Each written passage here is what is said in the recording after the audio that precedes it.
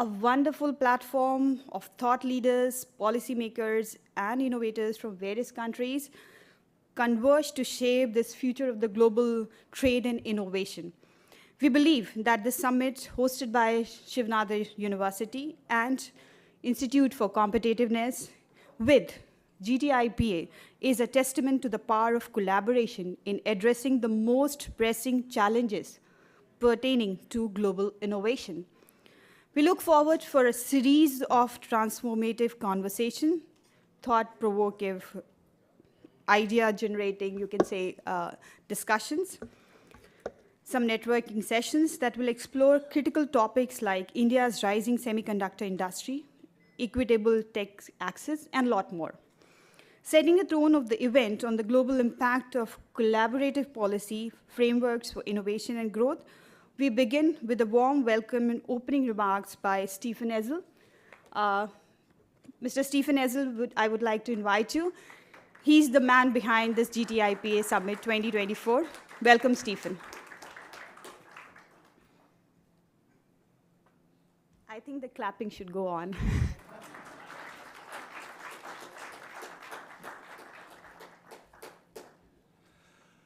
Well, thank you all for being here today. My name is Stephen Ezel. I'm the Vice President for Global Innovation Policy at a Washington, D.C.-based think tank called the Information Technology and Innovation Foundation, ITIF. ITF serves as a secretariat for the Global Trade and Innovation Policy Alliance, the GTIPA. It is a network of over 50 think tanks from 35 countries across the world, from Chile to India to Bangladesh to the Philippines. And these world-leading, thought-leading think tanks have come together to collaboratively articulate a shared vision that trade, globalization, and innovation, when conducted on private enterprise-led, market-based, rules-governed terms, can maximize welfare for the world's citizens. So the Alliance exists to allow us to collectively amplify our voices on these policy issues. We have a website, gtipa.org, where we cross-post all of the members' research. We have a monthly newsletter, which I encourage you to sign up for. And the Alliance really provides a platform for knowledge exchange, knowledge production, and the sharing of research on these vitally important global public policy issues. We have done summits around the world. This is our 7th summit. We were last year in Berlin, before that in Seoul. Previous summits have been in Mexico City, Milan, Beijing, Washington, D.C., and online during the pandemic. I especially want to thank our partners this year, the Shiv Nadar University Atal Incubation Center and the Institute for Competitiveness, Rajat, and Shiba, and Rupali. Your team at Shiv Nadar has been fantastic. It's been a pleasure to collaborate with you, Amit and Neera, and your wonderful colleagues, Sheen, and others at the Institute for Competitiveness. So today, we're really here to discuss India's opportunity as the innovation hub of tomorrow, and we're already seeing it. We heard last night that there are over 10,000 Indian startups, 110 Indian unicorns today in sectors from clean energy to semiconductors to biotechnology to automotive. We see Indian enterprises, Indian startups being increasingly global leaders in their fields. Today, we're going to have several keynote speakers. I will allow Rajat to introduce Mr. Montek Oluwalia. We're so delighted to have you here, sir. But the panels we will have, well, first we're going to have one examining India's growing opportunity in the semiconductor space. And then we are going to look at how regions, India's states and regions, can better drive innovation in their communities. And there, we're going to release a report that ITIF co-authored with the Institute for Competitiveness called the U.S.-India Subnational Innovation Competitiveness Index, where we rank the 87 regions of India and the United States on 13 indicators of innovation. In the afternoon, we will have a panel on importance of life sciences innovation, the role of IP in driving life sciences innovation, healthcare delivery. And lastly, a panel that will release another new report today called The Vital Importance of Digital Inclusivity for Global Economic Growth. Members of the Alliance from across the world have written about how in their own countries they are deploying policies that are helping close the digital divide, advance digital literacy, bring women and minorities into their digital economy, help their small businesses. So throughout the day today, you'll be hearing the knowledge and wisdom that comes out of the alliance and the opportunity to bring thought leaders on innovation policy together from across the world. So my hope today is that we are able to learn from one another, that we have a robust exchange of knowledge on best practices and methods for innovation. You see the wonderful Indian startups we have here. And then lastly, that you have opportunities to network and get to know new people from around the world. So with that, let me again extend my sincere thanks to Shiv Nadar and to the Institute for Competitiveness, our co-sponsors this year. And we look forward to a productive day. Thank you.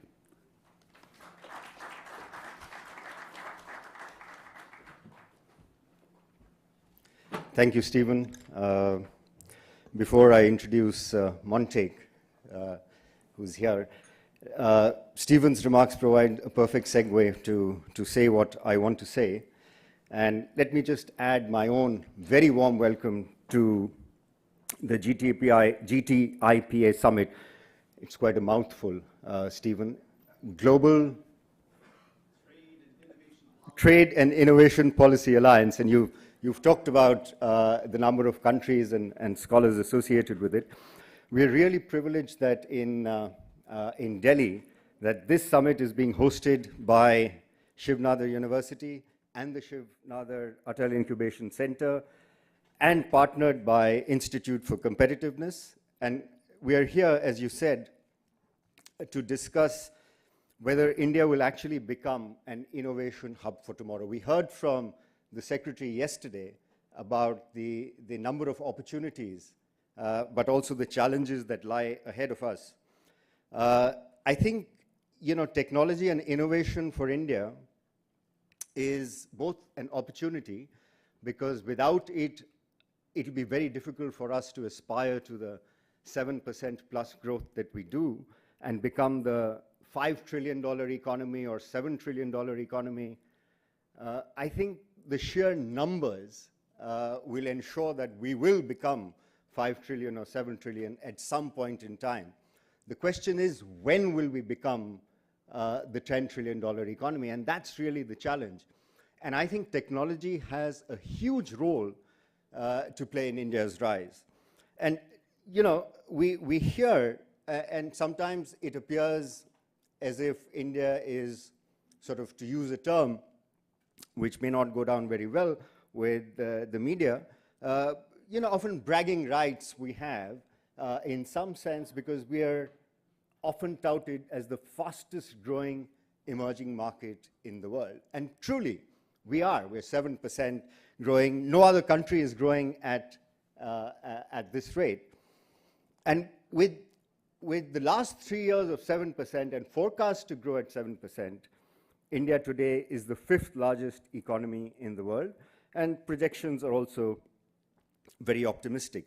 As you heard from Professor Karandikar, and as Stephen said, as Sheba said, NASSCOM, the National Software Industry Association, says that India is the 3rd largest tech startup ecosystem globally, with more than 31,000 startups in the last decade.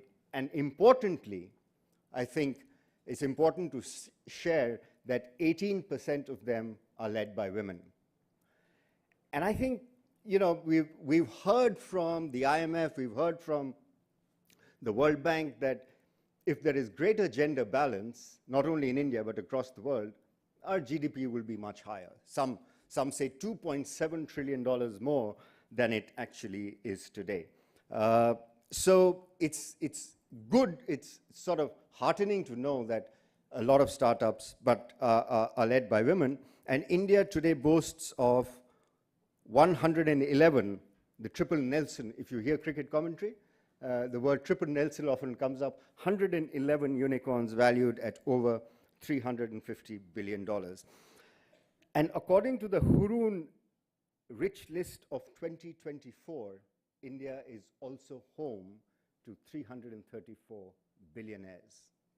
I'm saying all this especially for the foreign guests who probably sort of have a picture, a vision of India. The story that India in Mumbai has more billionaires than Beijing recently caught headlines, and it was in the same list that I'm talking about, the Hurun list. What is sort of also heartening about India is the fact that the India Stack is now a global story. You heard about this last evening from the Secretary. It is a government-backed application programming interface that allows third parties to create software which access to government IDs, payment networks, and data. And you heard all of that yesterday. The UPI, the Universal Payments Interface, is really a success story. And we feel, and I've personally done a lot of work in the technology space, especially when it comes to digital dividends. You must have heard the catchphrase that America has good roads not because it is rich because it has good roads. And that's what we expect technology and innovation to do for India, which is more technology, more innovation, hopefully will also address the digital divide that Stephen talked about, but will also enable us to catch up with the rest of the world. And the academic economic research around this topic is the calculation or estimation of digital dividends. So there is no doubt in anybody's mind, least in mine, that India would become sort of an economic force to reckon with. And as I said, the question is by when. We will peak, our population will peak in 2050. We will be 1.7 billion people. I repeat that for your benefit. 1.7 billion people, the UN estimates say, by 2050, with a labor force of 1 billion. So there will be a labor force of 1 billion, and we'll have to provide productive employment to them. There's a raging debate in India, and hopefully some of you will be able to contribute to that debate from your own perspectives. I think it's become quite a sterile debate, but it did occur, whether India should be manufacturing-led to cater to the sort of demographic profile, or services-led, which is not as labor-intensive. And so these are debates that are happening in India. Fortunately, I think now we are talking not only about manufacturing, but we are also talking about services, or in other words, servicification of manufacturing. But it is, jobs are critical to India's future. Jobs are critical to inclusiveness, and at the same time, we have the problems of sustainability. So these are sort of in a nutshell, and Montek is much better placed to talk about issues relating to India. So I will stop talking about India now, and I will just give you a glimpse of some of the institutions within the university that are sort of collaborating to give you a sense. Of course, tomorrow you will visit the university, and you will get a first-hand glimpse of the wonderful campus that we have. It's 300 acres. There are swamps, there are birds, there are horses, there's a golf course, there are birds that migrate from Siberia, and you'll probably, hopefully, get to see all the cranes, etc., on campus. It's really a lovely campus. I think a little bit of the weather might play a spoiler, but hopefully if the sun comes out, you'll get a very nice view of the campus. We are, the university was founded in 2011, so it's been a little more than a decade, and it's supported by one of India's, I guess, foremost philanthropists, Shiv Nadar, who was the founder of HCL. And HCL today is a $13.4 billion enterprise, which has offices in over 50 countries and employs 220,000 people. That's about 2.2 lakhs, over 2.2 lakhs, as we say in India. And we're really fortunate that a philanthropist of the kind of Shiv Nadar is supporting the university. And building a university in the current time on the outskirts of a metropolitan area of the size of Delhi, which is, I think, the second largest metropolitan area in terms of population in the world today. Over, it's going to touch 50 million people very soon, because boundaries keep expanding. To buy 300 acres, universities never support themselves. Harvard supports itself because it has a corpus, but universities never support itself, and Harvard has been around for more than 100 years. We are just a 10-year-old university, so we're very, very grateful to the kind of work that Mr. Nadar and the family has been doing to support the university. It's quickly become one of the premier universities in India. We've sort of had the privilege of inviting and honoring Nobel figures. I use the word Nobel and Nobel. So there have been Nobel laureates who visited campus. The most recent was Dr. Sergei Harochi. And we've also had Kailash Satyarthi, we've had former presidents, we've had Olympians, sports person, the gold medalist for India in an Olympic, Mr. Bindra was there speaking to us in the convocation. So, it's a university that tries to sort of be inclusive, promoting academics, promoting sports, promoting all-round personality development. And within the university, we have the Atal Incubation Center. Shiba is the CEO with her colleagues, and you see all of these, you've heard from Shiva already, and you see all of these wonderful startups here. This is what Atal Incubation Center does, with a network of 35 plus mentors, 25 industry collaborations, and access to funding. AIC has held over 100 events and inspired over 5,000 people to pursue entrepreneurship. So thank you, Shiba. Thank you to AIC for the wonderful work that you are doing within the university. And you'll get to see all of this tomorrow. All the institutions under the foundation are basically empowering, trying to support innovation, and fostering inclusive growth. Happily, they also embody GTIPA's vision and mission to promote inclusive, collaborative, impactful approaches to global trade and innovation, as Stephen said, open and inclusive. So it's truly inspiring to witness all these sort of shared aspirations in action.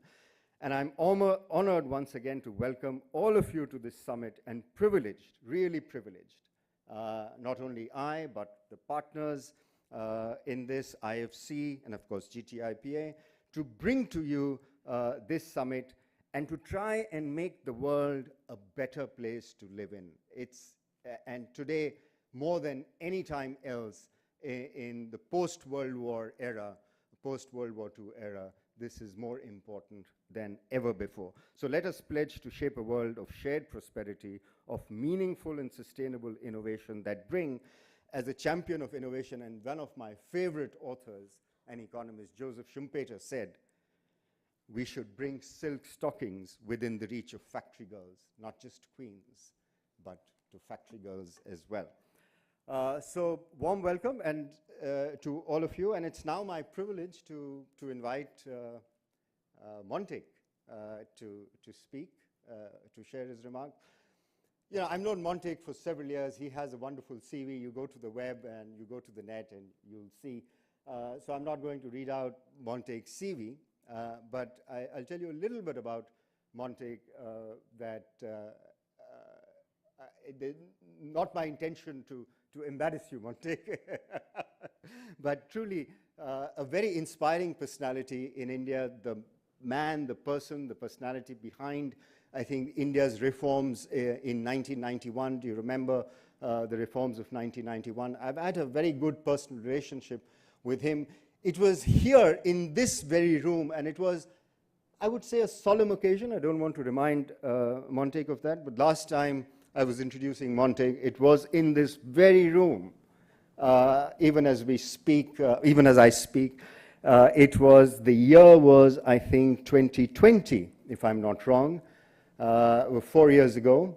And Montek had written a book about the high growth years in India. It is called Backstage. And that book was being launched here in the presence of the former Prime Minister, Mr. Manmohan Singh, and another economist who unfortunately passed away just a few days ago. He was also here, and it was a wonderful sort of evening. Prime Minister reminisced about India's growth story at that time, and he spoke sort of at length about what was right with India's economic reforms and what was wrong with India's pursuit of growth at the current time, etc. It was a wonderful evening, and Montague's book sort of provided us an opportunity to come together. And I sort of invite you, if you haven't yet read that book, please do sort of try and acquire it and read it, because it provides you a sort of an insider's view of what was behind India's high growth years. And Montague has also famously said that, I remember reading, I've read so much that he's written.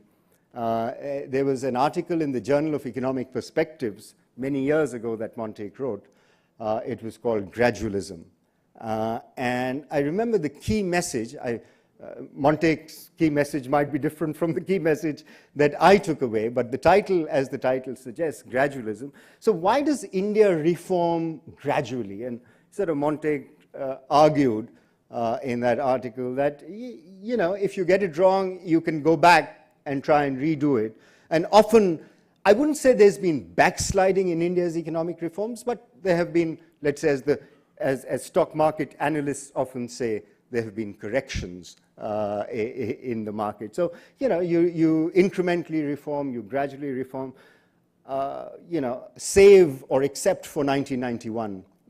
I don't think we've had big bang reform, and they're gradual reform. So, Montague's insights in the Indian economy, insights of the high growth years are all documented, and it would be a privilege, I think, for you to be able to get access to those thoughts. So, with these words, and also telling you that Montague used to be India's G20 Sherpa for several years until 2014, and was deputy chairman of the Planning Commission, which no longer exists. It's an extinct body. It's been replaced by what is called the Niti Aayog, or the Knowledge Commission, but it used to be called the Planning Commission, and Montague headed that for several years. I don't know how many, but probably over a decade he was the deputy chairman. So thank you, Montague, for accepting our invitation to speak to our foreign guests. It's a privilege, as usual, to have you here. Thank you.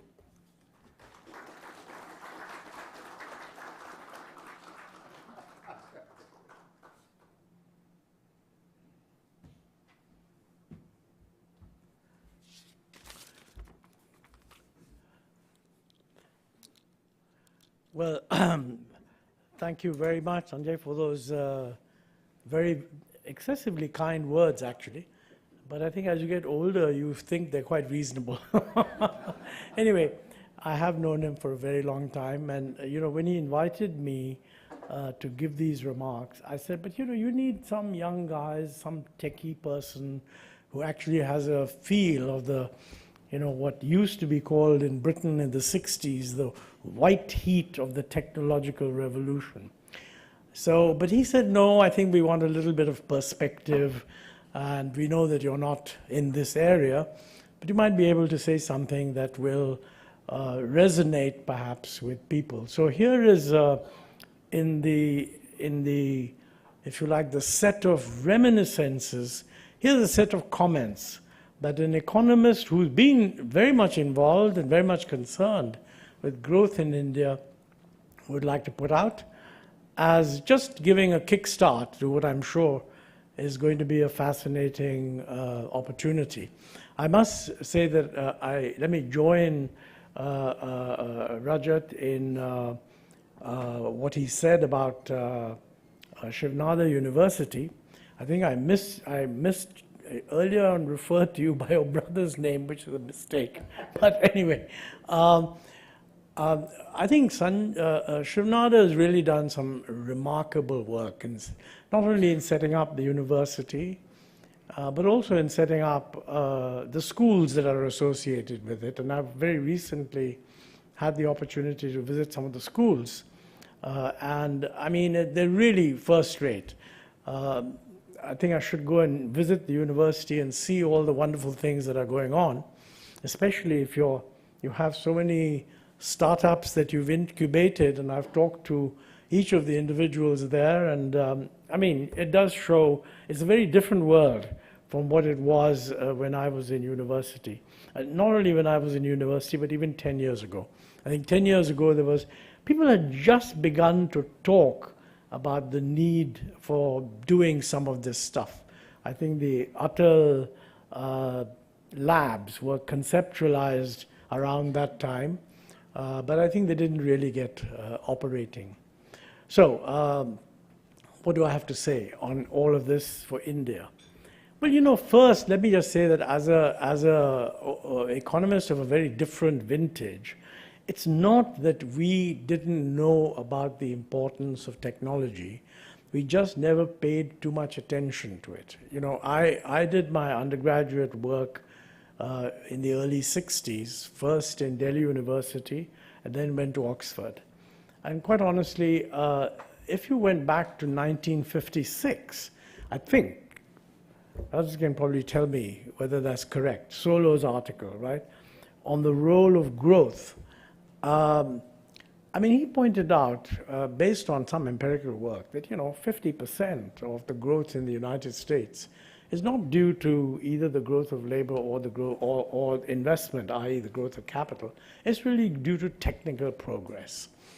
And this was known for 10 years before I first became aware of the importance of technology in the United Kingdom when the Labour government came in.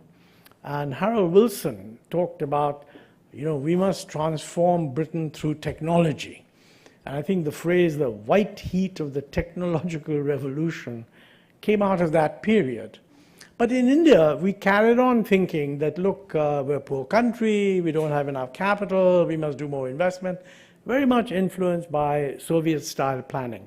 So the whole focus was in the old Haradoma type of models, more investment. Mind you, that was necessary because investment was very low. And we did manage to increase investment quite a bit, but the truth is that a lot of that investment was quite unproductive. Now, it's a very controversial issue why it was unproductive. Some guys say it was unproductive because all public sector. And there are well-known reasons why in the public sector it's very difficult to impose a discipline of productivity, partly because it's impossible to have competition. Whatever, some of what my book says, and thank you, Rajat, for giving me a little plug. This is a world in which advertisements are crucial, and any plug for anything is a good thing. So I wish I'd put up a little stall here where I could sell you copies of the book, but maybe Rajat will direct you to the relevant websites. But I think, coming back, I think the whole issue of technology slowly crept into our consciousness. And it was quite clear that if you really believe that technology is crucial, it was quite obvious that we were very far interior in the what you call production possibility frontier. So unutilized technological possibilities were huge. But the question is, how do you utilize them?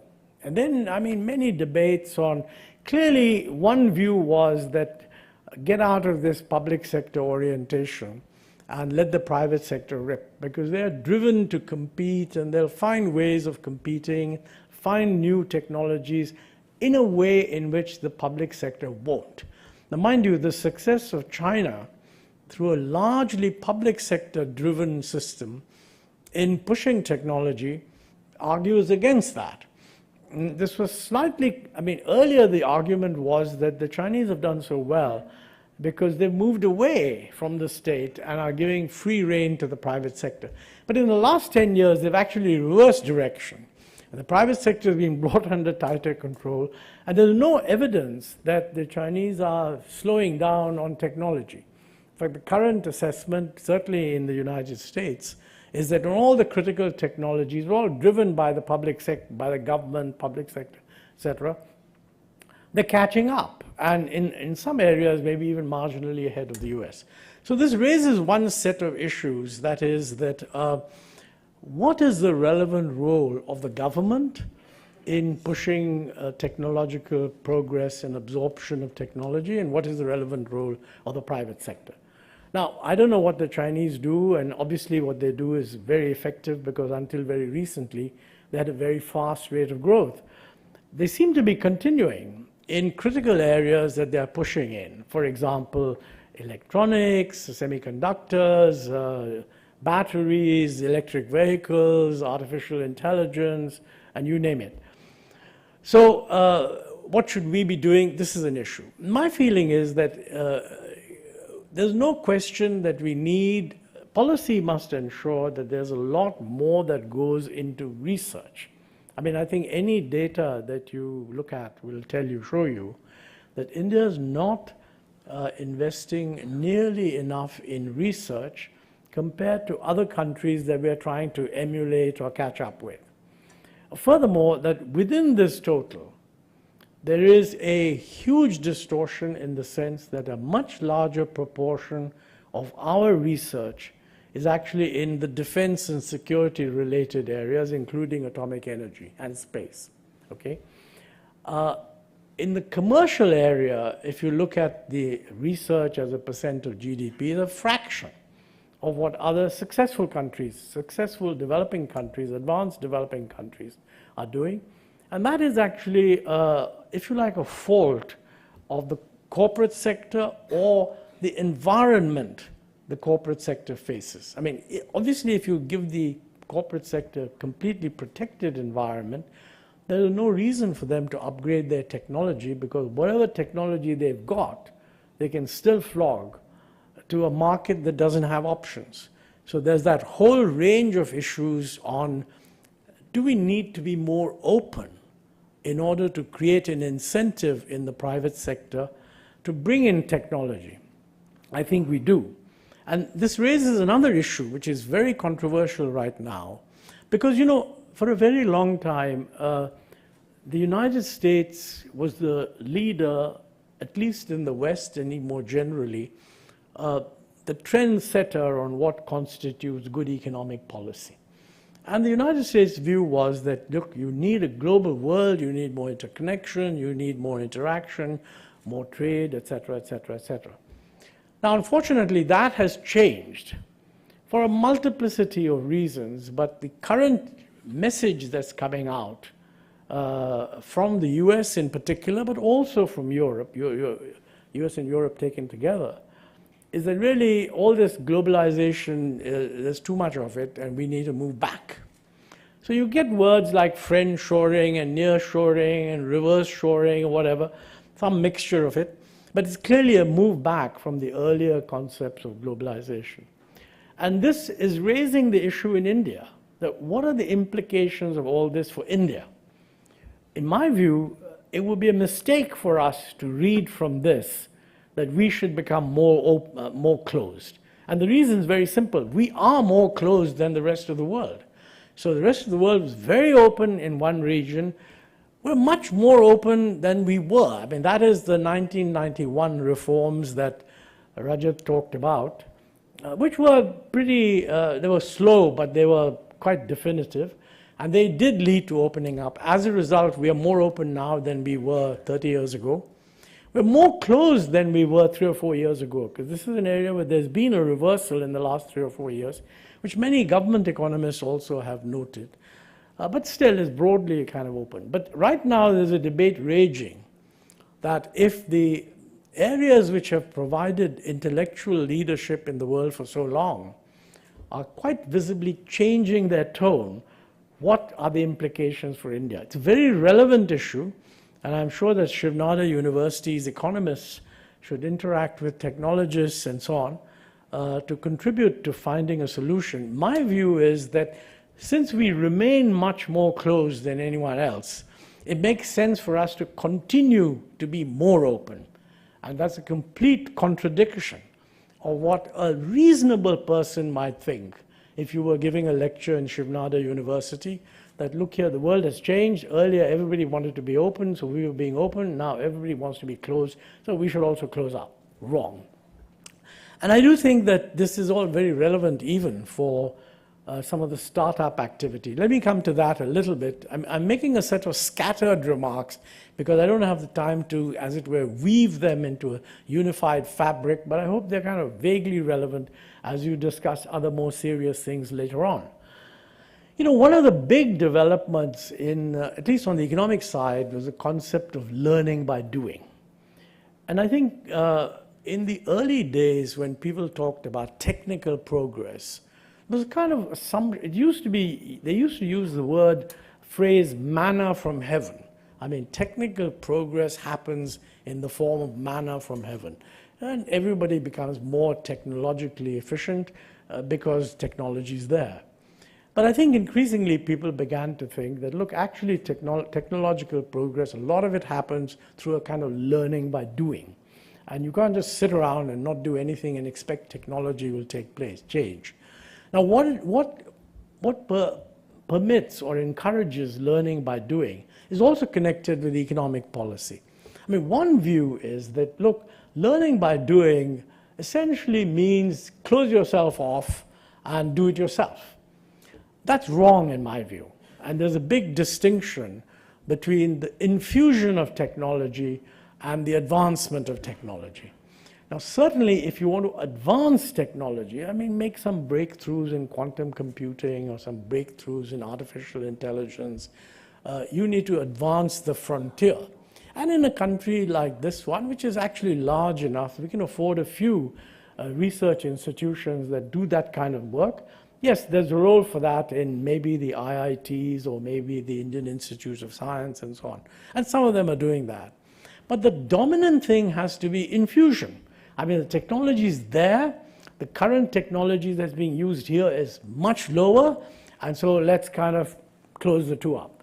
That certainly requires a great deal of openness to technology. I mean, there is no point in glorifying that it should be Indian technology. I mean, if it's good technology, bring it in.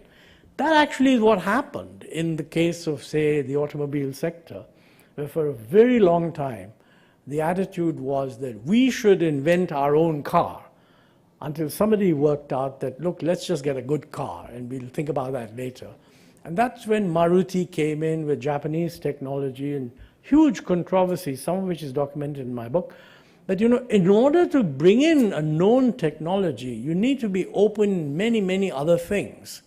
And I think that was a success. They brought it in, they were able to indigenize it, and today we export automobile components. And generally that's regarded as more or less a success story. Now, of course, we have the other problem that nobody wants ICE cars anymore. The internal combustion engine is a bad thing. So all these wonderful things that we've set up will have to be reshaped into electric vehicles, and we're talking about that also. But import of technology becomes very, very important. And I think it's when technology is freely importable and components are freely importable, you can also get a whole lot of people, like all these wonderful people here who are the however 300,000 startups that Rajat talked about. They are able to get to work. I mean, you can't produce a drone unless you can import the relevant, or bring in the relevant components. So a bunch of people sort of have intellectual capital that they devote to building these drones. They're phenomenal products which will have a game-changing effect in many, many areas, most of all military. I was just telling them that, you know, something I read which says that in the Ukraine war, it's now a war between two armies of drones. Daytime, almost no soldiers get out anywhere. It's the drones, one lot send a bunch of drones in one direction, the other lot send another bunch of drones in the other direction. And at night, the soldiers do manage to step out, but the drones are now getting night vision, so even that's going to change. So, you know, the extent to which the number of humans that will be actually involved in conflict over time is going to go down very dramatically. But the important thing here is I have to mention that I did say that during my time in the government, we were aware of this, but we really didn't, other than opening up, which we did, not much about some of this technology. Though in my last year or so in the government, I forget his name, was an Indian scientist who was working on mini drones, who visited us. And he went and met one of our political leaders, and from the not from the current ruling party, but the previous one. I won't mention the name. But I sort of said to him that, look, he said, these drones are mainly a lot of them are mainly software. I mean, the hardware in them is not very important. And India has a lot of strength in software. So you should push for drone manufacture based on completely free import of components and simply rely on your own intellectual property capability to produce better, good and better drones. And this, you know, I think the political side wasn't actually very aware of this. In fact, one of the political sides said that, look, you keep talking about software, that's services. I think Rajat mentioned this as another debate. We want more manufacture. So he made the point that, look, increasingly, the component of modern manufacturing products, which is actually software, is huge. I mean, an electric car is just a bunch of software sitting on a battery, and the incredible physical manufacturing of products, etc., is much less important. So this is beginning to be realized. What does it need to support it? I mean, clearly it needs a lot of innovative private sector activity, young people who do go into startups and so on. And Rajat mentioned the numbers. I mean, there are God knows how many unicorns. I never find this unicorn thing very impressive, by the way. I mean, for the simple reason that unicorns are measured by the value of the equity. And that can reflect just a kind of irrational, speculative surge in the capital market. Our market is very small. So if there's a huge amount of money that pours into India, and somewhere the word is that there's a very innovative society, in the first instance, you'll see a lot of unicorns. What you really want to know is, first of all, are there a large number of startups? And the answer is there are. And secondly, what is their profitability position? Are they making money, even if they're not unicorns? And I haven't actually seen those numbers. And Rajat, if your guys have those numbers, I really would like to see. I remember when I was in San Francisco visiting many years ago, there was a whole bunch of, I think TIE, the Indus Entrepreneurs Group, had organized a meeting. And I was then in government, and they said, look, come along to our meeting, you'll see the real, what is going on in Silicon Valley. So I thought that would be interesting. And I went there, and you know, there were a whole bunch of startups that were saying, you know, well, I've really started up. We're not making money yet, but we're getting a lot of money, etc. And then the guy from Google came on board, and he made a speech, and he said, I have to say something, by the way. I mean, I'm sorry, but we are profitable. So he said it with a bit of embarrassment, and the assumption then was that, you know, if you're profitable, that means you're not actually taking on a huge amount of debt in order to expand. You're just sort of basically doing well in what you're doing. I hope that we will be focusing on the profitability part of these startups. I'm sure many of them are profitable. One other point that I want to mention in this somewhat disconnected set of remarks, again going back to what Rajat said about Schumpeter, and he quoted Schumpeter. You know, the thing Schumpeter is most known for is creative destruction. And I think this is something which I don't think many political leaders anywhere in the world are actually willing to celebrate. So my simple proposition is that if you're really innovative, you are engaging in creative destruction. I've never seen anyone get up and say, you know, this is a fantastic thing because it's destroyed so many existing businesses. Most politicians like to project an image that we're going to spread technology and every one of you in the hall is going to benefit. So small and medium industry gets the impression that the bringing in of technology is going to lead to a burst of economic activity on behalf of everyone. But that goes against the grain of creative destruction. I mean, if it's really innovative, it's going to create new ways of doing business, and you've got to be willing to see exits. Biggest complaint about Indian industry, which is why our technological absorption has been slower than elsewhere, is that we have not been willing to see exits. One of the best things that the 1991 reforms did was it created the environment not that we actually pushed anyone out, but someone who was good and effective could actually push out the competition. And as long as it was done by the market, it wasn't a big problem. I mean, you know, when the reforms began, there were, I don't know how many companies in the world of petrochemicals. And they've all been swamped by Reliance, which is clearly a highly efficient one. And the exit of these others has been unmourned. So I think you don't actually go up there and say that, by the way, I mean, the guys who get pushed out do other things. So it's not as if there are winners.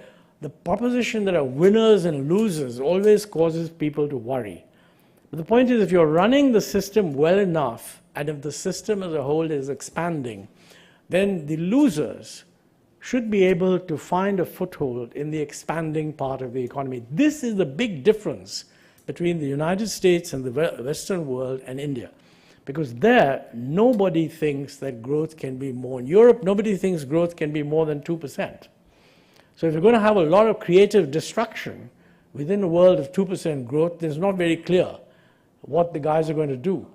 But if you can grow, he said 7%, maybe even more in India, that provides a kind of room to tolerate a lot of creative destruction. But I think policy has to be designed to, I mean, help those who need to be relocated. Skilling is clearly a huge problem, and that is where these new universities hopefully will be doing the right thing. So that's a mess of things that we need to do. But I think one of the central messages that comes out is that we can't do this if we are not open. And let me conclude with a comment that I made to this wonderful startup here on drones. I'm really delighted that we have startups that are doing all this work. But you know, the interesting thing is at the moment, our trade policy, import policy for drones, bans drones for anybody except the security agencies. Now, the implication is that we can produce drones that are good enough for most purposes, maybe a little bit more expensive, but there will be specialized things which other people will need, particularly the security guys, which has to be coming from outside. Now, I think the banning of, I was having a discussion, you know, I personally think that rather than ban drones, I think we should just put a high enough duty. I mean, there's no, I believe I was told that Indian drones cost approximately twice what drones available elsewhere cost. But of course, with the service, etc., that is provided and the little bit of tailoring to specific needs, the differential is less than that. You know, that would mean that if we put in, allow the import of drones freely at 100% duty, if there is someone who's willing to pay 100% duty on an imported drone because they think that drone is somehow doing something which the Indian ones are not, they would be allowed to import them. And that would be a signal to all the Indian producers, because it's not the technology in the manufacture that's there, it's just some software. So quite frankly, if that were allowed, our chaps would quickly work out how to do this and modify whatever they're doing. Now, you know, very often there's a kind of learning by doing kind of approach, and there's an infant industry argument, all of it justifies a certain period of protection. So I'm not criticizing the fact that we ban drones, and the fact that we're producing drones is proof that the system is responding. But what I'm saying is that now, at some point, if not now, next year, a year from now, maybe we should announce that we are going to open them up and they must compete. The point is, if they're not going to compete, there is no reason to think that they will remain in touch with technology. And so through Rajat here, I asked the Shivnada University to organize a little discussion internally with all the people producing drones to get an assessment of what do they think would be a reasonable period for transiting to a more open trade regime. So there you are, Rajat. That's homework for you. Well, finally, thank you all very much for listening to me and for inviting me to speak. Thank you. Would you take some questions? So Montek has agreed to take a few questions. Why don't you sit, Montek? Better, okay. So Montek's agreed to take a few questions, so there'll be a mic that will come to you if you have questions. Anybody? Yes, please. Yeah. The lady over there. Thank you, sir. I think we are not in a position to ask you questions because, you are such a erudite and such an accomplished person. But I would just like to say that the liberalization that you got in 1991 played such an immense role in many of our lives that I was studying in the US and I came back to India because of the economic liberalization that you did. So, just to tell you all that India was very different before 1991, and this is due to, Mr. Ahluwalia, that who made that difference, and we could come back and lead a very successful career in India. Thank you very much. And just to add, my grandfather was in the first Planning Commission, so I have a great respect for the Planning Commission. Thank you very much. Thank you. Thanks very much. I should say, by the way, that while I love all this, and I do think 91 was fantastic, to attribute it to me, while it may be flattering to my ego, is not actually fair. This would not have happened if Narasimha Rao hadn't given Manmohan Singh, A, if Narasimha Rao hadn't chosen Manmohan Singh to begin with, B, if he hadn't given him complete freedom, and he trusted what he did, and Manmohan Singh organized a team of several of us, all of whom happened to have much the same idea. And I think you need that. Actually, to say, I got a disproportionate amount of credit for it because I was then in the finance ministry, which is usually seen as the central ministry. And furthermore, the government of the day actually encouraged civil servants to speak freely and take questions and even say, you have a point there, we've got to think about it. And I think, therefore, and also TV was new. And so, I mean, the number of people who've said to me, we used to see you on TV, even now, is phenomenal. So while I enjoy I enjoy this reflected glory, I should use this opportunity to say it wasn't because of one person. I do think that there was a team, and it was easy to build a team that was serious about change.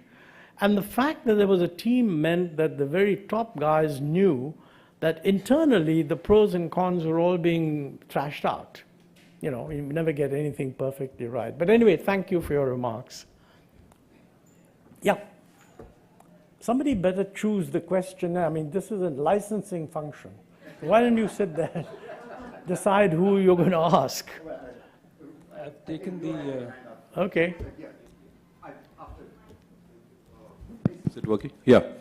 So first of all, thank you so much, sir. I think we were really enlightened with the discussion over there, and thanks for appreciating our drone. As a drone maker ourselves, we felt that policy has in part helped us, definitely, but at the same time when the foreign drones were coming, we were also getting chance to look at them, open them up, learn it. And so, I actually really like that suggestion. I think putting a high duty, and this would be something to look at, definitely. What we were told by the government that one of the reasons they also banned import of small drones was because of security concerns. And they were concerned, what if the drone has a chip and somehow that data gets transferred to China or somewhere else. So I don't know if that was happening or if that is to do. At the same time, sir, just looking forward, what do you think at a policy level we should be doing so that it's also easy for us to benchmark our drones so that we can also export them, or in general, any other technology? No, I think that's a wonderful, wonderful suggestion. Because, I think the world has got fragmented now, okay? So whether you like it or not, the truth is that global attitudes have singled out China as a problem alternative pole, okay? I'm not pronouncing on whether that judgment is correct or not, but it's pretty bipolar across the United States. And therefore, you can expect that trade will get fragmented in certain time. I mean, I think nobody cares about, there's a wonderful cartoon which has come around, not a cartoon, but a photo on my WhatsApp, which has President Trump saying, you know, we're going to make America great and ban China. And then underneath it, there's a factory in China which is producing T-shirts saying, make America great, ban China. So, you know, there'll be many things that are not security-wise sensitive. But otherwise, we should be planning to export. And I think what you said is the reverse engineering possibility is very critical. I mean, China did what it did primarily by reverse engineering. And that can only happen if windows for imports are allowed in. And, you know, it's quite clearly the case that there will be some specialized applications where what we are producing, I mean, technically, you ought to be producing something which has the broadest possible demand to sustain scale. And when you've got that done, that scale will be applicable across the world. And probably for the same reasons that you worry about chips and so on, you will have an advantage over China if the world is in that sense fragmented. That's the old China plus one category. So, I mean, I think you need to look globally, but you need to first have a much broader application of drones, intelligent use of drones in support of economic policy domestically. I mean, I would have thought that, for example, even, I mean, people talk about agriculture, and we talked about agriculture, pesticides, state of crop, insurance, extent of crop damage, etc. But, you know, if you're looking at extreme events, flooding, what's going to happen in urban areas, to identify what's going on in a city, if there's a flood or a danger of flood, there'll be various types of drones that could be used for this purpose. So, and if they are found to be useful, there'd be a market for them across the board.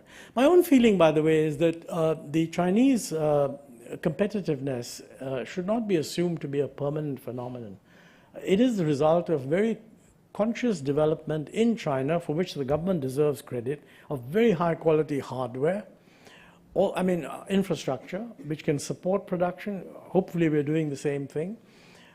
There's also, you know, some of the most elementary kind of things like access to credit, being able to import technology. The Chinese have been always willing to import technology because they reverse engineer.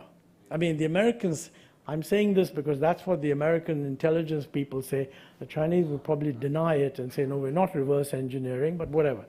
So I think we need to benchmark ourselves in terms of efficiency by whether we can export elsewhere. And we're large enough that our initial effort to provide a protected market as a kind of, you know, infant industry argument will create enough units which should then be benchmarked against what they're doing internationally. And I think we need to focus on that. Yes, there's a question back there.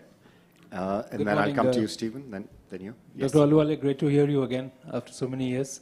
You know, we don't, I mean, there was a relative age of innocence in the 90s when we were liberalizing.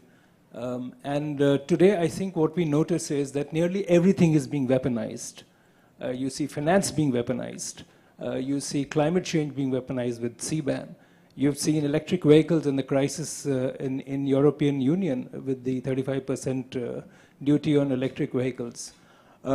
We've also had a lot of innovation in India, which has served to solve India's challenges, which were developed in India. I mean, unfortunately, former Finance Minister Mr. Chidambaram mocked the whole concept of payment on QR code, but later it was proved that it has really helped bring, you know, so many people in the digital finance. Financial inclusion mainstream, which you have always been a champion of.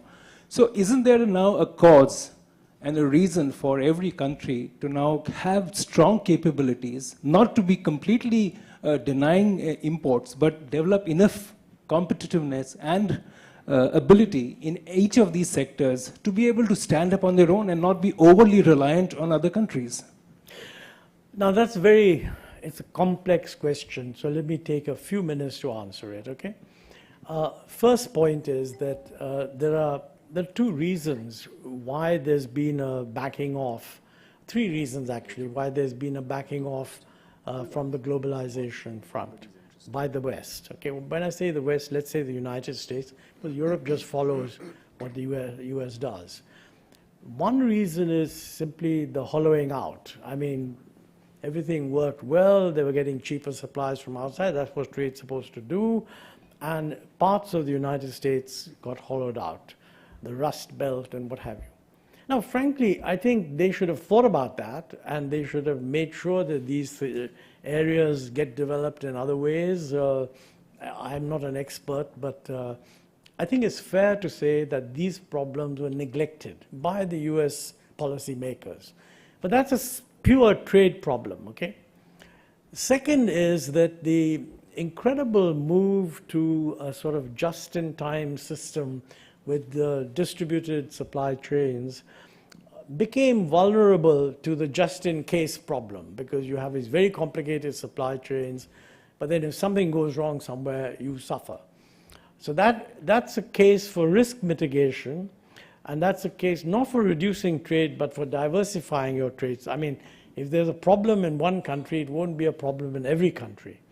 So that is what leads to the China +1 and so on and so on. And then there's the pure security question that the United States, I mean, you can't blame the United States for this, because all they're doing is they're taking President Xi Jinping seriously, which you should always do, because he's the one who said, we are going to challenge you militarily, we're going to challenge you technologically, and we're going to challenge you sort of socio-culturally, because all this democratic stuff you keep peddling around isn't worth anything, and we're providing an alternative model. So obviously, if the US is #1 in the post-Cold War era, and they see a challenge, they're going to respond to that.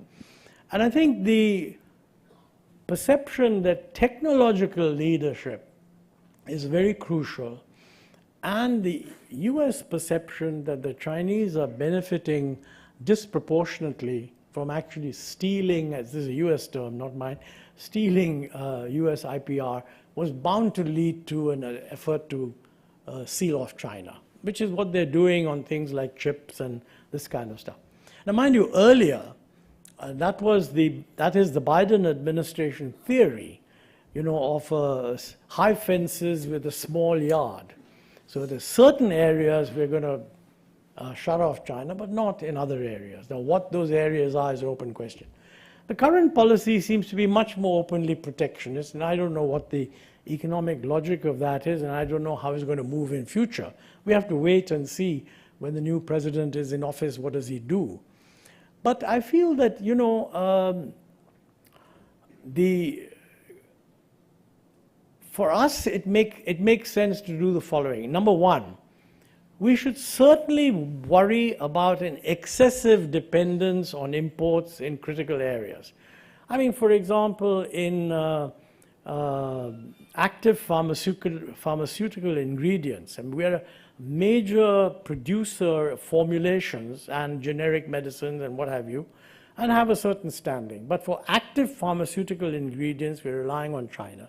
It doesn't make sense to be that dependent on China. And furthermore, it makes perfect sense to have some of these done domestically. Now, I don't know what the reason is why we're not exactly doing that, but you know, there must be a lot of people told me that these active pharmaceutical ingredients require very complicated waste disposal, this, that, and the other. Whatever it is, we should fix those problems. So that is something that we need to worry about.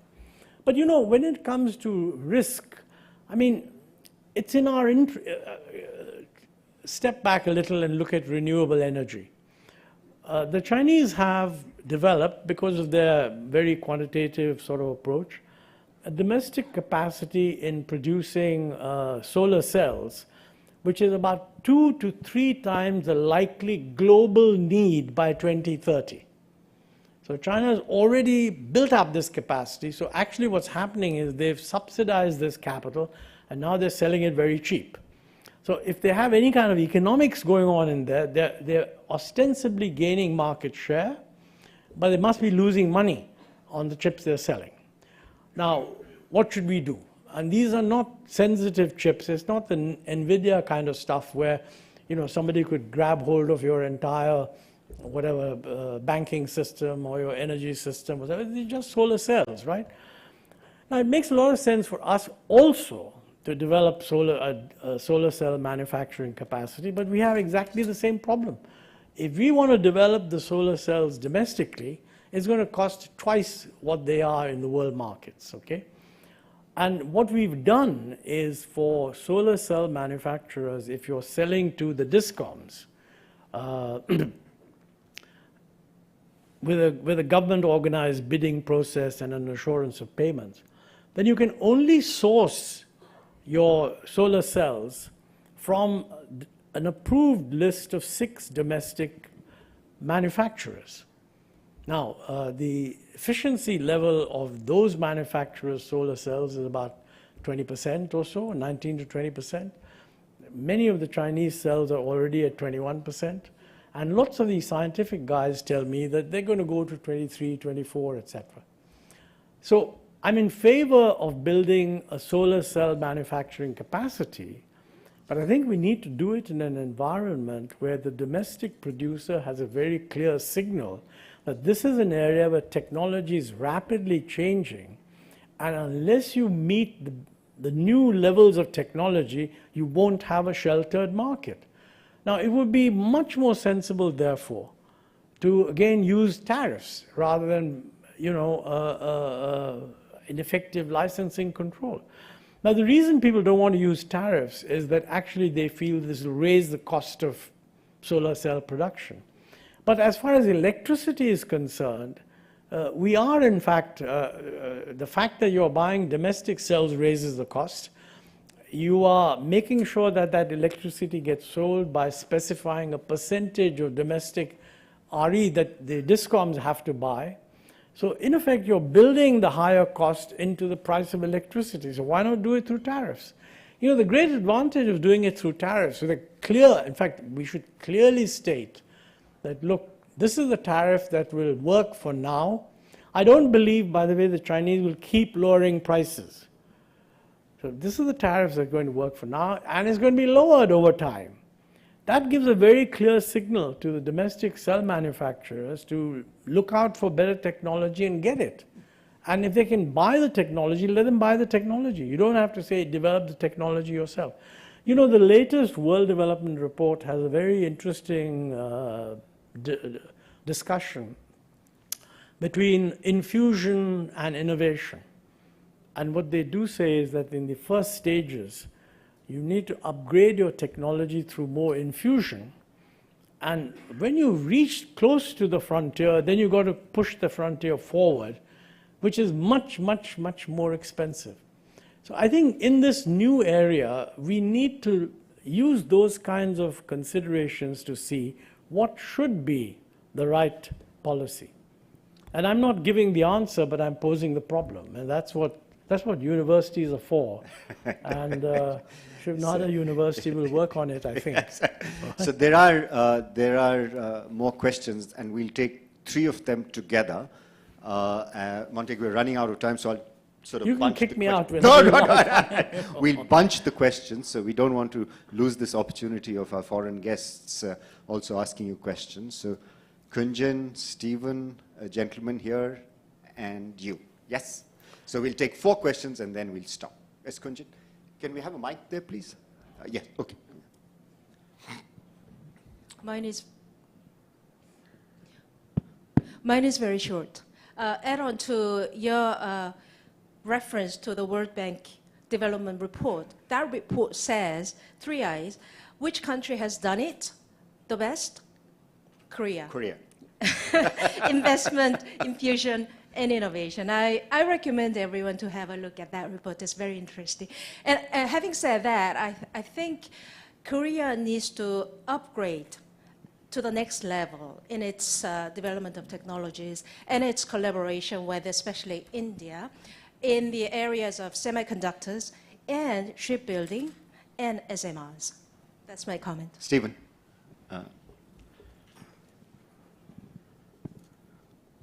Thank you for the great remarks. Of course, the transmission mechanism through which technology and innovation turn into economic growth is productivity.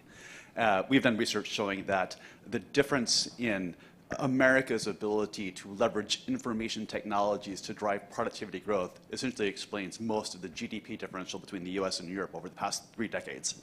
Countries like Australia have put in place national productivity commissions to drive productivity at a national level. So my question is, productivity as a concept, has it had the sufficient status historically in thinking about Indian economic policy, and what could India do to further enhance its productivity growth? Now, what has had equal status in India? The information technology and... So I was talking about the contributions of information technologies to economic growth, and saying there's been a huge disparity between the US and Europe, and it's a key driver of modern productivity growth. Right. This gentleman here, yes. Yeah. Hello, I'm Uwais. I have a startup in drones, incubated at Shivnadar AIC. My question is, or I would like to hear you about that, that like you said, drone industry is currently struggling to innovate, not innovate, but build things in India completely from ground up. A lot of things are being imported from China. So I see that that is not happening because the quality of infrastructure available in India is not up to the mark which is required. So if we build complete infrastructure in India to build drones, everything, motors, flight controllers, complete design, the cost of it we will not be able to sell it to the market. So the important thing to solve this problem is to how startups can communicate to government and bring such incentives which can help the startups solve that gap of the pricing and to be able to deliver at the low cost, and until the infrastructure cost is recovered, the government is supporting for that. So how can we communicate with this government and then see what possibilities can it bring? Thank you. Katrin, you have the last question. Thank you for your insightful remarks. My question is more concerning leadership, and then what leadership skills and action do you see that both made your remarkable work happen, but also what do you think we could bring for the future, because we need to make a lot of things happen. Thank you. Yes, Montek, you have 2 minutes to... Well, I'll go in reverse order, if I may. You know, on leadership, I mean, leadership is one of those things that whenever something works well, it's good to say there was good leadership, because without good leadership, things don't happen. But it's very difficult to ask what is the leadership needed at any given time. That's a whole different... I'm not an HR person, so I agree with you that you need leadership.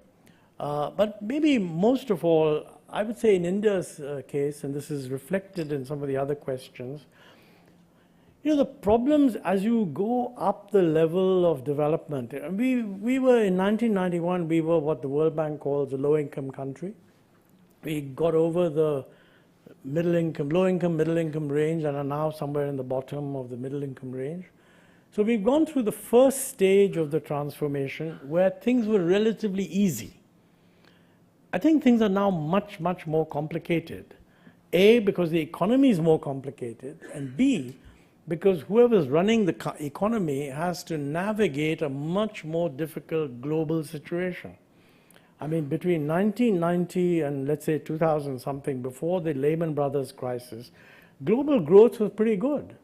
So our first stage of reforms in a way benefited from a very favorable international situation. We were able to say to people that, look, other countries have done it, Korea has done it, Taiwan has done it, why aren't we doing it, etc. We took too long to persuade them, but there was...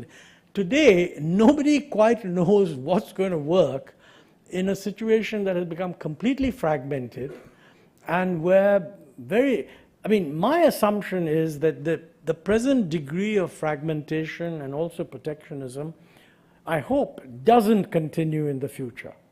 Who knows? We'll wait and see. But if it's going to, then it's a different world, and I don't know what the right thing for us to do. But the main thing about leadership is they better be aware that whatever their first instinct is may not be right. So you've got to consult consult people in industry to make sure that what you're saying is going to be good for them. And that's tough. I think this is related to the previous question, which said, how do we communicate to government? Well, you communicate to government through the usual ways. I'm sure that you're meeting the relevant ministries or you're in fora, etc. But there was a substantive position there also. There's some implication that, you know, in order to build drones, we need to backward integrate everything. Now, I would say that's not necessary. I mean, producing a drone, as far as I understand it, a hell of a lot is software. The manufacturing component is important, but it's more important for India to demonstrate that we can produce drones if we can get the motors from somewhere, the propellers from somewhere. If we built a big enough drone industry so people realize that, look, if these guys are buying propellers or whatever it is from people outside the country, why don't we produce them domestically? If you burden the drone industry with backward integration from the very beginning, you'll kill it. And that's a very, I mean, look, it's all these guys who want to, we must build solar cells. But then there's somebody who gets up and say, but what about the silicon wafers? And should we not keep going backward?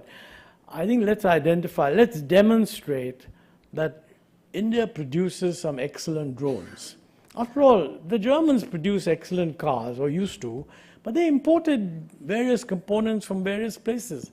I mean, the iPhone, for example, how many? I don't know, over 100 components. So I think the people will look at the value of the end product. So let's zero in on the end product.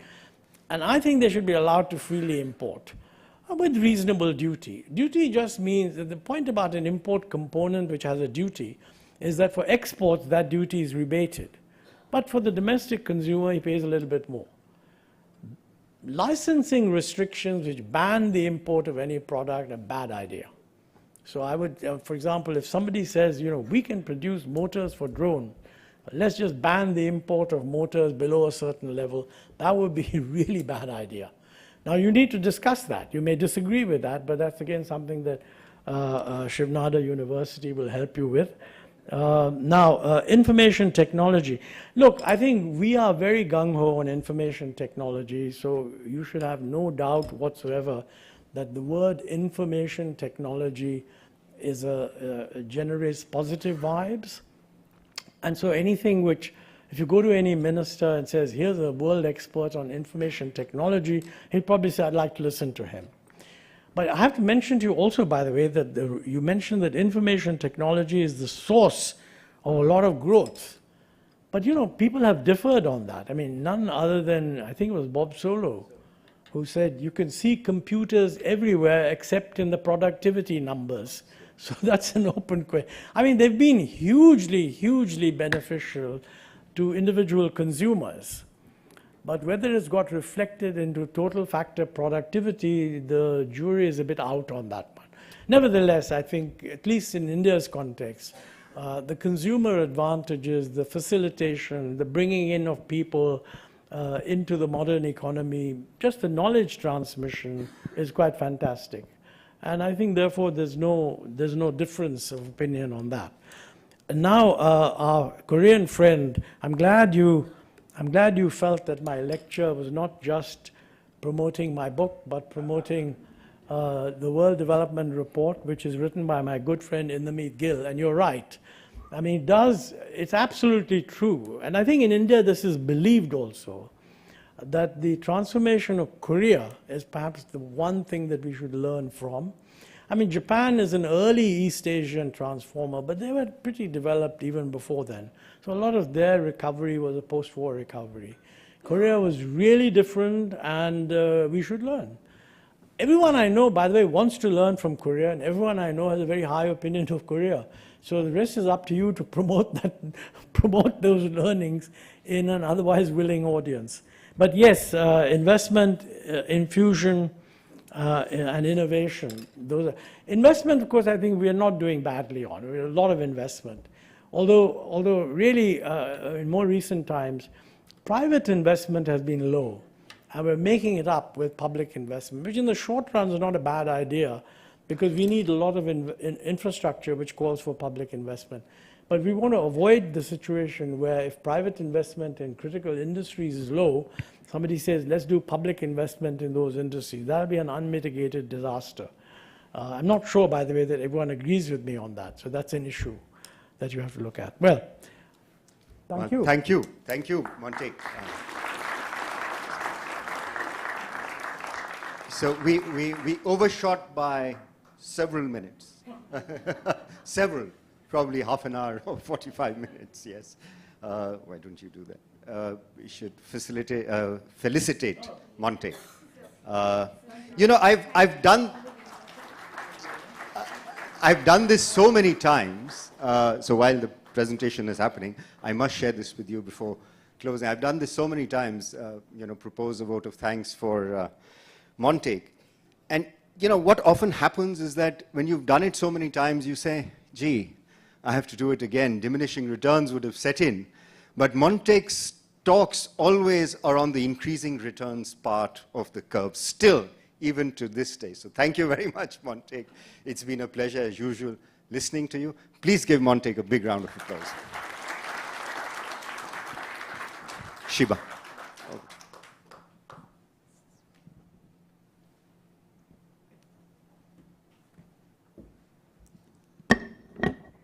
I think I will just say mesmerizing.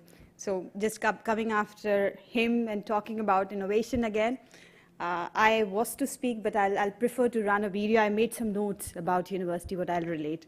I'll just pick few words because it was outstanding how he correlated how India has risen over a couple of decades, I must not say few years, and how our university is playing a role. I'll just take a minute by the time my team can prepare a small video, which has been, again, a startup activity, clubbing something what we have been doing.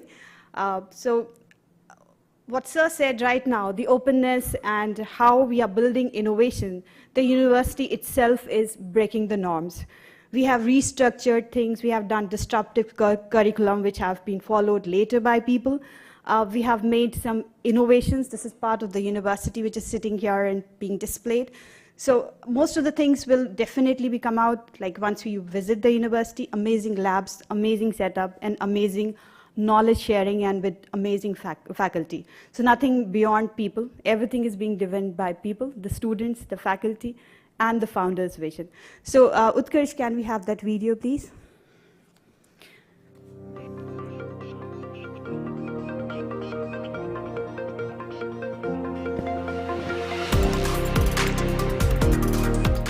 Shivnadar AIC, established in 2017, a tech-agnostic center under the scheme of Government of India, Atal Innovation Mission, Niti Aayog, and in collaboration with Shivnadar Institution of Eminence. It's a tech-agnostic incubation center which has covered a long journey in 4 years with 64 plus startups with a sophisticated ambience for startups to grow and flourish.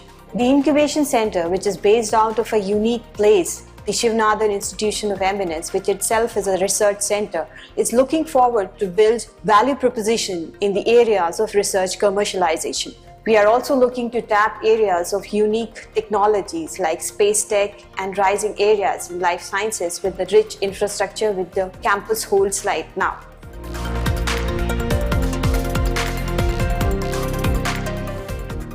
In today's rapidly changing world, entrepreneurship's important more than ever. Startups thrive, good ideas, create jobs. They are solving problems than ever before. But these startups, these ideas cannot be converted into businesses unless they get good mentorship, support, and afford some funding. Startups have been playing a vital role. They are not just an engine to technological growth, economic growth of our nation, but globally.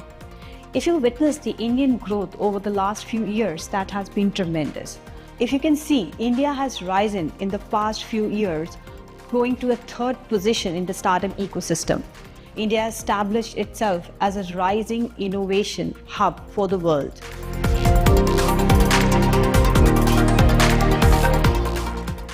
Shivnadar AIC at Shivnadar University, Delhi NCR thrives creativity, stimulates innovation, and fosters entrepreneurship through the resources which are accessible 24/7.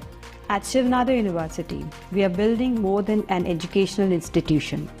We are creating a thriving ecosystem for innovation and entrepreneurship. Our mission? To turn ideas into successful ventures and students into impactful entrepreneurs. Here at Shivnadar University, the curriculum like Venture Lab is stimulating students to build enterprises.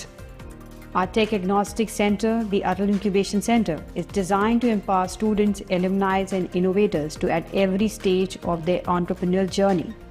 With over 100 startups supported, our platform provides resources as well as a community that's dedicated to meaningful impact. My name is Uwais Inamdar. My name is Shobha Chandrani. My name is Danny Begraj. I am Sandeep Bhatia. I am Vimal Panjwani. This is Krishna. My name is Rishabh Nag. My name is Kosha Basil. My name is Siddharth Kaul. I am Dr. Vishwa Jyotsna. I am Sudan Parakar. I am Jatin.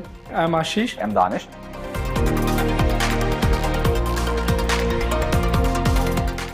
A platform like this is a wonderful opportunity for a startup and for a young founder who is looking to enter this world. Since they provide you an opportunity to connect to investors, they provide you an opportunity to pitch and get to know their insights.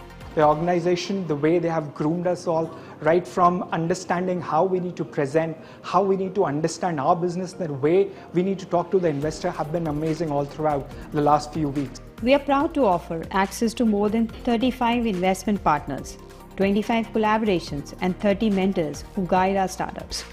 The support network here is extensive. To date, our startups have raised over 200 million INR in external funding, with as much as 70% generating revenue. I am Rajiv Manjrekar. This is Manish Jori. This is Kumar Saurabh. I am Devansh Lakhani. My name is Samant Sikka. My name is Shutij. This is Nikhil Gulati. I am Kapil Kaul.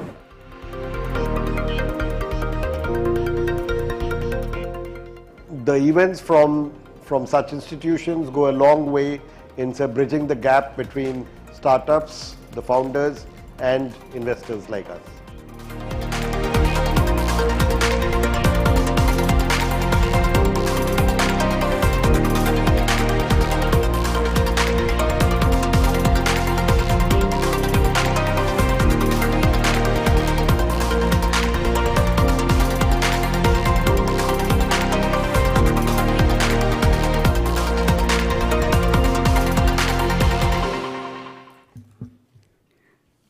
All right. I thought it will be much crisper because I might miss, and of course there are something which I did miss. So with this, I was supposed to invite all of you over the tea, but given the time constraint, we are running out of time. The tea is ready right at the back. You can take a pause, get your tea back to the hall, and let's keep the things going on. So. We begin our first panel of the day, and it's very interesting and, of course, a very crucial topic which we're going to discuss. I suppose everyone has the itinerary, and we're going to discuss the future of semiconductors and India's emerging role in global challenge. With experts in this field, we like to dive deep into what is next for India and globally for the semiconductors.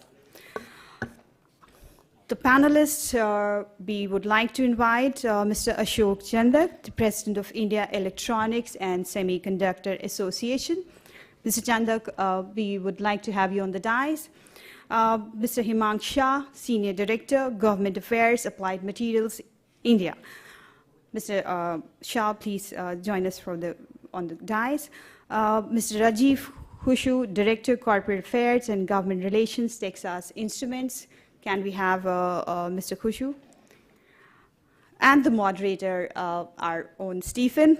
Stephen, the Vice President, Global Innovation Policy, the Information Technology and Innovation. Thank you, Stephen, and now the dais is yours.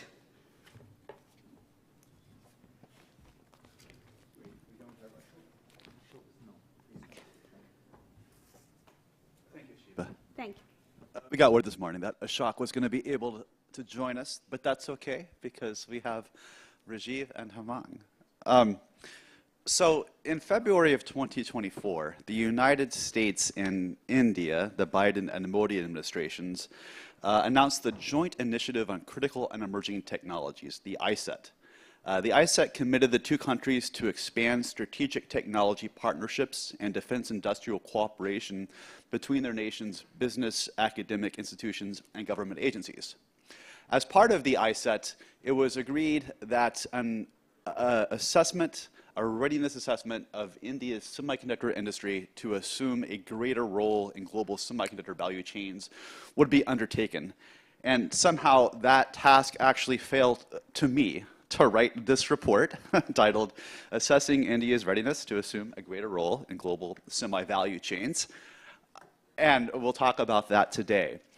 I want to start by noting that semiconductors are perhaps the world's most important industry, perhaps aside from biotech in the midst of a pandemic. But the global semi-industry is $600 billion. It's expected to grow by 40% to be $1 trillion industry by the end of this decade. And countries around the world are hungry for semiconductor investment and economic growth. It's important to note, we'll talk about this, that there are multiple facets to the semiconductor production process.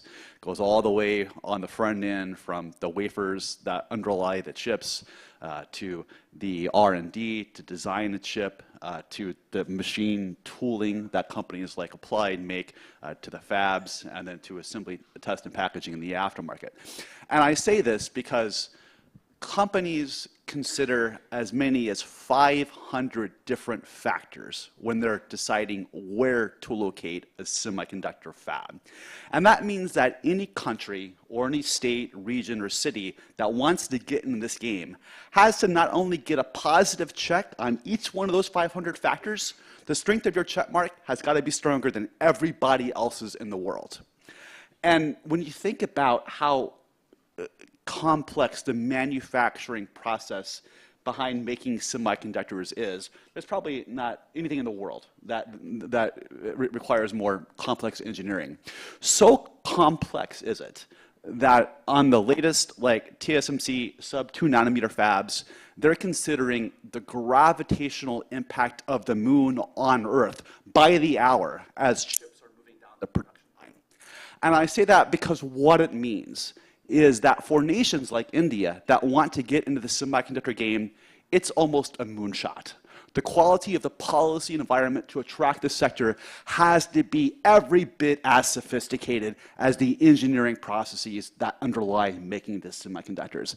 And that's the challenge for India. Can it get its policy and environment right to build on the incredible strengths India has in semiconductor design and translate that into semiconductor manufacturing? Okay, with that as a preamble, Rajiv with Texas Instruments is long been with IESA, the India Electronics and Semiconductor Association. So Rajiv, can you start us off? Give us an overview of the Indian semiconductor ecosystem and bring us up to date on some of the activities of the India Semiconductor Mission. Oh, thanks. So maybe I start with IESA. So here, since Ashok is not here, so I take the liberty. So I'm part of IESA, continue to be part of IESA. I'm currently the board member of IESA. See, IESA is basically a 400-member strong company which basically takes care of both semiconductor companies, the semiconductor equipment companies like Applied, and the other ecosystem players, whether it is chemicals and materials. So overall, if you see this industry, this has been growing rapidly globally, as Stefan mentioned. So it is poised to grow beyond $1 trillion by 2030, maybe a couple of years here and there. So if you see India has been growing much faster, and today we are roughly at around $40 billion, and this will go to almost it will cross $100 billion by 2030. So which means by 2030, we will be almost 10% of the global market. So which is sizable to a certain extent, not compared to the size of population what we have, but then it is, we have started becoming relevant. So this is one part of it. So there's a question, where out of this $40 billion which we consume today, a lot of decisions are not made in the country. Many of these decisions are made somewhere else. For example, iPhone, hardly any decision is made in the country. So most of the decisions are made in US. So that means we don't have a complete control on what we choose. But that is slowly changing. That's where you will see this 43 to 100, so we are going much faster. There are many government policies which are basically helping that with DLI schemes, with the PLI schemes, which MIT has announced. I think that's probably helping. That's why we have started becoming relevant. So that's point number one. So when we say, when we move from $100 billion to, when we move from $40 billion to $100 billion, so I think, and overall market going from $500 billion to $1 trillion by 2030, so then there are other equipments, materials, and others. So I think equipment, materials, and others, which is roughly around $210, $220 billion, I think that will grow to roughly around $420 billion. I think this is really very, very critical, and we hardly play any role today in this. So there's a big opportunity for us in India to basically cater to that part, and I'm sure Hemang is going to talk more in detail about that. So materials, India has been a big exporter and producer of chemicals, but then it needs a lot of processing because we don't produce semiconductor grade materials. So there are, now government is working on that. So we prepared a report some time back where we said we need to basically give some incentives so that the companies who are producing these chemicals and materials, and we become part of the overall complex global value chain of semiconductors. So this is about IESA. So you want me to zoom into TI, what we do in India, how we started. So Texas Instruments actually came in India way back in 1985, much before India liberalized in 1991-92. So I think we realized the importance of talent in the country. And today, India produces 23% of the semiconductor design engineers, which is very substantial. 23% is big, and this will probably 23% of the world's semiconductor chips are designed in India. That's phenomenal. So you can imagine from 1985-0, when there was hardly any semiconductor company in the country, today there's hardly any semiconductor company which does not have largest semiconductor design happening, whether it is in Bangalore, Hyderabad, or Delhi, does not really matter, but that's the fact. And there are many companies, I don't know about Applied, but there are many companies like Qualcomm, your previous company, which have their largest development center in India. So I think we have established our space or our expertise in the design of semiconductors, maybe not for ourselves, but for global companies. But what is changing is now there's so much of focus. For example, I don't know whether you are aware, there's a design link incentives by Ministry of Electronics. I think that is fueling the fabless companies in the country, and the government has a goal of having 100 fabless companies. And I think that will become critical because that's our strength. I think over the years, they have kind of fine-tuned it so that, because it needs more patient capital, I think government is now planning to give more capital into this. And we have seen some green shoots. There have been a couple of exits. For example, government of Karnataka, along with IESA, came up with SAFAL program, which is Semiconductor Fabless Accelerator Lab in Bangalore, which has now more than 70 to 80 startups enrolled. And out of those, at least 5 to 6 have started having some revenues, and some of them have also been acquired by global companies. So I think we are moving in the right direction, maybe slow, but I think we are going in the right direction. I think I stop here. Can I just ask you, how and why has India proven to be so competitive globally in semiconductor design? What are the unique differentiators that India brings to the table compared to other nations? So I think a couple of things. I think we have a huge talent pool which is coming. So for example, IITs, whether it is Bombay or Delhi or others, they have been producing semiconductor design engineers for many decades. I think that's one. And the other thing which is helping the country is also most of the world is moving away from STEM education, while as we as a country, we have a reverse problem. I think everybody wants to go into STEM. I think we have a huge pool. There are questions whether they are skilled enough, but then the pool is so much, the input pipe is so much that we will continue to serve semiconductors for many, many decades to come. Great. Hamang, tell us about applied materials in India, and tell us about applied materials as well. Sure. Thank you, Stephen. Yeah, good morning, everyone. I'll just add to what Rajiv just said. Like my previous affiliation was with Qualcomm, where I spent a good 17 plus years, and I was part of the set of folks who studied in the US for my postgraduate studies, and then joined Qualcomm there and moved to India roughly about 10 years ago. And I think to the point of why did India grow so much on the talent side, I mean, completely agree with what Rajiv said. But apart from that, if you think of I go back to my own experience as a grad student. When I was working on my doctorate studies, it was in the area of electrical engineering, optics, material science. I wanted to work in fabs after I graduated. And my parents were like, okay, can you come back and work in the fab out here in India? I'm like, okay, we don't have those many options here. And so I ended up, Qualcomm found me, and then that's where my journey as an R&D engineer began. But coming back, at some point of time, my work changed to the design side of things. And design, in some sense, does not need a lot of physical infrastructure. You don't need to work in a clean room environment to do design engineering.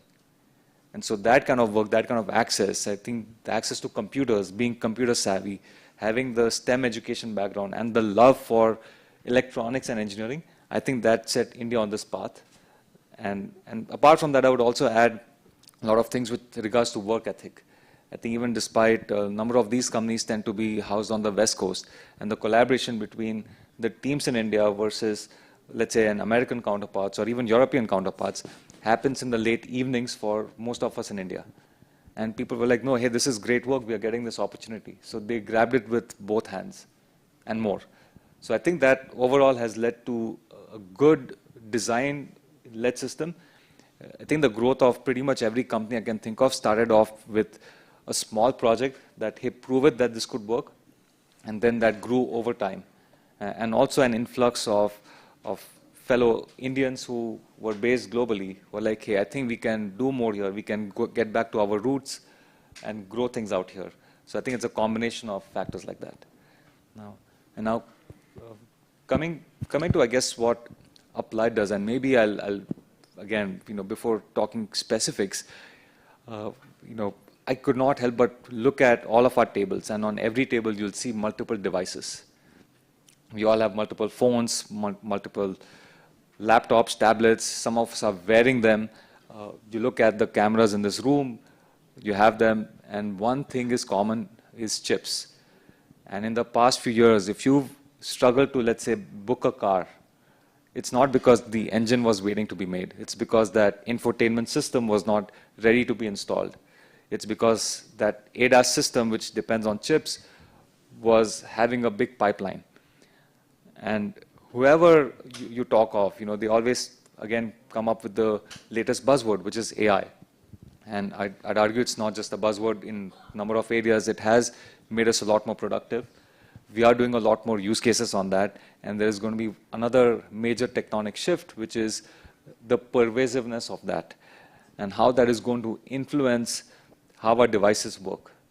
Our devices work, right now if you have to run AI use cases, they are running on a server far away from you, which means that it's running in a power-intensive environment.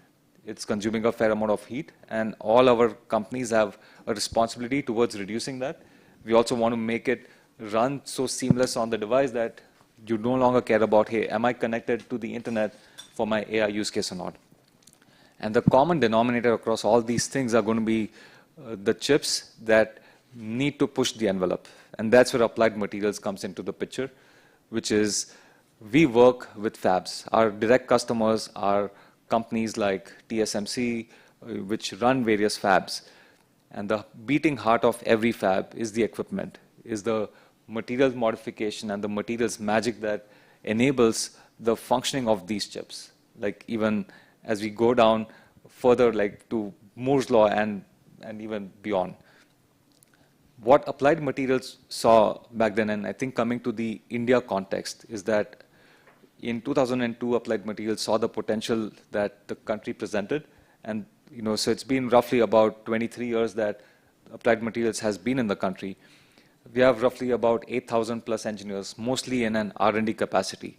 So again, tying back to the design expertise we have a fair amount of R&D expertise which is required for this side of the world.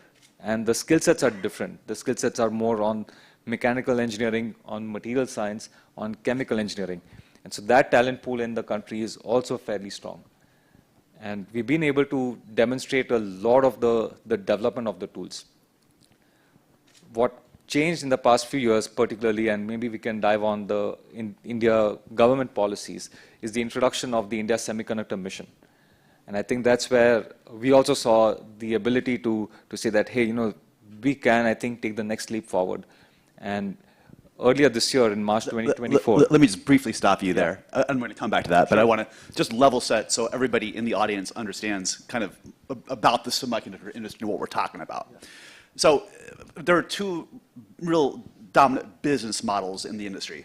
One is called integrated device manufacturer. So these are firms like Intel or Texas Instruments that themselves design and fabricate their own chips.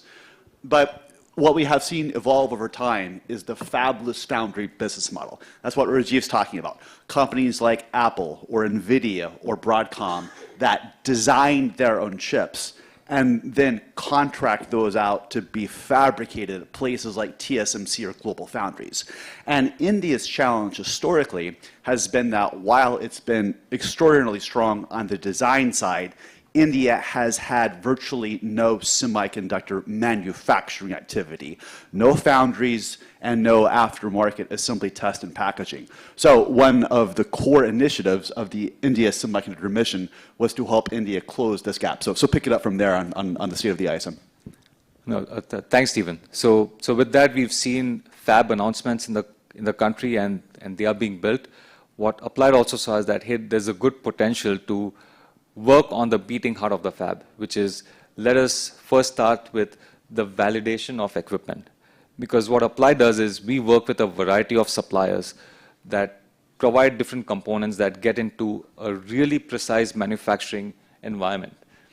And so that supply chain pool also exists in India. So we said, okay, let's build an India Validation Center. This was commissioned earlier this year in March.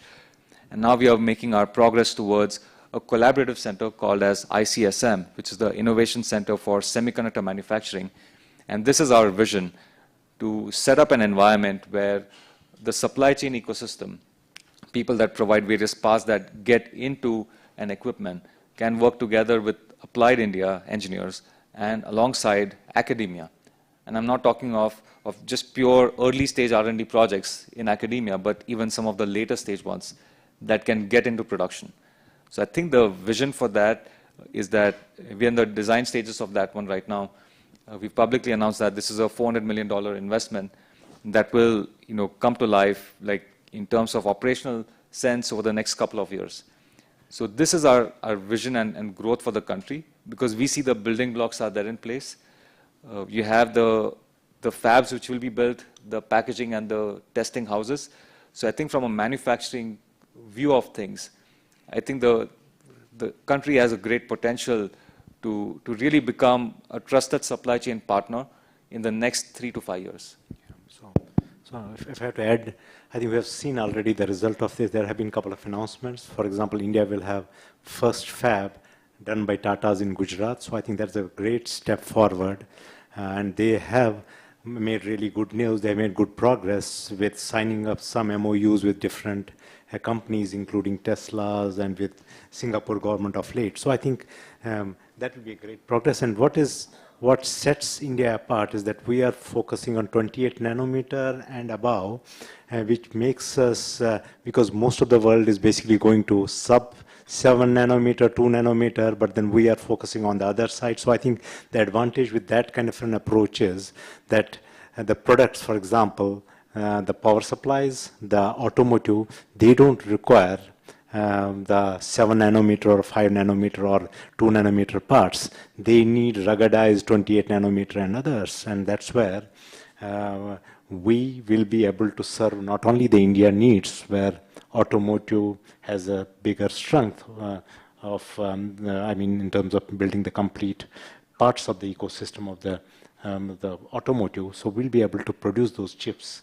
And there was an announcement of Tesla and Tata. So I see that this will help us make a special place in the global semiconductor ecosystem. That's one. And then the follow-up, the Tatas are also setting up an OSAT facility. The OSAT is basically, they will package parts for different semiconductor companies. They don't have to package only for Tatas. They'll package it for anyone else, including the global companies. I think they also announced that, and that's going to come up in Assam. And apart from that, Micron also made announcement of setting up their ATMP in Gujarat, in Sanand. So I think we have already seen some movement. What I heard, there's another set of 7 to 8 proposals with the government of India, which are going to be announced, I think, which means that the first set of $10 billion, which was allocated under ISM 1.0, is more or less getting over. So I think there will be new ISM 2.0, which is right now in consideration, which government is working on with various stakeholders, including the industry. So that will probably help many more companies to set up these facilities. See, what differentiates India policy from the rest of the world? Nowhere in the world any country gives 50 plus 20% cash back on a OSAT facility. So that means you end up paying 30 rupees or investing 30 rupees and you own a complete 100 rupees. So which is really great, and that's where you will see a lot of activities, lot of investment coming in the OSAT part. And the best part about the OSAT or ATMP is that it is more labor intensive, which also solves the Government of India policy, Government of India's some portion of creating jobs. And not all of those jobs are really top-end jobs, engineering jobs. Most of them are ITI jobs and diploma jobs, which really helps everybody in the complete pyramid or in the value chain. That's excellent. So the consulting firm Kearney, in their 2022 Reshoring Index, wrote, quote, 80% of companies across almost all industries are now on a path to reshore. A 2020-23 survey by the American Chamber of Commerce in Shanghai said, quote, 40% of respondents say they are, quote, moving investments elsewhere from China in the next year. And a new study from the UBS Evidence Lab finds 71% of US companies with manufacturing in China are now either in the process of or planning to shift operations out of China to other countries. Apple says it will manufacture at least a quarter of its iPhones in India by the end of this decade. So gentlemen, are these trends real? Are you seeing this in India? Is India now going to become the electronics manufacturing hub of the world? I think maybe I take a shot first before. I think Apple's announcement we are already seeing. I think we are today at around 14% of what they produce in the country. I think by 2018, I think they will cross 24, 25%, so which is substantial. I think what it does not, I think what it brings is it brings the complete ecosystem of iPhone into the country. I think at some point of time. Because what you need is the end user product of the semiconductor to plug it directly into the phone. Yeah. Right. You need the integrated supply chain from production to final assembly. So what Apple has done, because Apple is not like any other device, I think it is really niche. And then we have seen companies like Tata's investing, and now they are producing many of the components of Apple phone in back south in Hosur in Tamil Nadu. So I think we are seeing that ecosystem getting built. Once that ecosystem is being built, once we cross that 25% critical mass, you will see many Indian companies, the many Indian brands, not necessarily in and the phone space, but in other related phones, whether it is consumer space or any other space, these companies will start diversifying and building those products, and that will fuel basically products being designed in the country. Rajiv, I don't know if you remember any of the PLI numbers, but there's a scheme called as Production Linked Incentive Scheme, which has really spurred the electronics manufacturing in the country. And over the past few years, you've seen that dramatically take off. And I think the brief context which I'll share that I don't know the numbers offhand specifically, but initially it started off by doing mere assembly. And there were incentives which incentivized that. And that's an easier problem to solve. But once that critical mass was reached, then it turned into like a complete, CKD is, component knockdown. Component knockdown, which means that you're starting from the ground up. You're not just merely integrating. You are taking every component, you are building it up for the different boards that run our devices.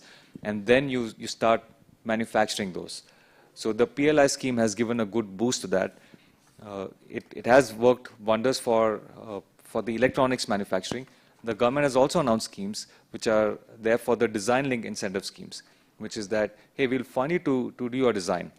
But then there's a gap in between, which ties more towards the chips and even to some extent to the semiconductor equipment ecosystem, which is, from a design perspective, it's easy to get to a certain stage based on, like similar to startups' early stage funding, that it's easy to get to a certain point where you're like, okay, I have a proof of concept, I can make it work, but I have some gap which remains to be addressed, and that might require further R&D until you're ready to get it into a volume production.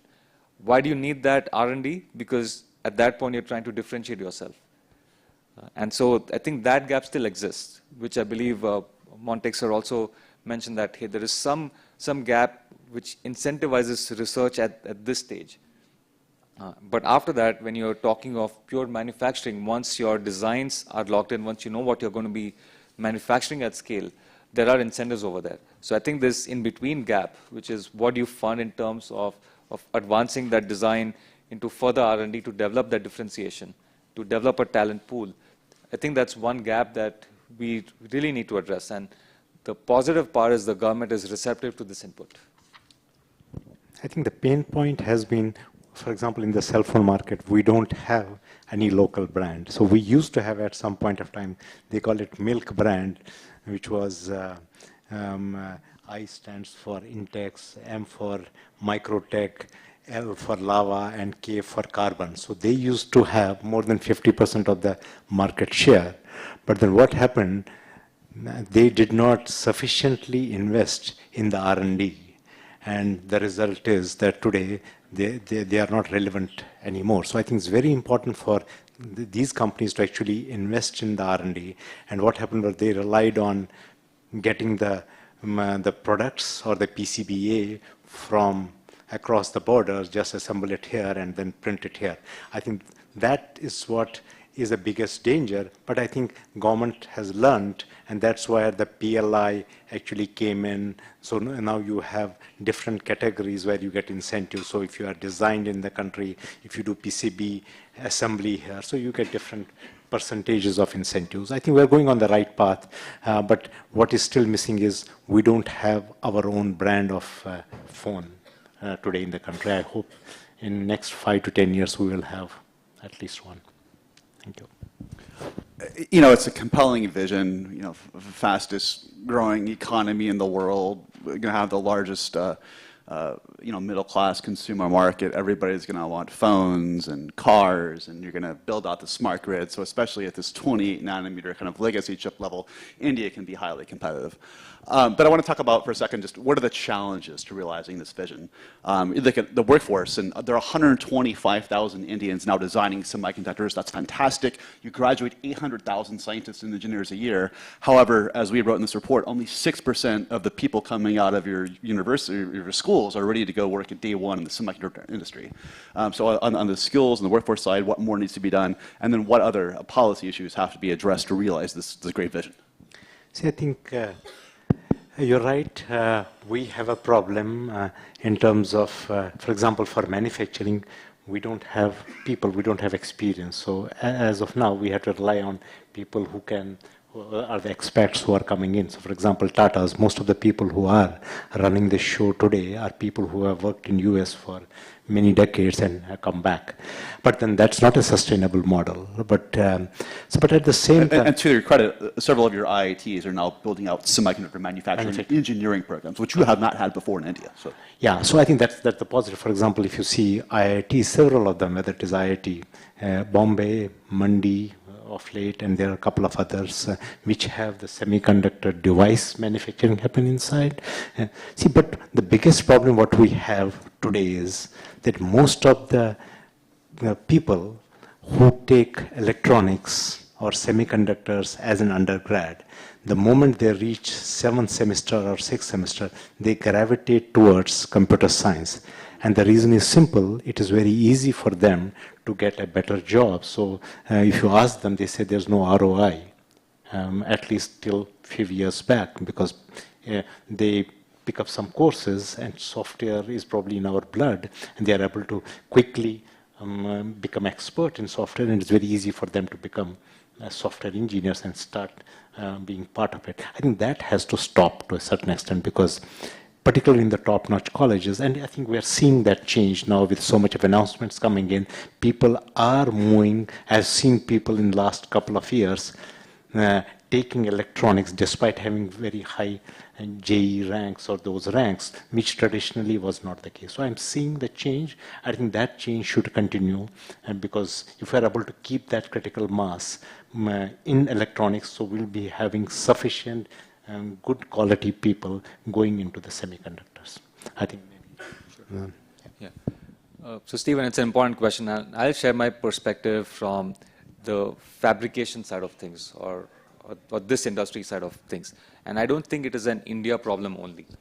For example, even when I believe TSMC is building its facility in the US, it has to transplant a lot of its Taiwanese employees into the US. And the reason for that, and I've experienced this firsthand, is because this is a very niche area which requires sufficient hands-on time. And if you do not have access to these tools and these equipment, then for you to work on a shop floor is not a matter of, hey, you get a 1-week induction and you're ready to go. It's a much more complicated process. Like for someone to work in a clean room kind of an environment, my personal experience is that it took me roughly about 1.5 to 2 years of working on a daily basis before I was kind of put in charge. That I could kind of given a free hand, do what you want, because you know how to do things, you know how not to mess with processes. And if you play around with those processes, the impact is very costly, because that leads to significantly lower yields, which you cannot afford. So the way to solve it is by having a lot of these collaborative centers where the students get sufficient hands-on time, where your workers also get enough of, or a combination of, hey, here's some fundamentals that you can learn wherever you are, even online. But just online is not enough for this side of the world. You actually need hands-on time so that you build the proficiency, you build the sufficient know-how. And again, there are organizations, I know IES has worked on that. There are other organizations which have developed curriculums. The Ministry of Skill Development is building curriculum. They've added some job role and identified these job role specific trainings. Now we just need to give the facilities and make it happen. That's fantastic. Please go ahead. See, I think Government of India, what they have done, I think was a beautiful program where they have taken a target of preparing 85,000 skilled man-force, that not only for India, but catering to the global needs as well. So for the first time, we have seen that they are okay training the people and exporting it to across the world, with this intention that once we have our industry big enough here, they will come back to their own country. So I think, so by this, they are not only solving India problem in future, but they're also solving the problem, the global needs, because whole of the world needs more than 100,000 engineers in semiconductors in the next few years. So if we succeed in this, I think we will be able to solve semiconductor problem for the whole world, not only for India in coming years. Yeah, 100,000 more engineers we need by the end of this decade to achieve the 40% growth. Excellent. I have one more question for our panel, then I'm going to open it up to the audience. I do want some questions from our audience, so put your thinking caps on, and we'll engage you here. But the last question is, can y'all talk about the importance of the U.S.-India partnership here on semiconductors, what we've been able to accomplish through the ISET recently, the new fab that was announced, the research partnerships between the NSF and the Indian Science Agency. Go ahead. It's one of the exciting collaborations which has come about in the recent times, and a lot of positive discussions, particularly on the semiconductor side of things. The good part is that, as well, both of Rajiv and mine employers, they're American companies. There's a fair amount of this collaboration which happens regardless, but it's only going to set to continue further. I think the parts which I am excited by are the areas on workforce development and skilling, because those have been very clearly outlined. And the other part, I think, which we also need to spend sufficient time on, and in this industry, because the technology is so crucial, even from a security perspective, it's great to see this mutual trust and collaboration between the two regions, which are driving meaningful progress. So I would say my excitement is on the skilling and workforce development and the further development of these critical technologies. And Arizona State University and I believe IIT Chennai just announced a new program to build curriculum for semiconductor manufacturing engineering between the universities. Rajiv? I think as Hemang has mentioned, I think with every passing year, US and India are getting closer. And we are now, gone are the days when there used to be mistrust. I think now the overall focus is how do we move forward. There will be some hurdles, but I think we are moving in the right direction. And in this ISET, what you mentioned, I think there's a lot of G2G dialogues happening, and the one which you mentioned, the news which came recently, where Calcutta-based, West Bengal-based, and this semiconductor company is going to be one such collaborative effort between US and India, both at the government level, so that's one. I think this will come, I think this is the start, and we'll see more of those coming into the critical areas like the minerals, because we see today most of the minerals actually comes from China. And most of these are rare earth metals, but there are many other geographies, including India, where we can actually start processing and producing those critical minerals and chemicals, which we can start supplying to the global world, so that the whole of the world, particularly semiconductors, has other options other than few countries. I think this is going in the right direction, what I feel. Yeah. That's great. You know, Montek mentioned the learning by doing effect, and that's so important, you know, in the manufacturing environment, on the manufacturing floor. But it's also critically important for policymakers, because as policymakers try to attract the world's most sophisticated industry, what they learn through that process will help them attract other industries like advanced biotechnology. We pointed out in the report that the India semiconductor mission had really broken the mold in a lot of ways with just regulatory policy making.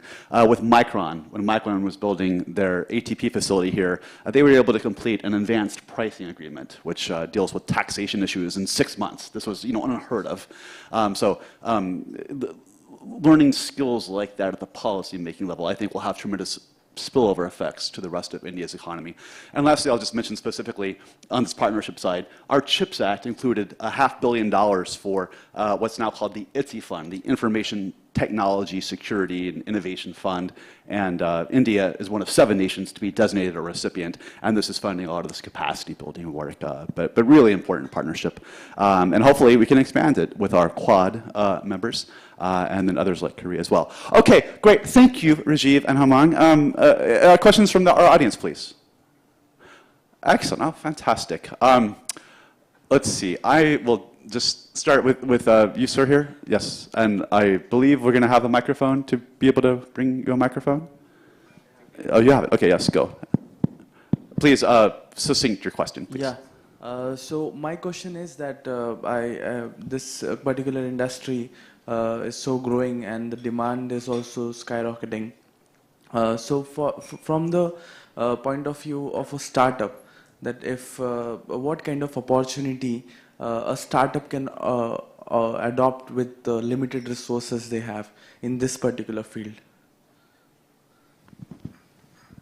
So I think the easiest thing which I can think of is the fabless space, which is, I think, as I mentioned, there are a couple of accelerators and they're planning to expand it across the country. Is you can start, I think many companies, they started as a services company, which were servicing the semiconductor company, but now the trend is slightly changing and you are, if you have an idea, if you are a semiconductor guy, you come up with the idea and build small devices and then basically go in the market. And there are sufficient schemes. See, biggest hurdle for a semiconductor design used to be the tools.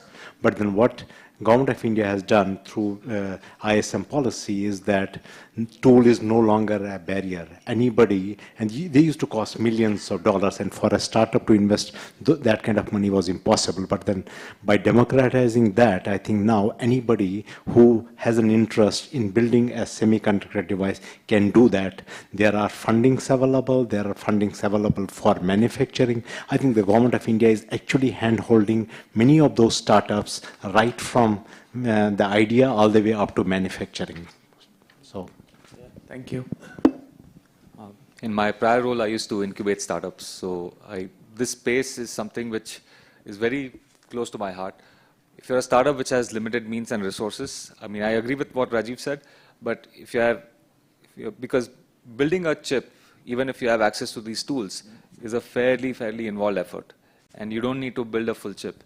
Identify one tiny gap that today's semiconductor architecture does not solve. Just solve for that tiny problem. It could be a design library that you license out to someone. And you have all the tools, you have all the access for that. And then slowly as you grow, you're like, okay, I can grow from solving this one small problem to maybe a larger block, and then eventually a full chip.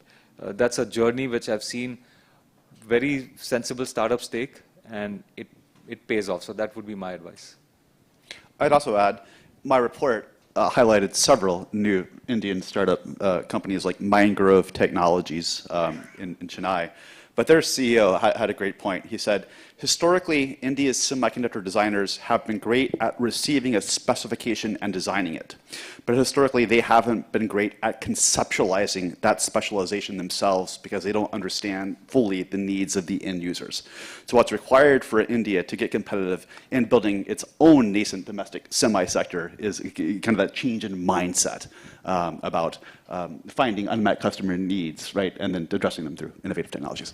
Okay, yes, please, Richard. So I'll be speaking to everybody next. My question is about Taiwan, which is really maybe the foremost example of an economy that has developed a world-class semiconductor industry in a relatively short period of time. In India, is Taiwan being regarded as an example? Are there particular things that Taiwan did that India would like to repeat? And one thing I don't hear about is reverse brain drain. The incredibly strong diaspora of Indian people who are in all high-tech industries all over the world. In Taiwan in the 1990s, they did a great job of encouraging people to move back. So I'm curious if that's in people's thinking. Thank you. Oh, absolutely. I think, so I'll give my personal thoughts. I believe Taiwan is really highly regarded as an example to follow. More so on the semiconductor manufacturing side of things, because that is one playbook that India would love to adopt and how they went about it. Playbook not just of how they execute at this level today, but around all these surrounding elements which are required to make it work. I mean, right from the examples of building the water supply, the electric connections and the stability, reliability of that, taking care of logistics because the supply chain is so crucial. So Taiwan is a highly regarded example. And where I see things is that it's more of a win-win because India has great expertise on the design side of things, on figuring out what to make. Taiwan really understands how to make. Okay, and I think so that those two mesh in really well with each other. The reverse brain drain, it's happening a lot on the design area of things so much. But now that we have seen this India Semiconductor Mission announcements, like we were at Semicon like earlier this year in September, and we had so many international visitors, like we had friends that flew in from wherever their companies were based. There is a tremendous excitement about moving to India. It's not happening, I wouldn't say it's happening in like, we have planes flying in, you know, with expats coming back here, but they're asking the right questions right now, which is, hey, what's going on? What should I do to make it happen here? So I think those are great starting points. Give it 3-4 years, I think you'll see that happen. I wish government of India can incentivize their movement to India by some way. I think it will help. Yes, yes, ma'am.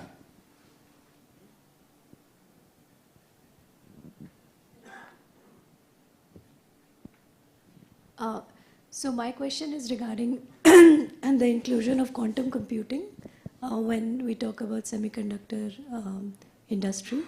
So I think by the time, so our worry is that by the time we will, have established a good semiconductor industry in here in India, the requirements would have changed, and then we would have to produce chips for the quantum computing equipments. So what can we do now to make sure that we will catch up and we will stay ahead to include semiconductors with quantum computing and AI? I think, see, if you see the overall, see, it's not about that we will do a catching up game. I think, as I said, for example, Tata, after a lot of research, they decided to invest on 28 nanometer. If you go by nanometer, the whole world, or the companies like Qualcomm's and NVIDIA, they are talking about sub-2 already, whereas India will be having its own 28 nanometer, maybe operational in another 2 years. But then there's a big opportunity for us. So I think there's huge amount of electronics which goes into almost everything. For example, right from your fans to your EVs to your toys, everything has, and none of these actually need a very high-end semiconductor. So that market is growing. You are right that we will, but then we had to start at some point of time. I think it is good to start with something where the whole world is not investing in, and then that particular node has a lot of market still. I think it runs into several, at least close to $80 to $100 billion, and that is growing. So it's not going to come down. So while we consolidate our positions in these nodes, and then once we mature, I'm sure Government of India will start investing in those quantum computing chips and AI chips, which can be done at different nodes. Go ahead, Mantek, if you have a question.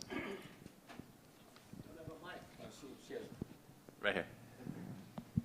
Hi, thanks very much.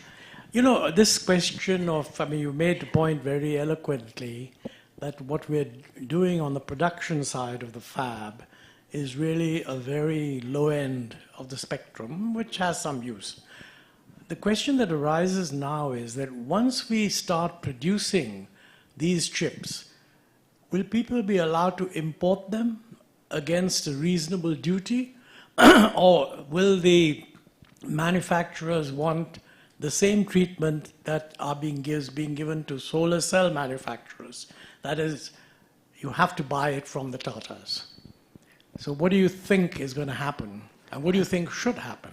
I think both of you can answer. So I don't think they're going to put barriers, because it's not possible for any company to produce all the 28 nanometer chips in the country. That's one. The second is basically, I don't see there's any movement. There will be push and pulls from the industry associations to go into that space. But I think in semiconductors it may not work, because the moment you do that, what will happen is you will actually start producing chips at a much higher price. I think what may happen is they may incentivize people using these chips which are produced in the country compared to the chips which are coming from outside. What you exactly mentioned, that probably is a better approach than what is blocking. what is the better approach? The better approach is allow people to continue to buy those chips which will be ultimately produced in the country and put some duties in place. That could be a better approach. But I don't see that in any case be required in next 10 to 15 years, because there's so much of room still for us. I think that's my personal opinion. I don't know, maybe among... I think our appetite is huge, that the fabs that we'll have right now will not be enough. And our appetite is both broad and deep, in the sense of the devices, the chips which are required that go into our cutting edge phones are now made at different tech nodes for which currently there's no supply. Like manufactured out of phones India. is out of the question. I'm talking about the low-end things that are being produced, the 28 nanometer. So there is even lower end stuff beyond that also, which tends to be very price sensitive. So because the margins on those kind of products are not huge. So I think that will go into the economics, that firstly we have to produce them at such a scale out here that they are cost competitive versus, let's say, what Taiwan or some other country makes. I think we got to answer that question first. And that question can probably be answered only 3 to 4 years from now. Once the fab is operational, they've got a few fab runs under the belt, and they've got the yields right at the levels that they want. What is the duty at the moment on these chips? 0. 28 nanometer? There's no duty. 0, okay. I just have to take 1 second to editorialize. There's a WTO agreement called the Information Technology Agreement, the ITA. This is a global agreement that for the 82 signatory countries eliminates tariffs on trade on over 300 ICT products. And countries that have elected not to join the ITA since it went into effect in 1995 have seen their participation in global value chains for the production of ICT goods decline by over 70%. It's why South America has completely lost its ICT manufacturing economy.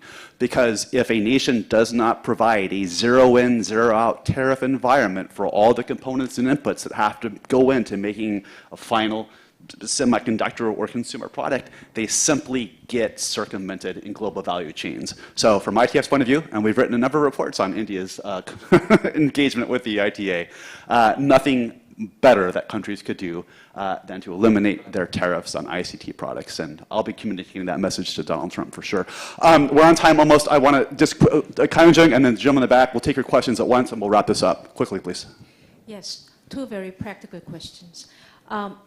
Dr. Ahluwalia mentioned in his keynote speech, R&D investment is very important in technology development. If I'm not mistaken, India is spending 0.62% of its GDP in R&D investment. How does that, how do you think that will push up your technology development capacity?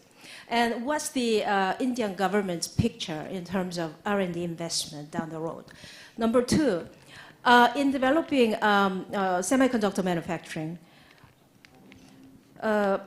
stable and sustained supply of workforce, skilled workforce, as well as electricity and water is critical. Without that, don't even think about it.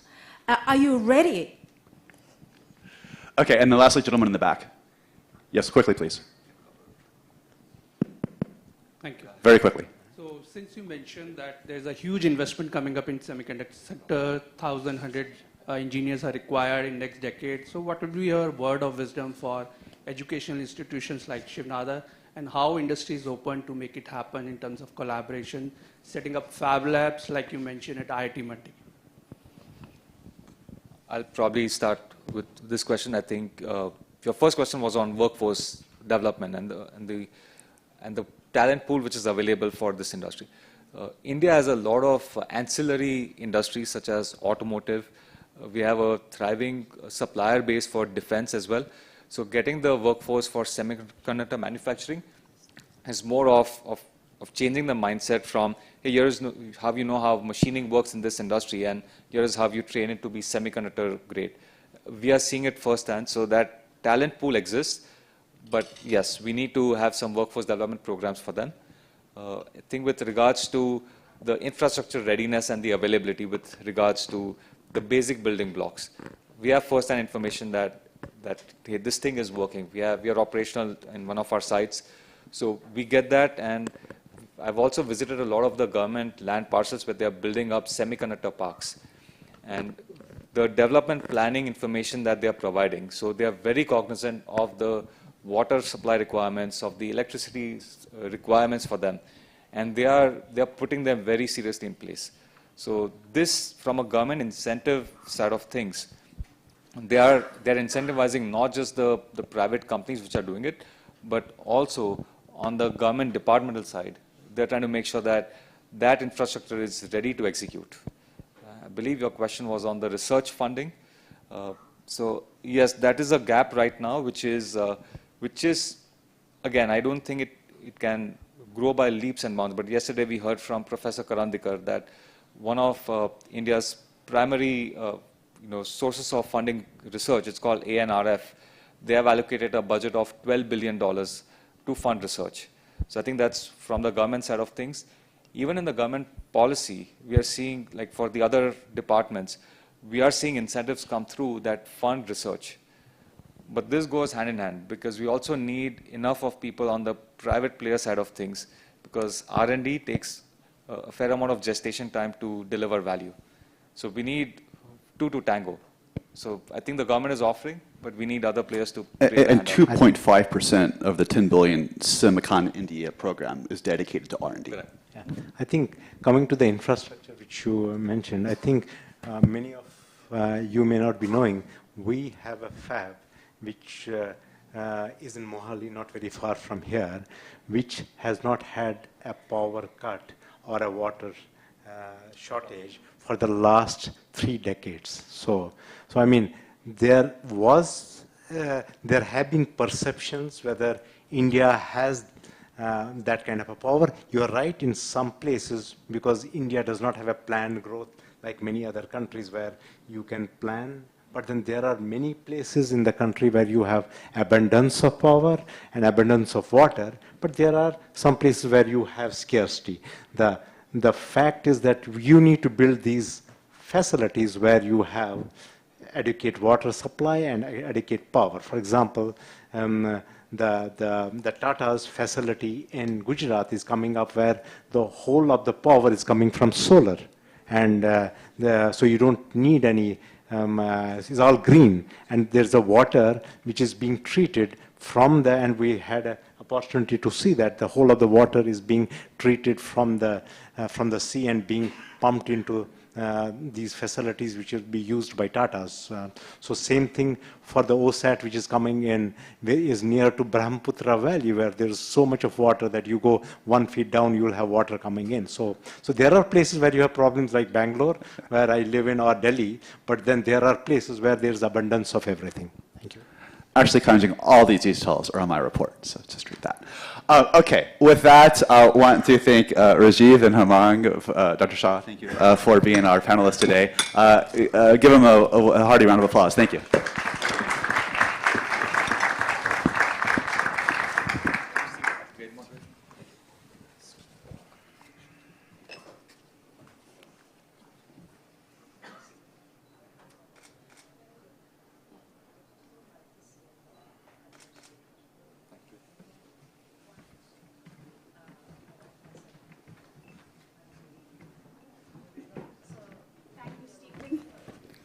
Thank you, Rajiv, and thank you, Hemang. I think that was very factual, insightful, and a wonderful understanding on how semiconductor industry and the sector is growing globally as well as in India. With this, I'll quickly move to our very amazing and quite relative keynote with Professor Dasher. Yes, please join us on the stage. So, Mr. Richard Dratcher, the next keynote is the director of US ATMC, Stanford University, and he would be talking about innovation, and we are very eager to hear. Okay, where is the pointer, please? Can you just remove this for a while? Great. Yeah. Right here it is. All. You don't need a chair. I don't need a chair, no. It's hampering the vision. So I want to thank you for your kind introduction, and I want to thank everyone here for the opportunity to speak to you. I appreciate the organizers trusted me to give you something to the Global Trade and Innovation Policy Alliance to talk about innovation. My question is, what can we really learn from Silicon Valley? And we'll start with a few data points about Silicon Valley and what is really distinctive about the Silicon Valley model of startup company growth and exit. Then we'll talk about the importance of large companies in the Silicon Valley economy, which is not usually mentioned so much. And finally, what can other regions learn from the Silicon Valley model about innovation itself? So if you talk about innovation, there are many kinds of definitions of innovation, but one characteristic of all processes of innovation is that it involves the flow of resources into new combinations, specifically people, capital, and knowledge, to the extent that knowledge can be codified separately from the people. So if you want to characterize an innovation system in a kind of systems analysis way, look at the factors that inhibit or promote the flow of people, capital, and knowledge into new combinations. If we take that to Silicon Valley, Silicon Valley accounts for about 2% of the US population, but it also accounts for 15% of new US patents every year. This means that there is an awful lot of knowledge-intensive work going on in Silicon Valley. But one reason I include this slide, it's not about startups particularly, because if you look at the cities that account for most of the patents, and this is top 20 cities in the United States in terms of new patents created every year, you see a direct relationship between major companies in Silicon Valley and the creation of patents. So Cupertino, Apple, Fremont, Cisco Systems, Santa Clara, you're looking at not only Intel, but now NVIDIA. So you can see that the major companies are playing a large part in the knowledge creation function of the Valley. People in the Silicon Valley workforce are highly educated. The percentage of the population, the workforce, that has a college degree or higher is about double the percentage in most US regions. It's also a very highly mobile workforce. The average length of time that someone stays in a particular company in Silicon Valley, even a major company like Meta or Apple, is around 2 years. That means that the incentives the companies offer these people are very much upfront, signing bonuses, high salaries, and to try to retain them in the companies as long as possible, they offer them stock options that invest over 4 years. So the part about the Silicon Valley workforce that is less well known is how international it is. Of the technical workforce in Silicon Valley that have at least a college degree, almost 73% were born in a foreign country. The biggest single group, as you see on the pie chart, is India, 26% of the technical workforce of Silicon Valley, 13% of the workforce from China. If you add those two countries of origin, that's more than all of the people who came from the United States. So in Silicon Valley, English is not necessarily the main language. Broken English is. And we get along very well because of the diversity. The other point that I think is distinctive about the Silicon Valley workforce is that it understands, it's familiar from experience with the chaos of startup company rapid growth. everyone knows someone on their street who is in the process of trying to start or grow a company. Even if you've worked all your life with IBM, you will know people, you have seen people who are involved in very high growth startup companies. With regard to capital flow, 2% of the population accounts for investments in about, angel investments in about 10% of all of the angel investments in the United States. One other point about this particular chart, notice the huge jump in the year 2021. Everyone expected to get out of COVID early. The venture investors tried to move before everyone else and became very disappointed. So it's been very difficult to get money in 2022 and 2023. And 2024 is starting to see a little bit of comeback. But that blip in investments accounts for some real difficulty in fundraising by the startup companies. So about 10% of all of the companies that received angel funding in the US were located in Silicon Valley. But the next stage of funding, the venture capital industry, Silicon Valley venture capital firms, including San Francisco, accounted for over 34% of all of the venture capital funding in the United States. So several things are going on. Some companies move to Silicon Valley after they receive angel money in order to get venture capital money. But it's also worth noting that the venture capital firms are investing worldwide now. India has been a particular topic of interest by the venture capital community in Silicon Valley. So again, you see that huge blip. This is worth noting for something we'll talk about in just a couple of minutes. Silicon Valley loves unicorns. I mean, counting unicorns can be kind of a strange occupation, but about 1/4 of all of the world's unicorns are located in Silicon Valley and San Francisco. If you count the companies that are really super successful before they go public or however they have an exit, they account for $10 billion in valuation. Silicon Valley and San Francisco account for half of all of the world's decacorns. This means that Silicon Valley is very focused on the growth of the startups as well as the founding and creation of new startups. In fact, this slide, I think, may be the most important slide here. Silicon Valley has always focused on one model of startup company success: rapid growth, where everyone concerned, I think it's really driven by the investors, but the entrepreneurs and the workers all expect for the company stock they have in a startup company to grow as much as possible, as fast as possible. 100% a year growth in value of the company is not unusual, and this tends to be sustained. This means that in the process of growing like this, the ownership of the company typically shifts. The angels typically take 10 to 20% of the stock in the company. The venture capitalists, after 2 or 3 rounds of funding, will have 30 or 40% of the stock in the company, which means that by that point, the mid-stage to late stage in that company's life, the founders of the company have less than 50%.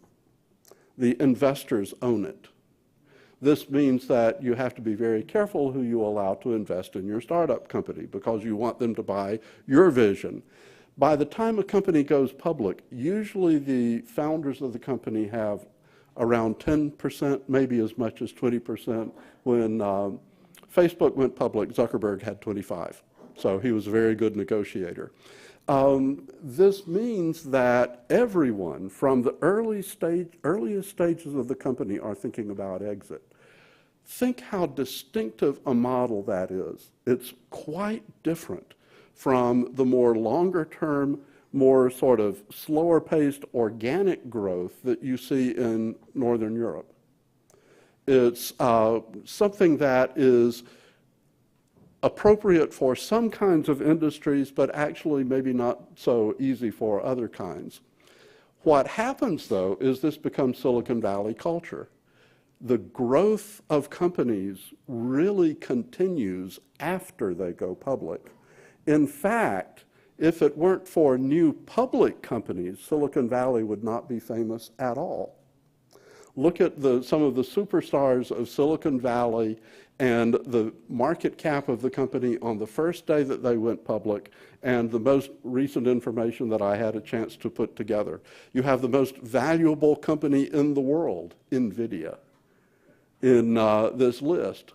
So to continue this kind of growth, it is impossible, especially in a technology-intensive company, to grow this much without having global revenues. It is absolutely essential not to aim for globalization because it's some sort of good philosophy, but because that's the only thing that will support the continued innovation that the company needs in order to stay strong. This means that the big companies have a bigger challenge at growth, continuing rapid growth, than the startup companies do. A startup company is built around one kind of idea. The big company has to continue to build on the value it has already created and look for fundamentally new major sources of value. And major companies in Silicon Valley do this through open innovation with startup companies. You see that open innovation, first of all, is very different dynamics than outsourcing. Outsourcing is about present-day efficiency of the company. You ask someone to provide outsourced service to you because you don't care about it in your core competence. In open innovation, you're partnering with a startup company because that may be critical to your future ability to create value. There are all sorts of tools that fit into open innovation. Licensing of technologies, joint development partnerships are probably the most common. They're also the least possible to get information on because they're internal and confidential. But you can look at corporate venture capital investing. You can also look at acquisitions of startup companies as open innovation.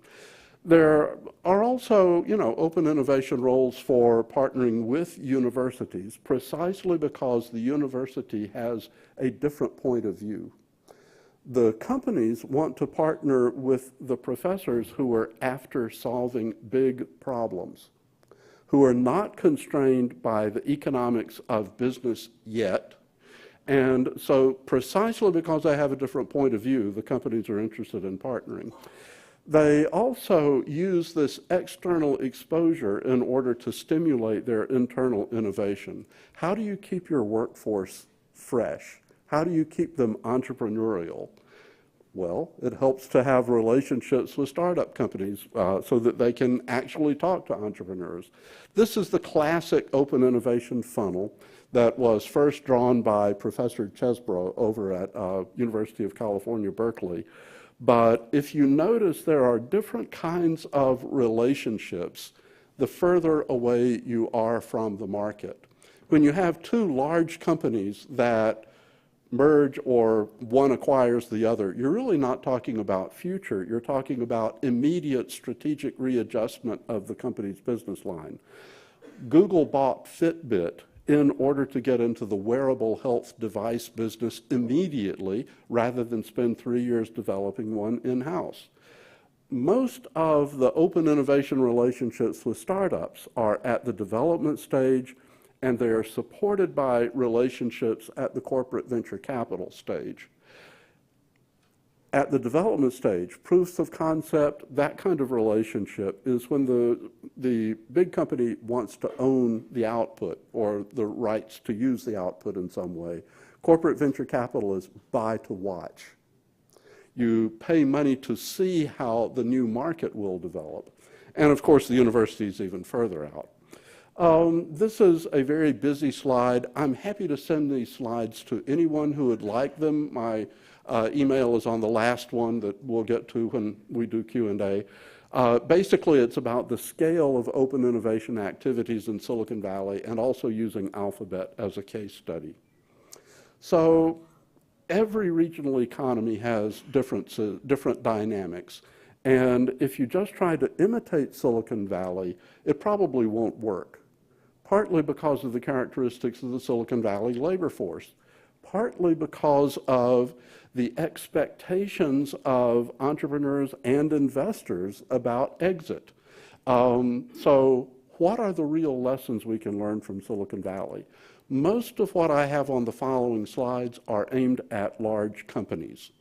That's who I'm usually trying to convince in regard to how they do things. But it tells us a lot about innovation. The first lesson, I think, is really about the nature of innovation itself. Innovation for any company must be essential to the company's continued existence and also potentially transformative. Too many big firms, especially in traditional industries, assume that we will always exist and innovation is something we can add on in order to increase value a little bit. That's not sufficient because you may be disrupted by something that comes in from outside. What about banks? Will there always be banks?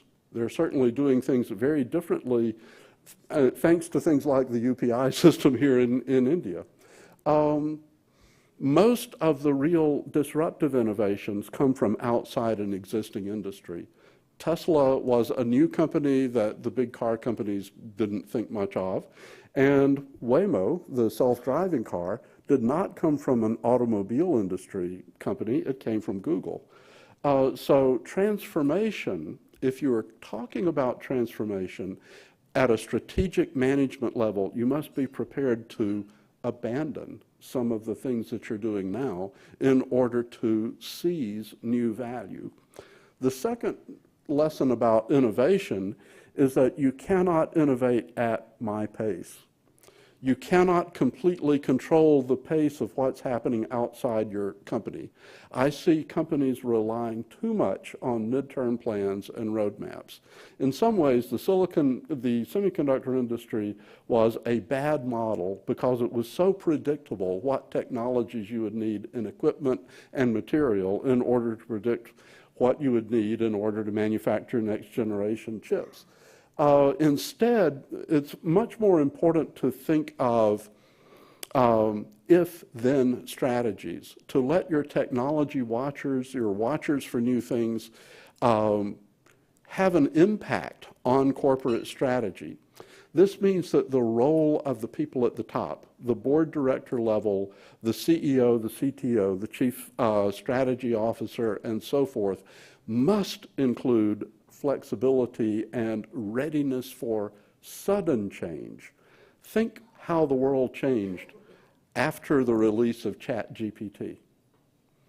Within 1 month, the whole landscape changed. So the entire firm has to be ready to innovate even before it tries to innovate. That's the other lesson in not innovating at my pace.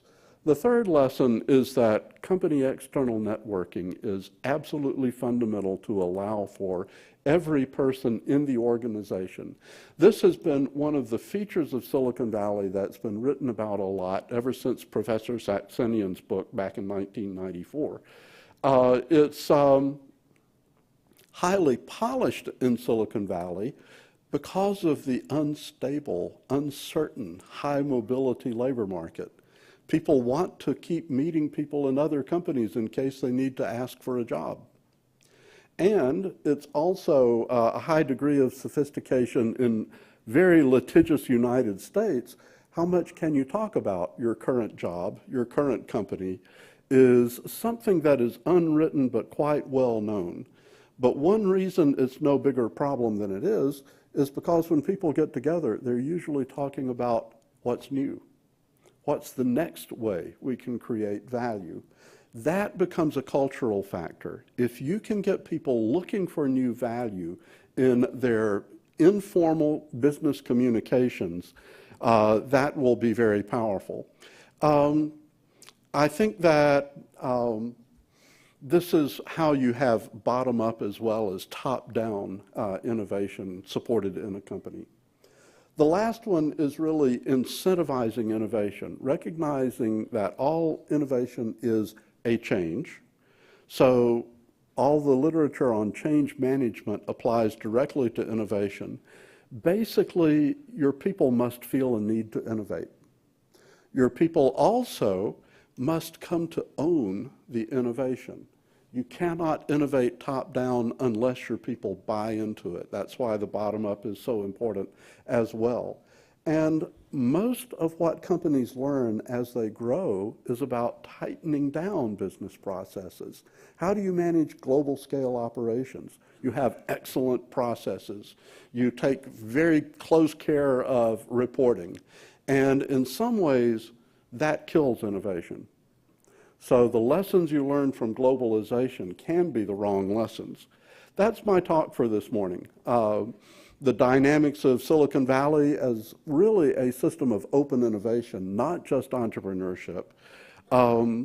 It does focus on a particular model of growth, high growth, rapid growth, and then exit. Open innovation is a major tool for the successful Silicon Valley firms, and the startups buy into it. You need good reference customers.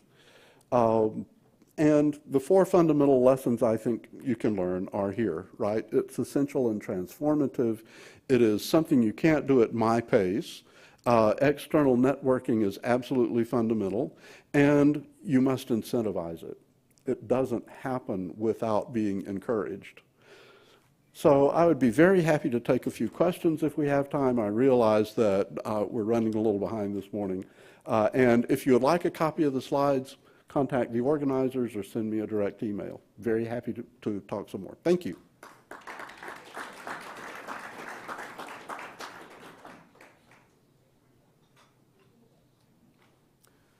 Questions? Steve, can you get a mic? Stephen, which do you prefer? I'll answer to both, but Stephen is fine. Okay. A great presentation. Thank you so much. I guess my question is, dozens of locations around the world have tried to emulate Silicon Valley. Who's come closest?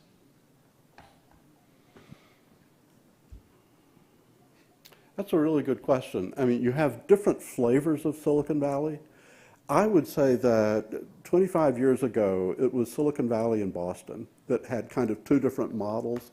But now you look at places like Austin, Texas, you look in the Colorado area, down in San Diego, you look in what's happening with media industries in New York.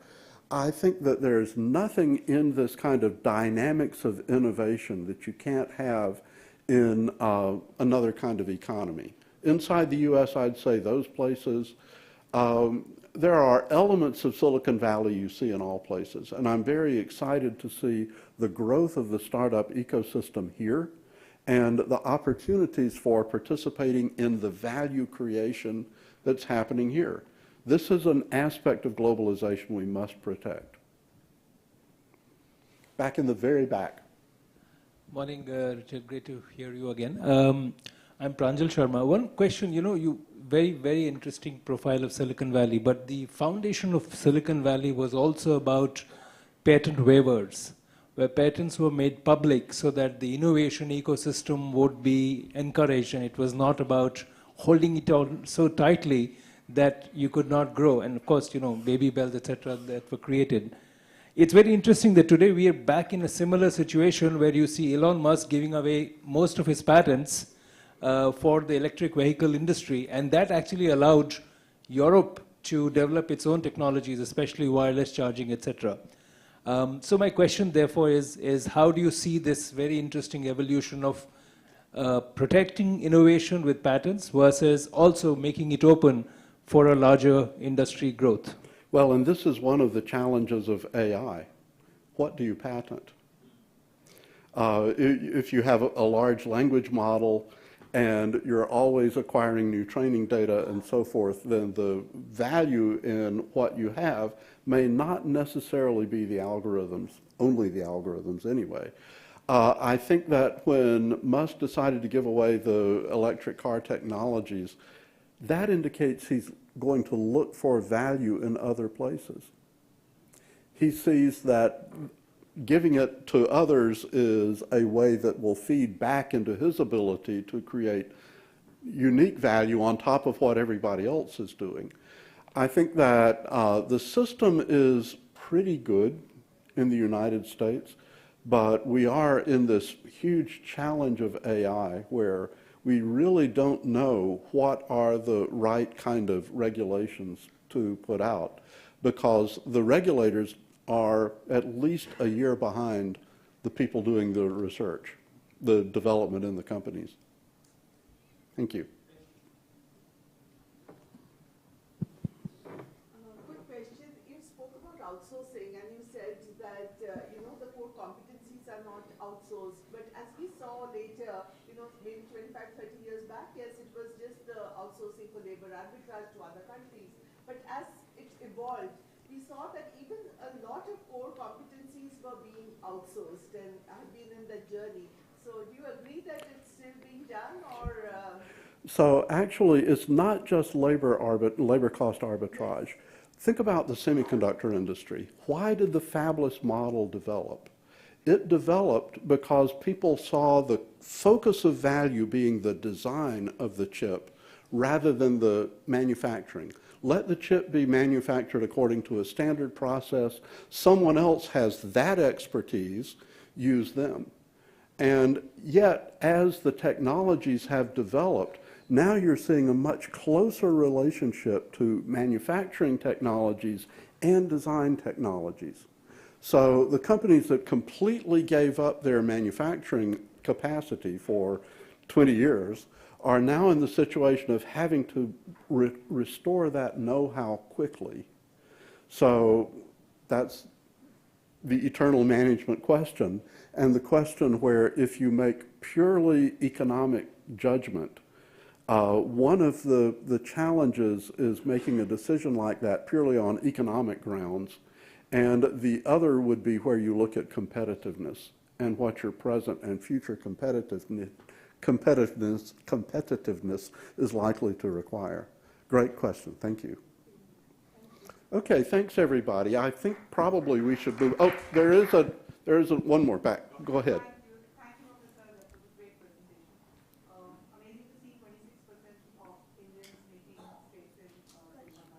Right. You also mentioned universities are partnering with Summit companies.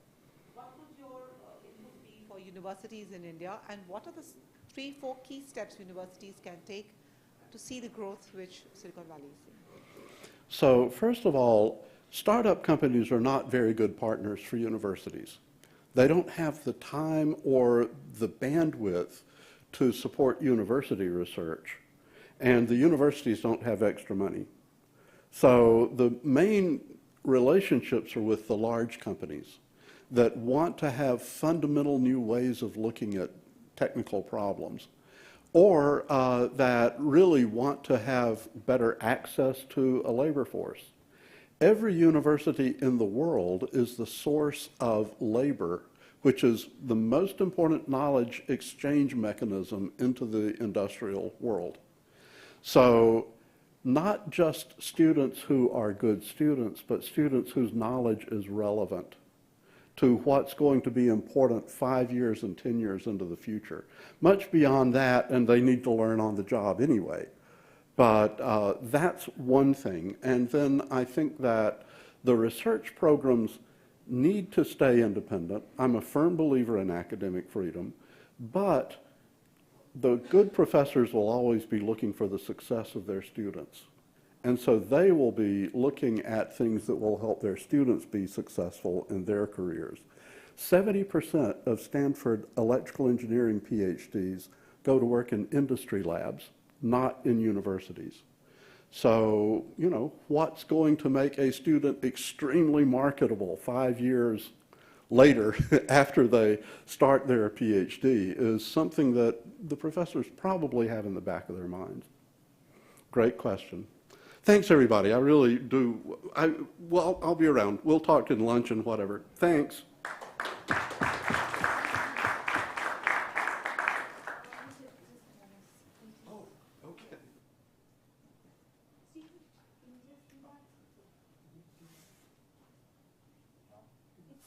Richard, thank you so very much for that excellent presentation. Really appreciate it. Thank you so much. Thank you.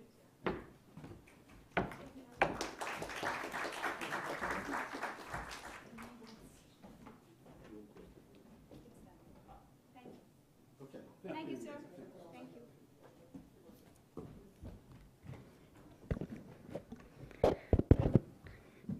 All right, so many numbers and so relevant. These kinds of reports and information are very rare to see, and it was very interesting for the audience here, a lot of startups and a lot of people who want to know the facts, Silicon Valley and the reality and the facts. That's amazing. No words for that. I think we have 2 more sessions, just with the keeping time in mind, we are clubbing both the sessions. We have the presentation on by Amit Kapoor, the Honorary Chairman of Institute for Competitiveness, and Stephen Ezel, the head for GTIPA. They were to present a report which we are clubbing with the next panel of driving innovation in nations, states, and regions. With this, I would like to call upon Pranjal Sharma, the economic analyst, advisor, and author. Sean Randolph, Senior Director, Bay Area Council Economic Institute. And Mr. Amit Kapoor, the moderator, Honorary Chairman, Institute for Competitiveness. Stephen Ezel, Vice President, Global Innovation Policy and the Information Technology Innovation Foundation. Okay, and we have Mr. Gautam Sen to join us on the stage. Over to you, Amit. Yes, thank you. Yeah. Thank you. I'll just get it started, right? Yes. Yeah.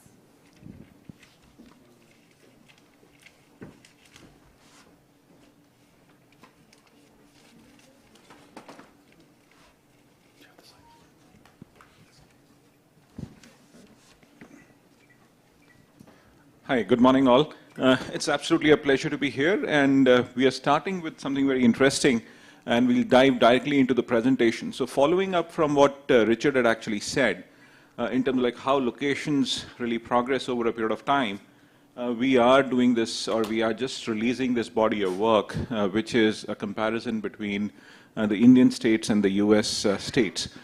So this is a subnational competitiveness index or an innovation index that we have actually done together, Stephen and I, and Sheen, who's sitting here somewhere in the audience. So some very quick remarks from Stephen on this index, and then we'll just get into the conversation. Stephen, over to you. You have about 6 to 7 minutes at the most, and we promise to finish by 1 o'clock. Sounds great. Thank you. Are our slides working? Cannot tell.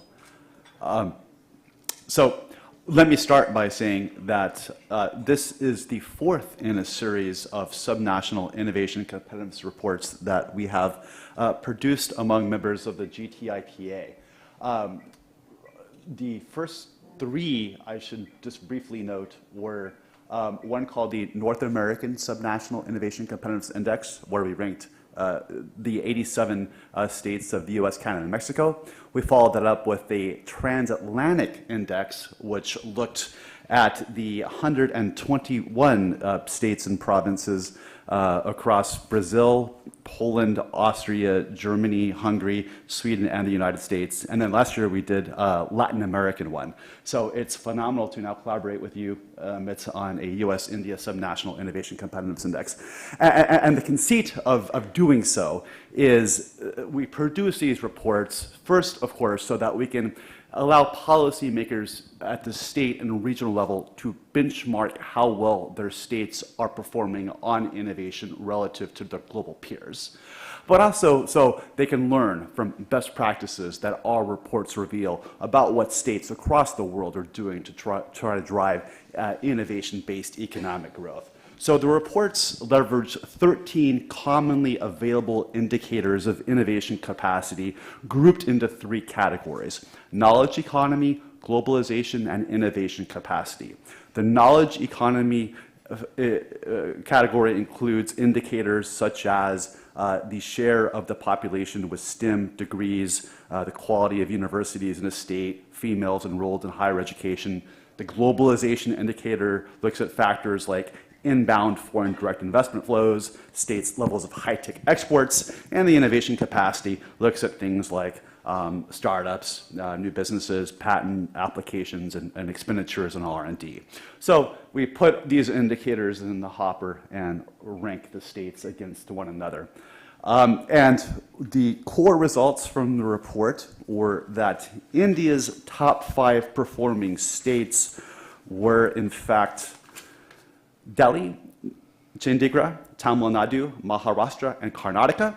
And for the United States, our top 3 performing states were California, Massachusetts, and Washington, followed by Delaware. Overall, it won't surprise you to learn that it was really US states and regions that were dominating overall in this index. But what was interesting was that we saw a much greater level of variability in state-level innovation performance in America as opposed to India. Indian states were actually clustered much more closely together on these indicators. In both India and the United States, it was really apparent that there was a very significant relationship between GDP per capita and index scores. And even within the United States, this played out, that the higher your GDP per capita, the greater you scored. Now, one can ask, is correlation causation, is one the effect or the other, which drives the dynamic? But the evidence was really clear that there is some kind of endemic capability level of innovation based on your kind of starting point of economic growth. So overall, I just will note that we did a distance from the frontier analysis. So we compared how well each other state ranked to the overall leader in the report, which was California. Massachusetts was just 1 point behind. The lowest scoring US state was 25 points behind the leader, California, but the highest performing India state, Delhi, was still behind our lowest ranked state, Arkansas. So the distance from the frontier, so to speak, was 35.72 for even the best performing Indian state. So a lot of progress being revealed, but more work to be done. Let me just briefly summarize what were some of the observations and policy recommendations from the report, because it's one thing to do this analysis, but it's more meaningful to say, what is this really teaching us? What can we learn from it? On the knowledge economy part of the equation, what really struck me actually was that while India has a really strong STEM-educated population, it actually has a significantly, surprisingly lower STEM workforce engagement rate of just 2.2%. So there's actually a really significant disconnect between educational achievement and labor market intake in STEM fields in India. And I think that's a real direction for policymakers to be focused on. On this knowledge economy topic, the US has many strengths, but one area it really does need to work on is its STEM education. Shockingly, right now, when you look at who is studying STEM degrees at US four-year universities at the master's and PhD level, 80% of those students are foreign-born, and 70% come from China or India. So people talk about how the United States has outsourced its manufacturing base. Well, that's true, but much more concerningly, we've actually outsourced our domestic STEM talent pipeline.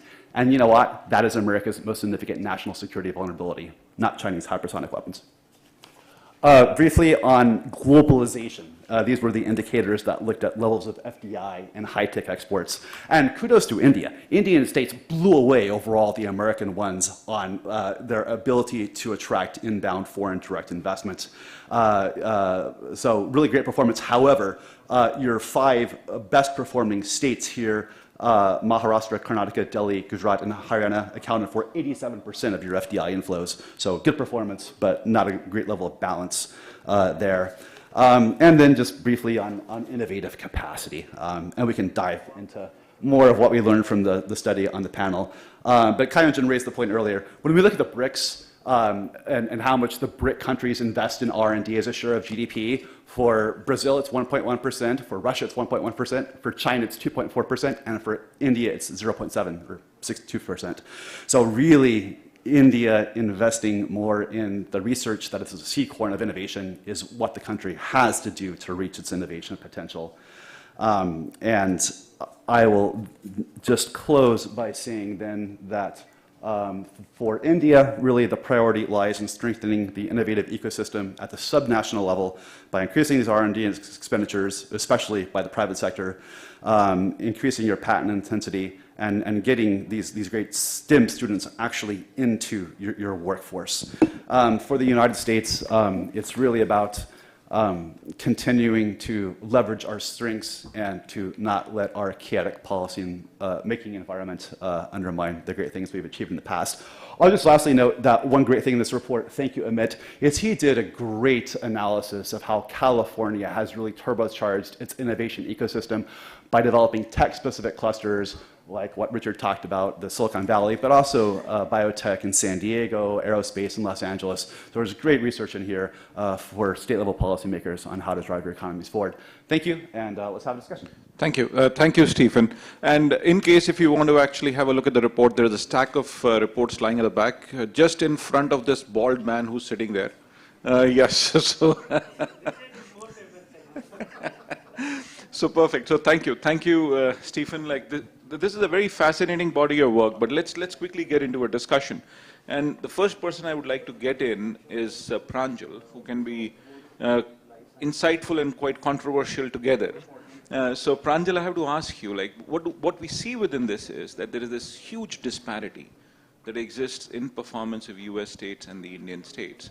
The lowest ranking American state is higher than the highest ranking Indian state in terms of performance. What do you think is happening? Of course, India is catching up very, very significantly. There is no doubt. There are huge positives. But as an analyst, how do you really look at things? So I would say that, very good insights in this. And I think it's important to look at what's happening within the states, both in US and India. I think the challenge is at a macro level that in India, traditionally, innovation has not been rewarded. There's never been a incentive for innovation. If you innovate, either you do it because completely you are driven by it. Somebody might do it, but the reward, whether a commercial reward or official recognition, whether in universities, is completely missing. Until recently, we did not even have the right kind of intellectual property protection system, which was encouraged. I think the kind of efforts that India needs is very poor. So at a national level, innovation has not been rewarded at all. I think states, while many of them and the figures that you show in terms of FDI and other inputs coming in are terrific, but despite our grand ecosystem of education and universities, again, it was education for the sake of either education or for livelihood, for getting our next job. It was never, Indian universities have not been leading the world or setting any benchmarks on innovation for a sector, because the connection between industry and academia has always been weak. It's improving, but I think it needs to be targeted a little bit. Today you see some of the states becoming sharper in their focus of what they want to do. So for example, Tamil Nadu has said that it wants to be the region for smart manufacturing. Now, once that is a stated goal for the state, then it can work with the universities and the innovation ecosystem to say, let's now have a targeted approach to creating innovation only for smart manufacturing or advanced manufacturing. I think something like that will have to evolve in the coming years. So Pranjal, you're suggesting as to what the states could do, but this is where Sean, I would like to really understand from you. You have been a student of competitiveness. You've been really talking to states across the world. How do you think India can learn from this whole thing of how states in various parts of the world operate, or how provinces in other countries operate? Yeah, it's a really good question, because I think what you're talking about with India exactly applies to countries across the world. So I think about what's happening right in some of the Indian states, and it's sort of underlying metrics, I think, behind the study, which is terrific. you've got higher education, you've got the IITs, but I think to support that sustainably and grow it, you've got to look back at the fundamental education system, especially the secondary education system. So what states have computer labs in their high schools, their secondary schools? Which ones have sort of universal computer facilities? So you find places like Karnataka doing really well with the percentage of secondary schools that have these kinds of facilities. You have Chandigarh doing really well with computer facilities in high school. You have how are you integrating women into your workforce and bringing them up? So I think if talent is such a fundamental question everywhere, you got to look at the top talent, and the places that are doing well are going deeper in the system to develop the deeper foundation for talent. So if you look around the world, we've done 2 studies lately, one looking at Mexico and one looking at India, rather Ireland, really different places. But I think you'd see there as elsewhere, it's not, innovation isn't universal across subnational entities. Certain places tend to concentrate innovation, and they do it for particular reasons. So in Mexico, you've got the state of Jalisco, which is where Guadalajara is, the closest thing to Bangalore, where a lot of the tech companies are. You've got Baja California, Chihuahua, and Nuevo Leon along the U.S. border. They concentrate a lot of advanced manufacturing. You have Mexico City, of course, and places like Yucatan. So what are the common threads of those places where innovation activity concentrates in particular? So there's almost always an anchor university at some level. There is almost always sort of a set of strategic policies at the state government level that focus on digitalization and talent development.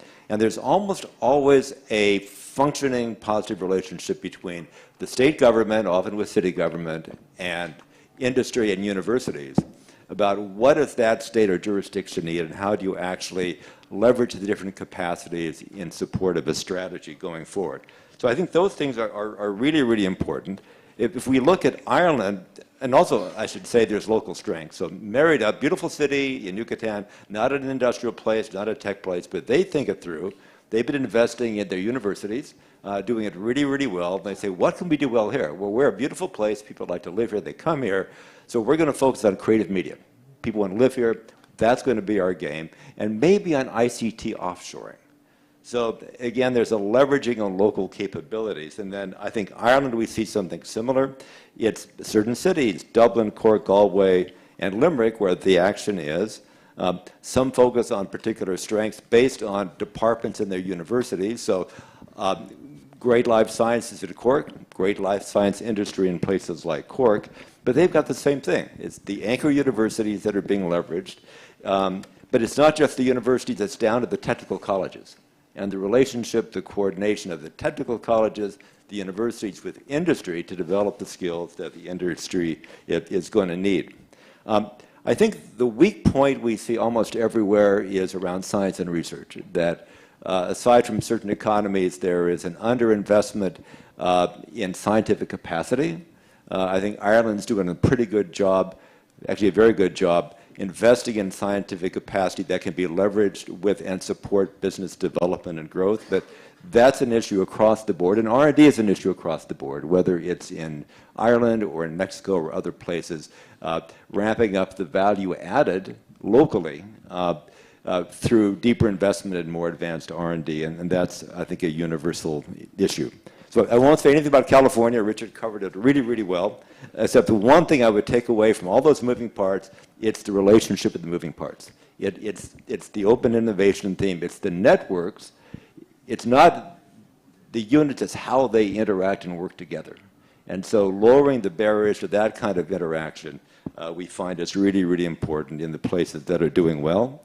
And then finally, if this is being done well, it really is a magnet for foreign investment. And if we look at India, the places where Silicon Valley companies are investing are guess what? The places that Amit's reports have identified as doing the best job in India. So Karnataka, of course, you got Bangalore, all the tech investment from the valley in Bangalore. Maharashtra, so you got Mumbai, Nagpur, Telangana, you got Hyderabad, Tamil Nadu, Chennai, a lot of money coming in there now, and Haryana. So there is a direct relationship between the effectiveness of these policies and how they're focused with the ability of different subnational jurisdictions to attract high-value foreign investment.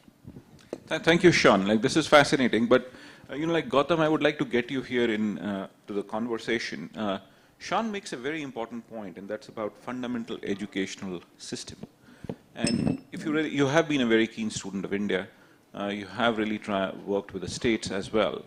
But what I do see is, which has a huge bearing on innovative capacity in the future, is about foundational learning, numeracy, innovation at the state level, or innovative capacity within the universities out there.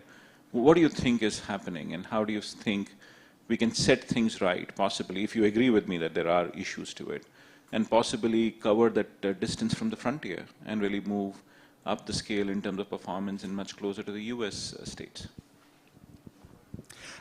Thank you. This actually is a very imaginative, fascinating study which makes you think laterally about issues to do with India. My interest, of course, is somewhat parochially focused on India, and my area of specialization is the dynamics and political economy of change. So let me address some broad questions.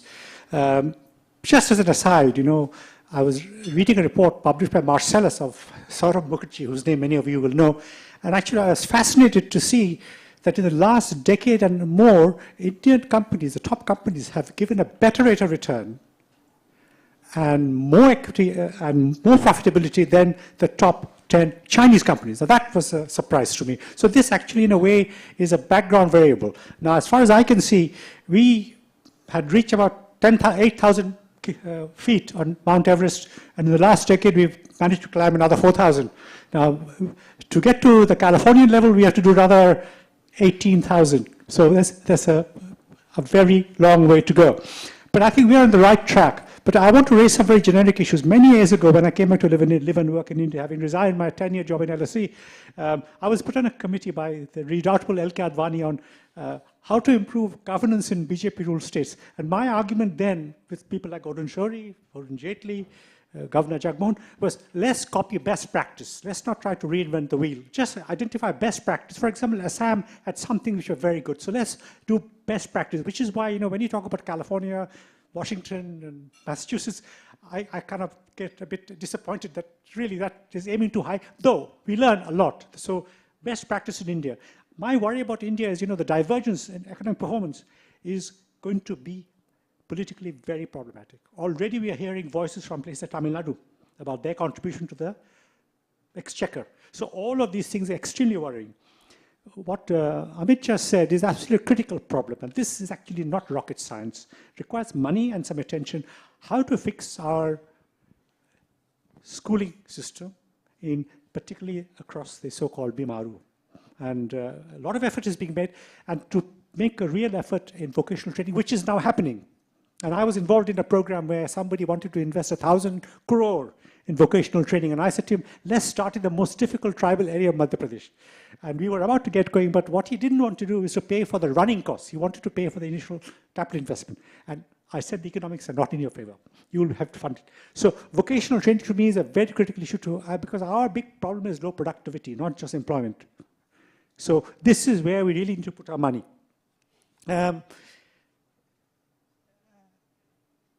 Simple things which we tried to do when we were making the UP 1 trillion bid in our proposal, 1,000 pages long. One of the things that we were very keen on, small thing, that there must be a regulated specification of the rewards for individual research in universities in law. That they must get their share. It's not like you work for the university, you get your salary, be happy, and you get a bit of fame. But there must be a provision for everybody down the line to get a fair share. And for a long time, our patent laws, intellectual property laws were very weak because we thought we were net importers. We really forgot what we could potentially achieve. Now it is changing. We really need strong intellectual property and not feel we are always going to be net importers of intellectual property. That's one. And the other thing, is this was a bee in my bonnet, and I thought a very gifted man from Bangalore, whose name I won't take because you all know him, is, clever people, brilliant people, don't just require big salaries. They want to live in urban conditions with their children, which are not unfit. Like Delhi, I am never coming back in November, December again. I've had no asthma for about a year. Now I'm asthmatic every single morning. No, you've got to improve urban India to attract people, because they are not going to like a place with no decent parks, no good schooling, and terrible. This can be fixed. All I said in that program we had, divide the city into sectors and do retrofitting, start somewhere. So you must make urban conditions much better. The other hopeful sign, and I wonder if anybody has done a study, is to what extent digitization and ICT has forced literacy on people who are not very literate, who could only sign their names. I would be very interested to know how far this has pushed people into becoming literate, because that is the only way they can operate. My question is across the board, how do you improve productivity? The top of the mountain range still seems a bit remote. We can get there, but the next 8,000 feet are very, very important. Thank you. So this is fascinating, Gautam, and I somehow agree with most of the points except one, that he's not going to come back to Delhi, because I think this is the only time when your lungs are getting used. Otherwise, you just don't even understand what is happening. So like, please come to Delhi, make your lungs work, get some exercise. But we have this, Pranjal is jumping on a seat. He wanted to say something on IP, and then I'll get to Stephen. Yes, Pranjal. So quickly, I think subnational is important, but national is paramount. I think we are living in a world where technological sovereignty is very critical. Let's step back and look at all the innovation which has happened in US was done for itself.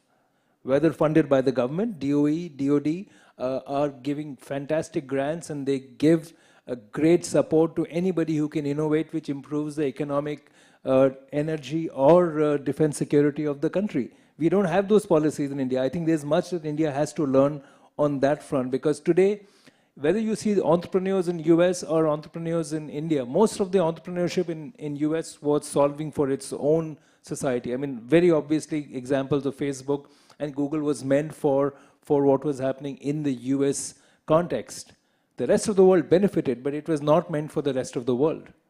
So India has to solve for itself.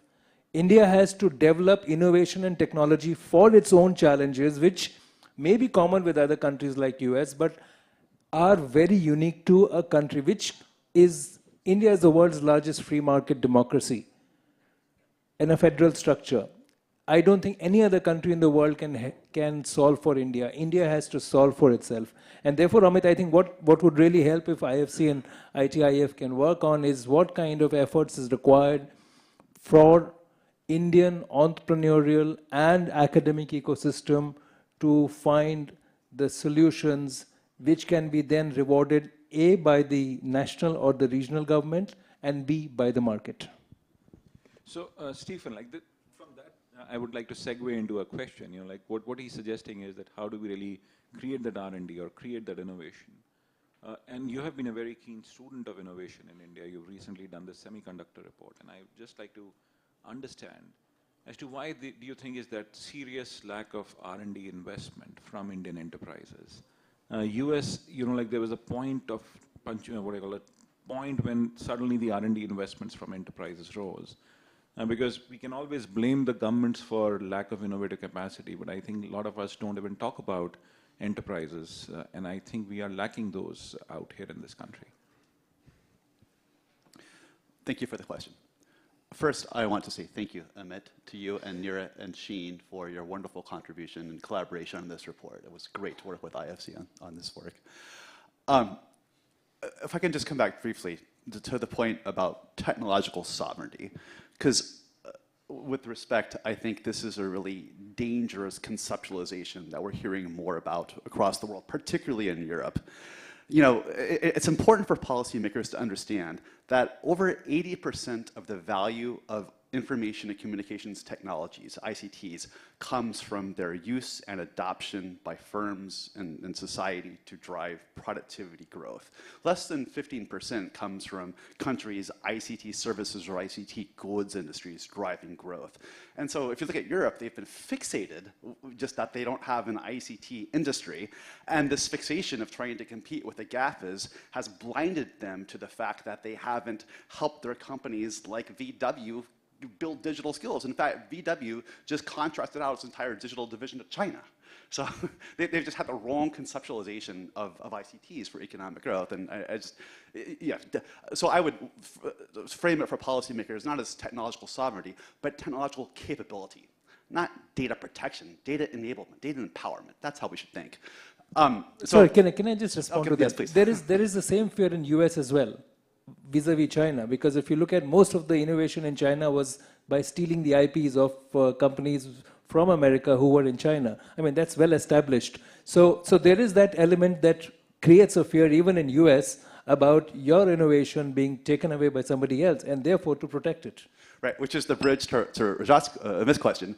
Because what's interesting now is to see recently how China has dramatically increased the quality of its intellectual property protection regime, at least for Chinese companies in China. Now, foreign companies aren't always getting the same benefits, but if you look at things like data protection for biologic drugs, China now has the world's most attractive protections for those types of innovations. So the point is, now that China is originally inventing things that are worthy of protection, now they care about IP rights. So why, to your question, has not the companies been investing in the university R&D? Why this low rate of R&D? And I think it's the point that was made earlier about if you're a nation that historically has been more of the reverse engineering, the imitator, the copier, you've got to get to that kind of global production frontier to now create the new knowledge and new innovation. And then you care more about R&D because you understand how it's contributing to the bottom line of your firm and the economic growth of society. So if I may, one key point from the research. I think the real strength of America's innovation system is that we have turned our universities into engines of innovation. Since 2005, 15,000 startup companies, 150,000 patents coming out of US universities. And one smart thing states have done is put in place things like collaborative R&D tax credits that provide like a flat, attractive 20% credit for any R&D that companies fund at universities to try and structurally bring companies and universities closer together to produce industrial relevant, meaningful research. Innovation vouchers is another example of that. We see a lot of US states use like $50,000 grants that companies can redeem at universities to conduct R&D. So for India, I think, how can we put in place incentives that really bring industry and academia closer together? That's fascinating. And Gautam, I would like to get you here into the conversation. How do you think this can actually happen? Universities and corporations coming together. I think there needs to be a well thought out incentive structure and rewards. The basic background variable. There are many other technical structural issues. But one area where we really are different from the United States, and this is a serious problem in India, as we all know, we have a problem with lopsided growth, the inequality it generates, and the big money people make. We have a political problem in this country. This is not an issue in the United States. People accept this is possible. Now in India, already we see how politicized this has become, and even when there is no basis for it. So this is a big problem, because some people will get very rich very quickly if you have this kind of sectoral advance. My larger plea about sovereignty is that, I don't look at the United States. I'm looking at what's happening in China. You see, that is what worries me, because this is a very political issue. And once, they have gotten the act together with quantum computing and AI, we are going to be in a lot of political trouble with the huge security challenges. And I know something about security because I worked on this. And I think we are now aware of this. We are investing in this, but we are way, way behind. One tiny plea to anybody in the government: please improve our data across the board. A lot of the conversation, is kind of inadequate because, the data is uncertain. I have my friends who are very, very good now looking after this, but we need good data across the board. Thank you, Gautam. But Sean, just a quick question here. Like Gautam made a very important point, and that was about quality of life. And since you have been across the board, and how do you think quality of life, if at all, juxtaposes with this idea of innovative capacity, etc.? Does it or does it not? Yeah. I think it does. That's certainly been our experience in California. California, whatever might be said of the media, is a great place to live. Bay Area is a great place to live. And so many people come into our university. They come to Stanford, they come to Berkeley from around the world, and They kind of get the entrepreneurial bug, they develop their skills, and a very, very large proportion, and it goes to the data that Richard shared earlier, choose to stay because there's economic opportunity, but it's also, a great place to live. The air is clean, the water is clean, recreational opportunities. And so I think that helps to explain why we have such a tremendously diverse technological workforce from all around the world. If it was a hellhole, they wouldn't be coming. And I think that kind of distinguishes a lot of the US and California from a lot of other places such as China that do not have a multinational workforce. What's happening in China tends to be very Chinese. And there's sort of these walls around it. They like to attract more people, but for whatever reasons, the political environment, the physical environment, it's just not that attractive to most talented expats who might want to start or grow a company there. So I think India's a little bit of a different story. I think India, it's a much more culturally conducive place for talented people from around the world to come and participate. But I think the environmental question is a question. I think it's kind of hard to move from California or other places into, at least this time of year, Delhi or other spots. So I think it's not an inconsequential factor. Thank you. As all good things have to come to an end, we are just at that 1 o'clock mark. We have tried to cover the time, but I can open it up for about a question or two. So if anybody in the audience has a question, else I just have one question from all the participants, or panelists here. Any question? Yes, ma'am. Thank you. The lady from Taiwan. And Yale or Princeton, something of that sort, right?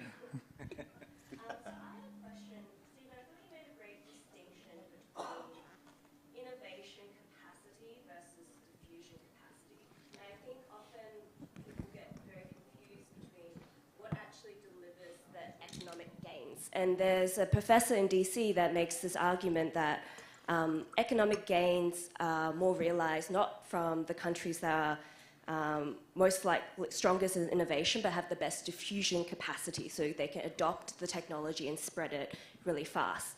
And so my question to the panel is, actually, how important do you think innovation capacity is versus diffusion capacity? Because there's many examples in history where a country has been first to invent something, but another country takes it and is able to better adopt it and spread it along the economy and realize the economic gains. And we can even think of China as an example that they historically has done a lot of reverse engineering on innovation, but they have done a great job at the diffusion capacity such that when the innovation is there, they can take it and spread it across the economy straight away and realize the productivity gains. So do you think the focus on innovation capacity is more important, or do you think countries should be focusing more on diffusion capabilities? There are two people who want to answer. Pranjal, why don't you go first? So I'll give you the example. In my interpretation of what you said, the digital public infrastructure of India is a brilliant example of diffusion of technology, where it has taken it, it's like the government setting up the highways and businesses coming up on both sides. So the digital public infrastructure of India has allowed a lot of diffusion of innovation and allowed a completely new ecosystem to generate. So I won't say which is better or not, but there's definitely a merit in, and there are examples of diffusion at large scale. Would you like to say something on this, Stephen? I mean, it's a great question. I think for countries that aren't at that global leading edge, diffusion capacity is more important to catch up to the frontier. But then once you're there, you have to transition to the innovation capacity. So like Japan, right? Japan did a really wonderful job in semiconductors and shipbuilding electronics at catching up to the global frontier. But then in areas like biotechnology, when that whole kind of new technology ecosystem came forward, Japan totally failed. Japan's really failed in digital. So Japan excelled at the catch-up diffusion approach, but hasn't built that innovation muscle. So and part of it is, I think, is where you as a state or country are in the global frontier. Gautam. Just a quick response. I mean, having sat at the board of a company for about 20 years, one thing became very clear to me, that companies may have the capacity to adapt and to innovate, but the market is king. You see, unless you perceive a market out there, you're going to suffer a cash crisis. So the market is very important, and India does have that. It's a growing market, large market, and the US, of course, is king in this regard. Thank you. Sean, do you want to say something? Very quickly, 30 seconds. Just a thought that it requires a bit of both. I think China's done a really, really good job at the diffusion side, but at the end of the day, you need both the capacity to increase the value added locally and the diffusion. If you're just diffusing stuff you haven't invented or you haven't really added significant value to, you're maybe creating a market, but that's it. So I think it's also the combination with, and this goes back to the earlier conversation about investment in R&D capacity. It's the ability to add local value added. Yes. So Rajat has a question here. Rajat. I have a very quick question, either to Stephen or to Sean, just sort of a data question, which is, how many of the students that graduate in STEM in the United States stay in the STEM discipline? Do you have data on that? I don't have data. I think most do if you consider that STEM applies in so many different fields. You know, you could be a quantitative person in financial services, or you could be a lot of different things. You could be a scientist. But I think sometimes at a certain level, it can be a challenge in your field, going into something in your field, or you're trained in physics, you might have a hard time finding a job in physics, but on the other hand, there are companies that are essentially heavily data-based. They could hire a physicist. So I think it may be a more specific challenge for specific fields of science or STEM. But I think broadly speaking, they do end up going into different kinds of STEM applications, but maybe not always formally speaking in science. Steve? Okay. So, no, so perfect. You can do it later offline, please. Yes. So we have just time for one last question. Anubha has a question. Anubha, please. Sorry. Yeah, ma'am. Hi. So I'd like to ask later if there is a detailed study on cities linking to, especially in competitive index cities in India, linking to certain colleges and strength of those colleges. For example, is Tamil Nadu reflecting IIT Madras's presence? But that's not what I wanted to ask the panel. To the panel, I wanted to ask, government is focusing a lot, Indian government, on the global capability centers. We have 1,400 existing in the country today, and there's a policy to attract GCCs coming into India. So is that going to impact the R&D investment by private sector, and will that impact the innovation index? Would somebody like to answer? Stephen?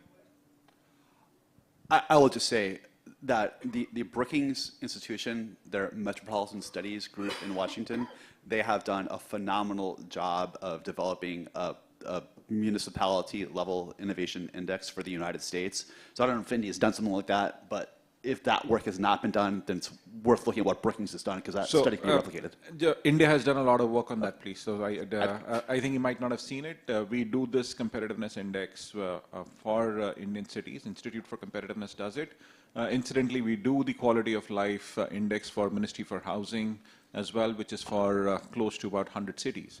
So that information is available. We try to juxtapose it with innovative capacity within those cities as well. So you might want to actually have a look at the Mahua website or the Institute website. Sorry for that. Yeah. Amit, on the GCC, the point is GCC is structured to be a private captured unit. So I'm not sure whatever innovation which is happening there is going to benefit the country or the ecosystem. I think somebody from the corporate world could answer that better, but my understanding is, by definition, it's a private captive center. Okay, great. So this is where we will get to a close, but I need one word from each one of you. What do you think India should do to make itself more competitive and do that catch-up between Indian states and the US states? Sean? Increase its R&D. Increase its R&D. Increase R&D. Pranjal? Reward innovation. Reward innovation. Stephen?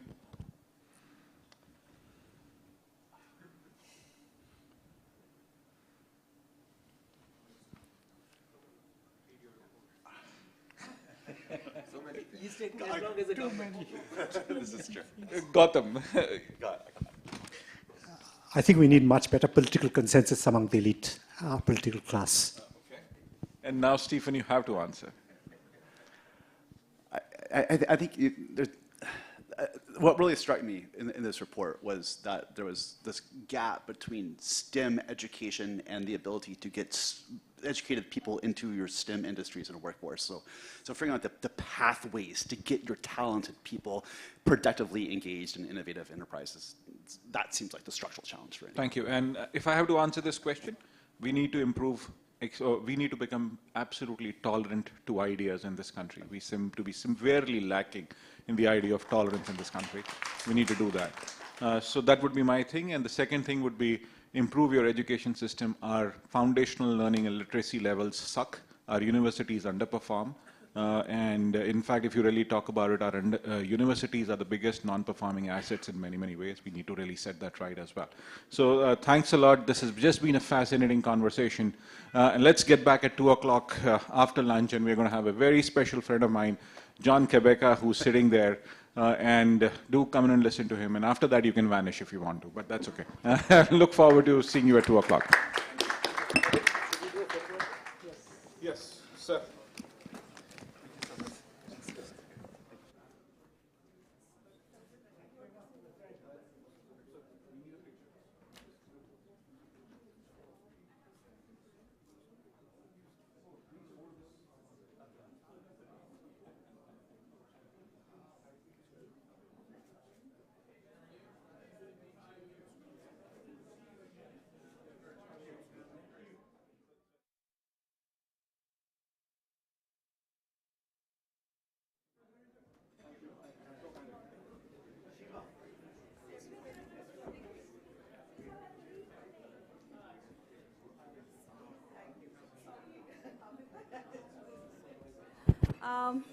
Excuse me, everyone. Can we have a group photo? Because I suppose if somebody vanishes, we don't want to miss that. Please.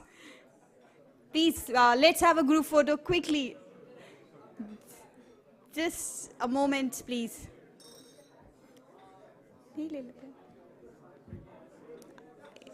Outside में ये सब बहुत मुश्किल है. Outside में कहाँ? Okay, our photographer is giving a better, like, picturesque location outside the hall in a live light, right? Okay, so can we gather just outside in the lawn area, open area, so that he can have some better photograph and you can take away some very good memories. Bright faces. Request all of you to please move to the lawn area, just adjacent to your right side. AIC team can please just help people move. Adil, Sheila, please help them move to the garden area, the lawn area there.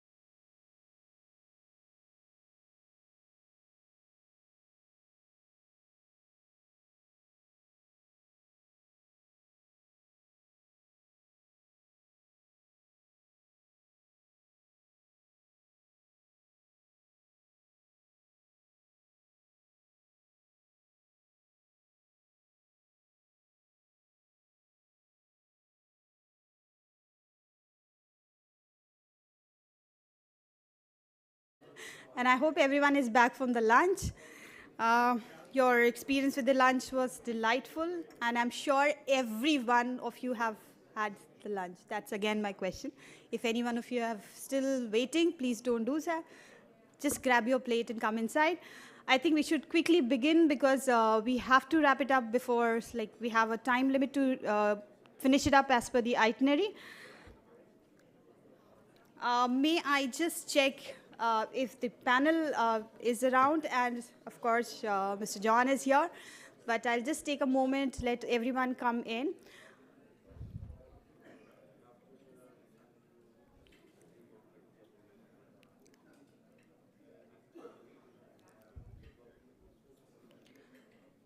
Rupali, I will request if you can just ask everyone in the dining area to please come inside the hall so that we can begin.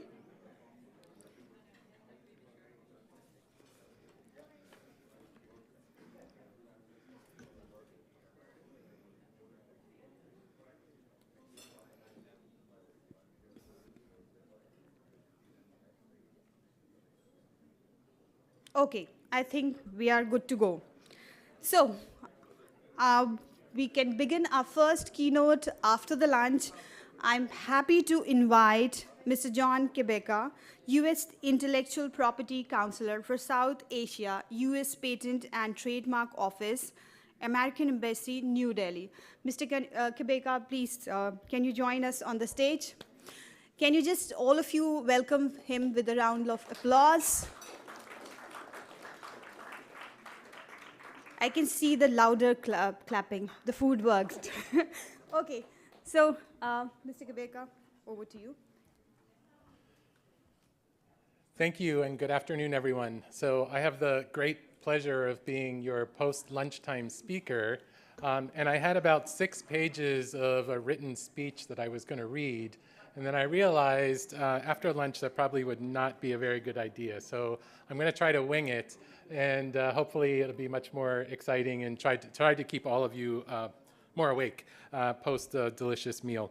But first, I want to take a quick thanks to GTIPA and to Amit Kapoor for inviting me to be here today.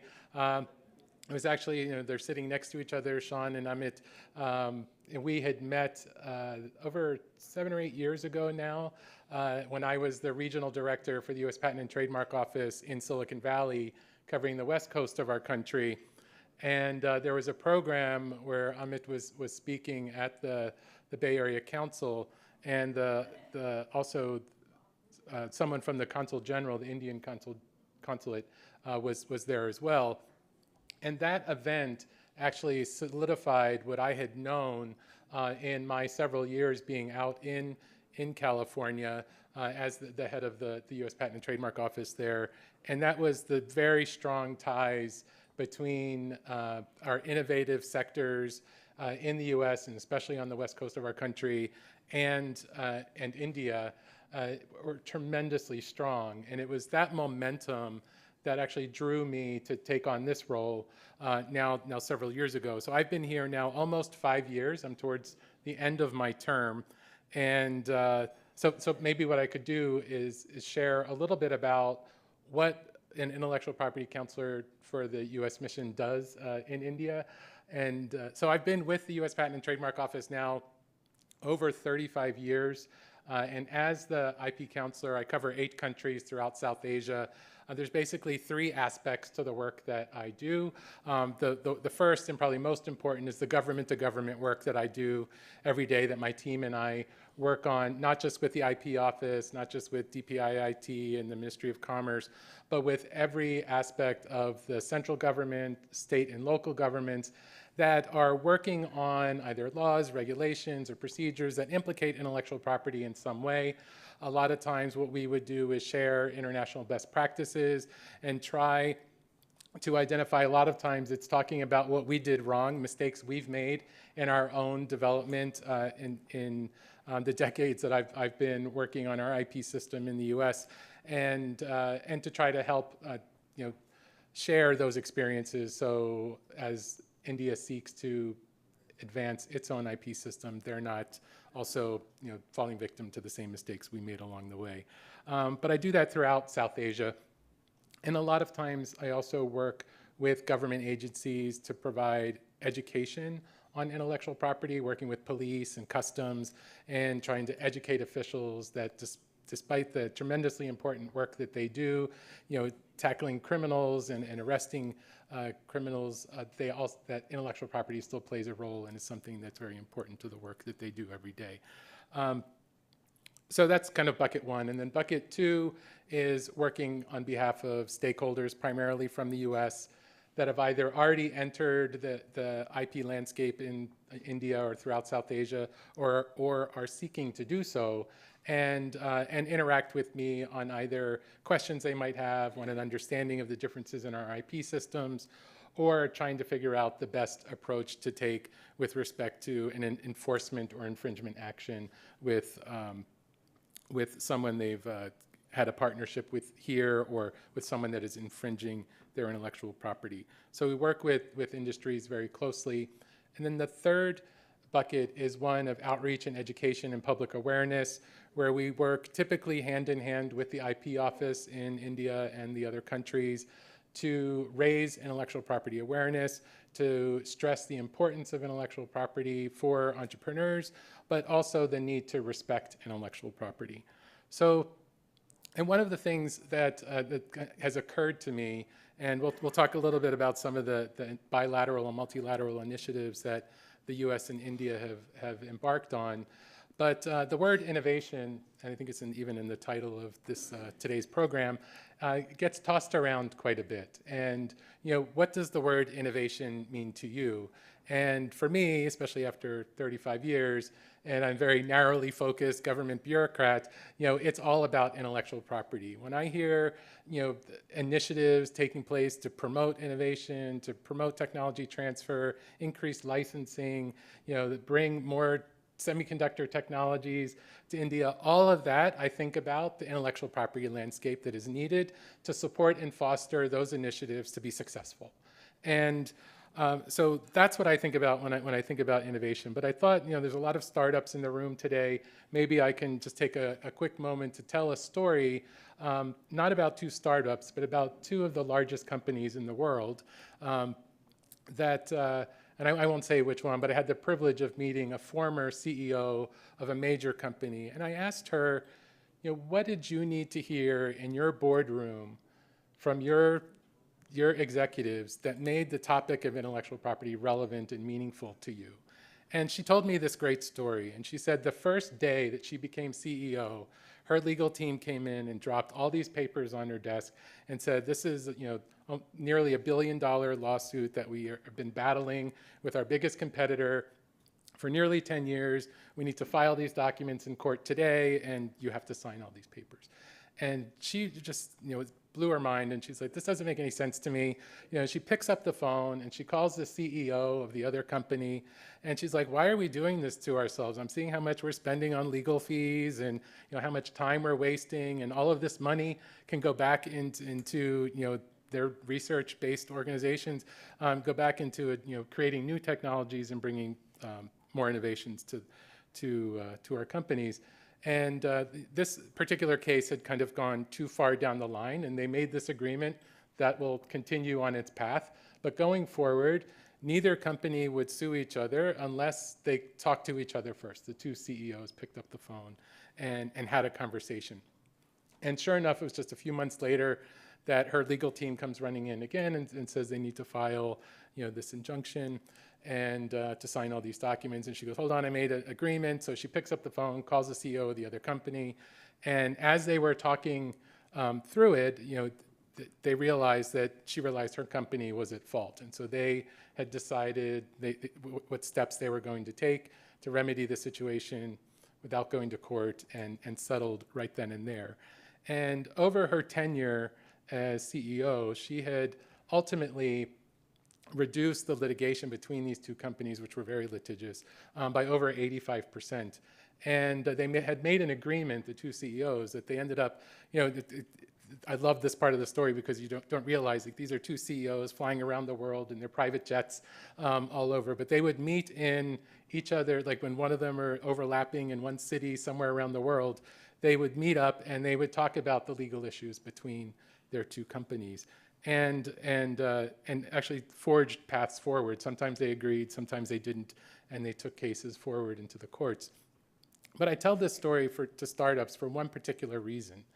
And if neither company was built on a strong foundation of intellectual property, and took the steps not just to get a patent, but to get a patent that had had proper scope and had predictable quality and was going to really help strengthen their business interests, the other company would have never picked up the phone in the first place. And that's one of the things when we talk to startups and we're thinking about intellectual property. Yes, you're cash strapped. You have a little bit of funding. Do you hire another engineer, scientist, programmer, or do you invest some money into securing your intellectual property? And the big message is you can't go forward without the taking steps to secure your IP. And if you do, there's thousands of examples around the world where somebody will come in, take your IP, take your business idea and run with it. And you heard an example earlier where they might run with it and do a better job marketing it, might do a better job bringing it to the market and leaving your company, your idea in the dust. And again, I'll talk a little bit more about this, but it's a good opportunity for me to raise trade secrets.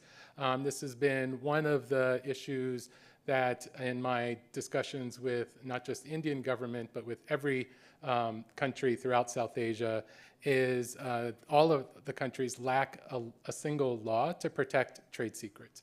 And actually, you can ask any high court judge in India about what it's like to interpret the hodgepodge of laws that are currently in place to meet some of the international requirements on protecting confidential information, and they'll all say it's a disaster. Everyone wants this single law. I know Mark is here from Akron, and you'll hear him next. And he's been working on this for now almost 10 years. It was in the 2016 National IP Policy for India. The Parliamentary Committee recommended a single law for India. Just this couple months ago, the Law Commission of India recommended India adopt a single law. I think this is something that would be tremendously helpful, not just for startups, because that's the first IP they create. All startups, the first IP you create is a trade secret. You're iterating, you're innovating, you're coming up with new ideas, prototyping. None of that you want in the public domain. And strong trade secret protection will help you in having a blend of laws that can be misinterpreted is what we've seen has just been taken advantage of and is something that could put startups at a disadvantage. But startup or not, if you're a major company, biotech, high tech, generic or innovative pharmaceutical company, you all rely on trade secret protection. And having this single law, I think, would be tremendously helpful to the country. And I'll come back to that, but I did want to take a moment to talk a little bit about investments. And the dialogue this morning has been tremendous. When we talk about investments, I think of two types of investments. One is the reinvesting that companies do in helping to create new innovations and bring new products to the market. And we call those IP-intensive industries. And we did a study and looked in 2019 now, and it showed that these IP-intensive industries that are reinvesting into their innovations and R&D in their own companies amount to 41% of the US GDP, which is over $7 trillion US. So it is significant. And a lot of that goes back to having strong IP protections, not just patents, but also trade secrets. And then the other type of investment, we talked a lot about this morning as well, is foreign direct investment. And this is one where I think it probably warrants another story. Hopefully I have time for one more story. And this was just during COVID. I arrived like about a week before COVID started. And so I was just relying on newspapers every day and trying to figure out what was going on when I first arrived in India. And there was this above the page, above the fold, big news headline that said this US company was investing $20 million in a new manufacturing facility in India. And I happened to be meeting with that company later that week, and I congratulated them on their investment. And they told me, thanks, but we really wanted to invest $200 million.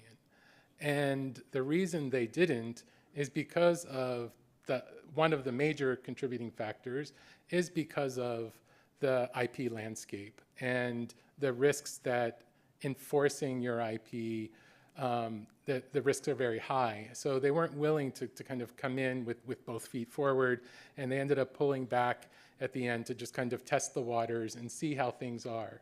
And I think the one message here is $20 million is still a lot of money, so that might be great.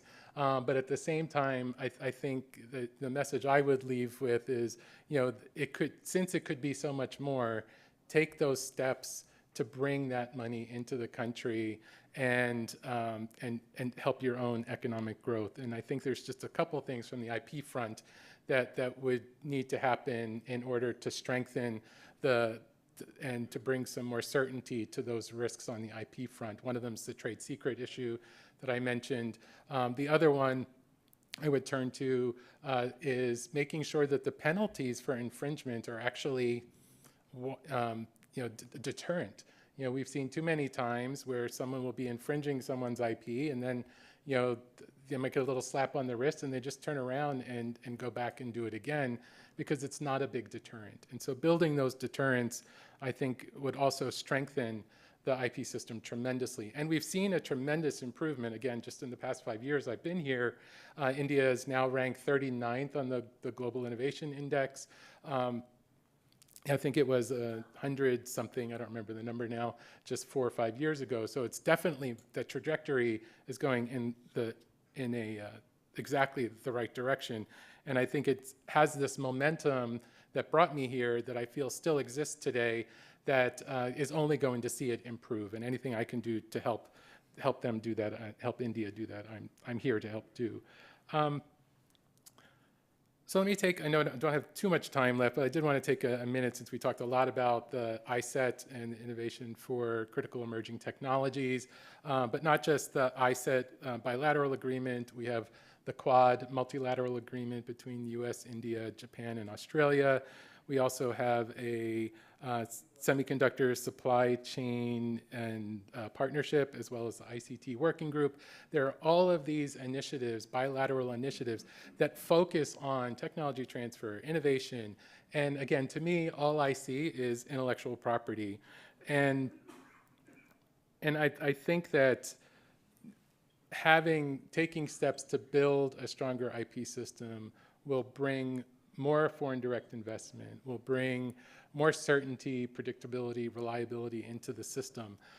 But when we're talking about semiconductors, there's another big challenge, and this is something I heard even from stakeholders today, and that is, India has a tremendous and a tremendously rapidly growing intellectual property bar. IP attorneys there to prepare applications and file them before the Indian IP office and for patent examiners to examine. But there's a twofold issue that I hear from stakeholders. One is it's hard to find an IP attorney that understands these complex technologies to be able to prepare an application of the proper scope to be, to give the proper protection before it's filed at the Indian Patent Office. Oftentimes they might outsource some of that claim drafting, initial claim drafting, to attorneys in the US. But the laws are different, so that's something we have to take into account. But I think even more challenging is making sure that the patent examiners have the ability to understand these complex technologies and make the correct decisions with respect to patentability. This is something that in India, I know there's just a handful of examiners that are working on semiconductor technologies, for example, and at the USPTO, we have 8,500 examiners, over 450 of them work on semiconductors, and there's this tremendous amount of resources to help them understand technologies when they don't know or understand the application that's being presented before them. But all of that is something that we can do and work on together. And I think, to the IP office's credit, the current head of the IP office here, CG Unut Pandit, he has been a tremendous force in India, being, I believe, the first head of the IP office that's actually an IP lawyer. So I think he's hit the ground running and made some tremendous progress. And I've seen, as a, maybe a driving force for one of the reasons why India is moving up on that innovation index. And again, in my role, I look forward to doing what I can to help support those efforts.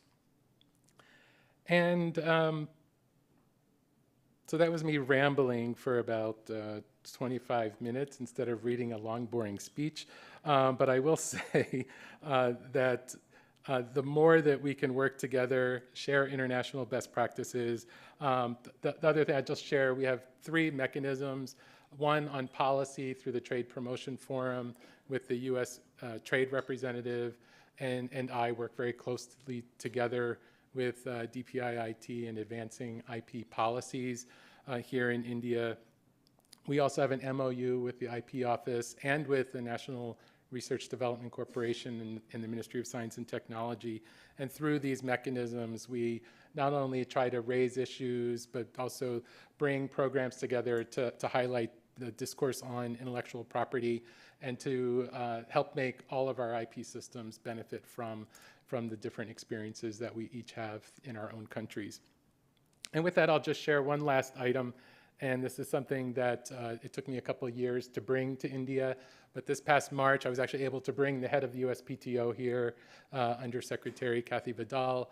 And while she was here, we did a number of programs highlighting trade secrets as one issue, as well as we kicked off a 3-day judicial conclave with high court justices. I believe there were 2 high court justices from every state in India, as well as high court and Supreme Court justices from the other countries throughout South Asia, and judges from the United States. All came together here at the Delhi High Court at the International Arbitration Center to have 3 full days with the judges talking about emerging issues on intellectual property, talking about the need for trade secret protection, talking about standard essential patents, talking about artificial intelligence and other emerging technologies that are just increasingly more difficult for the judges to adjudicate as these technologies become more and more complicated. So I was just actually meeting with the Chief Justice of the High Court here in Delhi, and he was like, when are we doing another one? It was such a great program, and many advocates, we even opened it up for the IP bar to come and listen in to this dialogue between the judges from throughout these countries. And it was one of the most rewarding things that I was able to accomplish in my time here, and I'm hoping it's something that we can keep the pulse on and bring more programs to India to help advance India's IP ecosystem and help to bring all of these amazing advanced technologies to India and to increase our partnership. So with that, thank you, and enjoy the rest of the conference. Thank you again.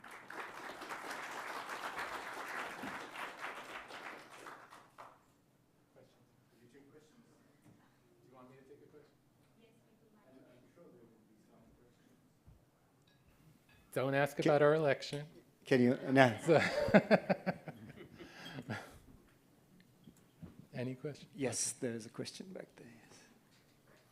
I'm from a startup. Mike. Supported by SNU.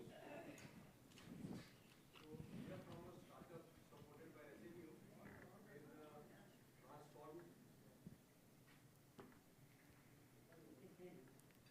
in really transforming the city bus transportation system through various digitally application solutions. And we have some technology which is only we have, and we have got them into the IPR. But my question is, how much does IPR give you the protection? That's on one hand. And it's also a kind of a paradoxical situation where does it act as a deterrent to other similar innovations that could happen around the same time, so that the market gets a more competitive kind of solution offering? So what are your thoughts and views on that? Sure. And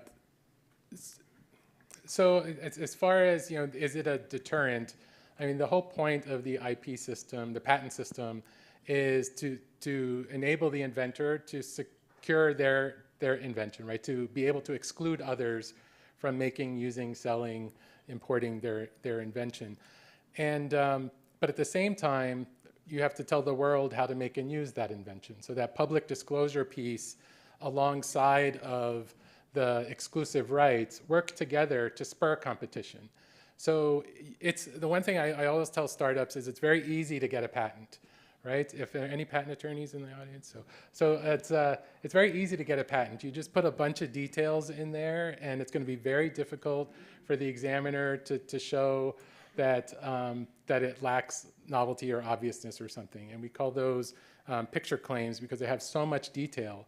And the more detail you have, the easier it is for someone to do something different than what you've claimed and be able to get around your invention and basically obviating your ability to go after them or exclude them from using your patented invention. So that's one area, is kind of to the point I alluded to before, is you need to have a patent attorney that's going to help you draft claims of proper scope that are going to be broad enough to give you some room and to make it harder for someone who wants to innovate in that space, to make it harder for them to innovate around your invention so that they're coming to you for licensing or acquisition or whatever it might be. So, and at the same time, it's specific enough that it's something that is found to be new or non-obvious and warrant the patent.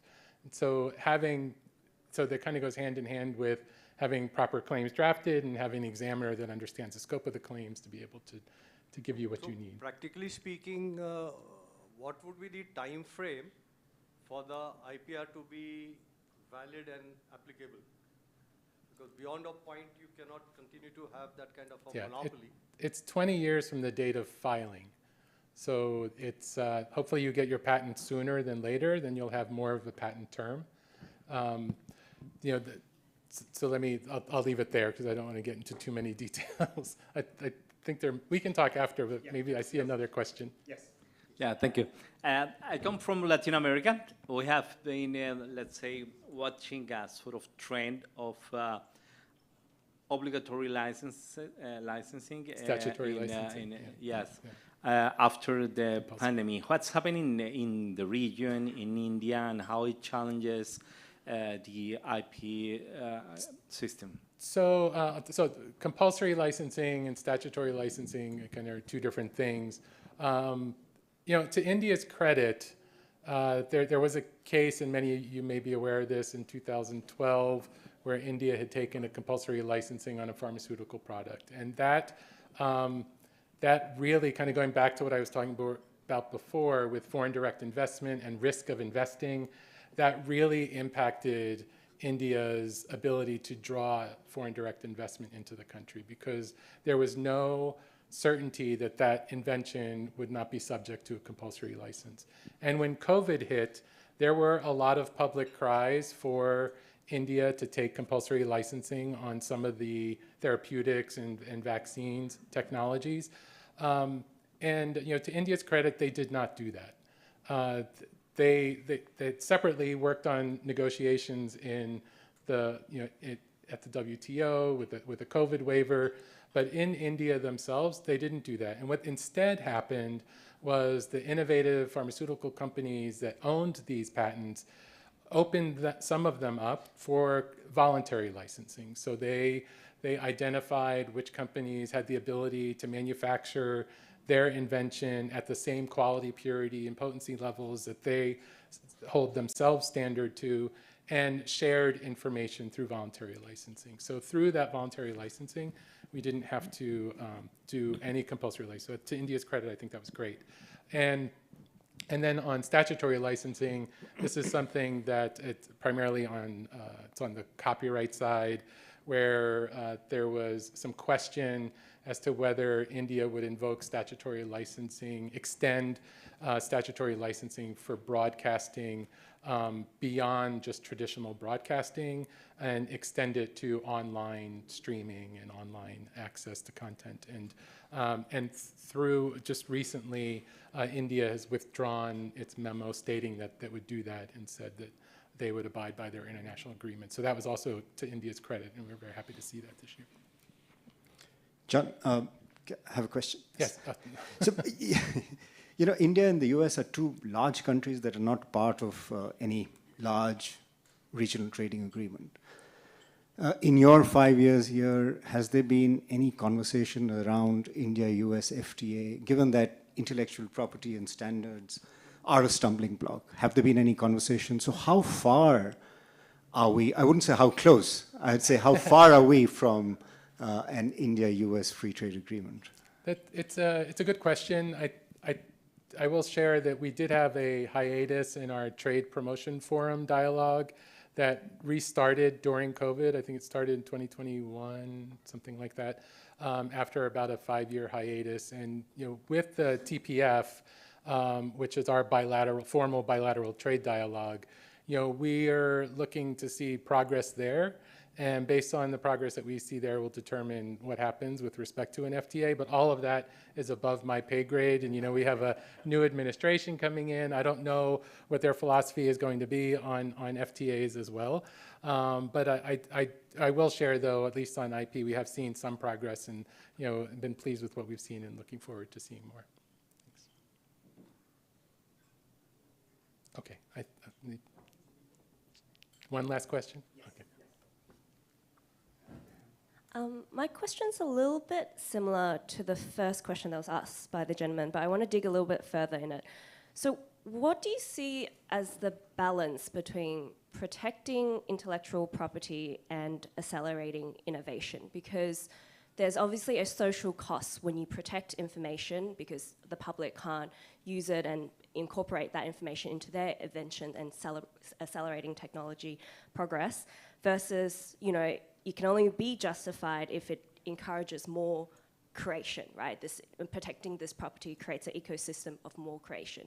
So is there any studies that show that increasing intellectual properties actually increases the creation and the ecosystem? And the example I think to mind is, the coding industry has flourished on open sourcing, where they share a lot of their algorithmic improvements and they build upon each other and make improvements much faster, to now algorithm improvements are intellectual properties between all the large generative AI companies like ChatGPT, etc. And so I'm just trying to understand the balance between these two things and what you think is ideal and what is the definition of intellectual property? Is it the algorithmic improvements now that coders make to something much larger? So I think it depends on the industry and depends on what in the industry they're seeking to protect. The algorithms or Google's initial search algorithm is still protected as a trade secret, right? So, and then when we look at what the open source world works hand in hand with the IP world as well, there might be aspects of software implemented technology that how the technology that's being transformed by the software might still be eligible for the patent. With the software, we don't issue software patents either, but we issue on what the software does to technology and whether that's new and novel. But I think going back to the study I talked about earlier is looking at our own, how industries reinvest, a major part of our economy, 41% of our GDP is based on industries that are reinvesting in their own innovation, bringing new products to market, doing more research and development. And all of that is because they plan to secure intellectual property protection to bring more revenue to the company and so that they can reinvest more money next year, right? So it goes hand, so I think if you look at our GDP, it's probably the best example of how an innovative culture feeds into itself and at the same time enables other enterprises to be competitive in the same field, to be able to bring new new products to market that relate to these technologies. And a lot of that is how the different technologies work together and the scope of the intellectual property protection that's actually in force. And sometimes we also see in some sectors there may be broad licensing agreements to free up space by innovators in certain fields. We see that in the telecom sector as well, where there might be tens of thousands of patents from multiple companies that are safe to operate within a certain space. So those are some of the things that they look at. So it really depends on the industry. Okay, I think that was my last question. Thank you very much. Thank you.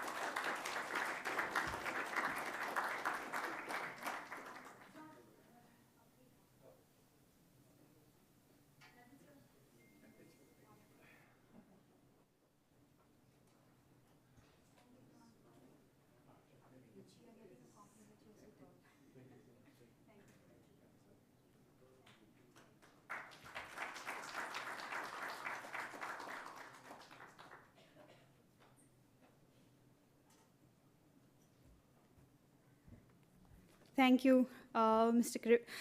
John. I think whatever he was talking, it's so relevant for the startups. We have been studying about the strategy, be it the established startups or be it the new ones. So how do you create your entry barriers? And what better than creating your own patents and IPs so that nobody can really forge into your territory and you have better competitive advantage.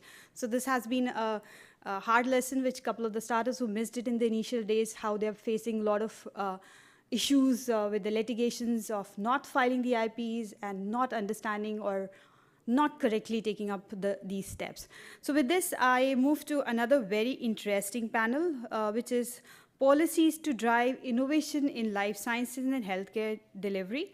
For this, I would like to invite Mr. Mark, Professor, University of Akron School of Law. Welcome, Mark. Ankur Mutreja. Welcome, Ankur. Mr. Manish Diwan. Ankur is the Director, Strategy, Partnerships and Communications Path. Mr. Diwan is the Head, Strategic Partnership and Entrepreneurship Development and Make in India Facilitation Cell for Biotech Sector, BIRAC, Department of Biotechnology, Government of India. Colin Jimura, Professor, School of Natural Sciences, Shivnadar University. He heads the School of Natural Sciences at Shivnadar University. The moderator, Dr. Carlos. Hi, Carlos. Welcome to the stage. He's the part of the Higher Education Health Innovation Consultant, AFIDRO, Columbia. Thank you so much. And here we go. Carlos, over to you. We're going to use, try to face all of you. Are you going to use the slides? No.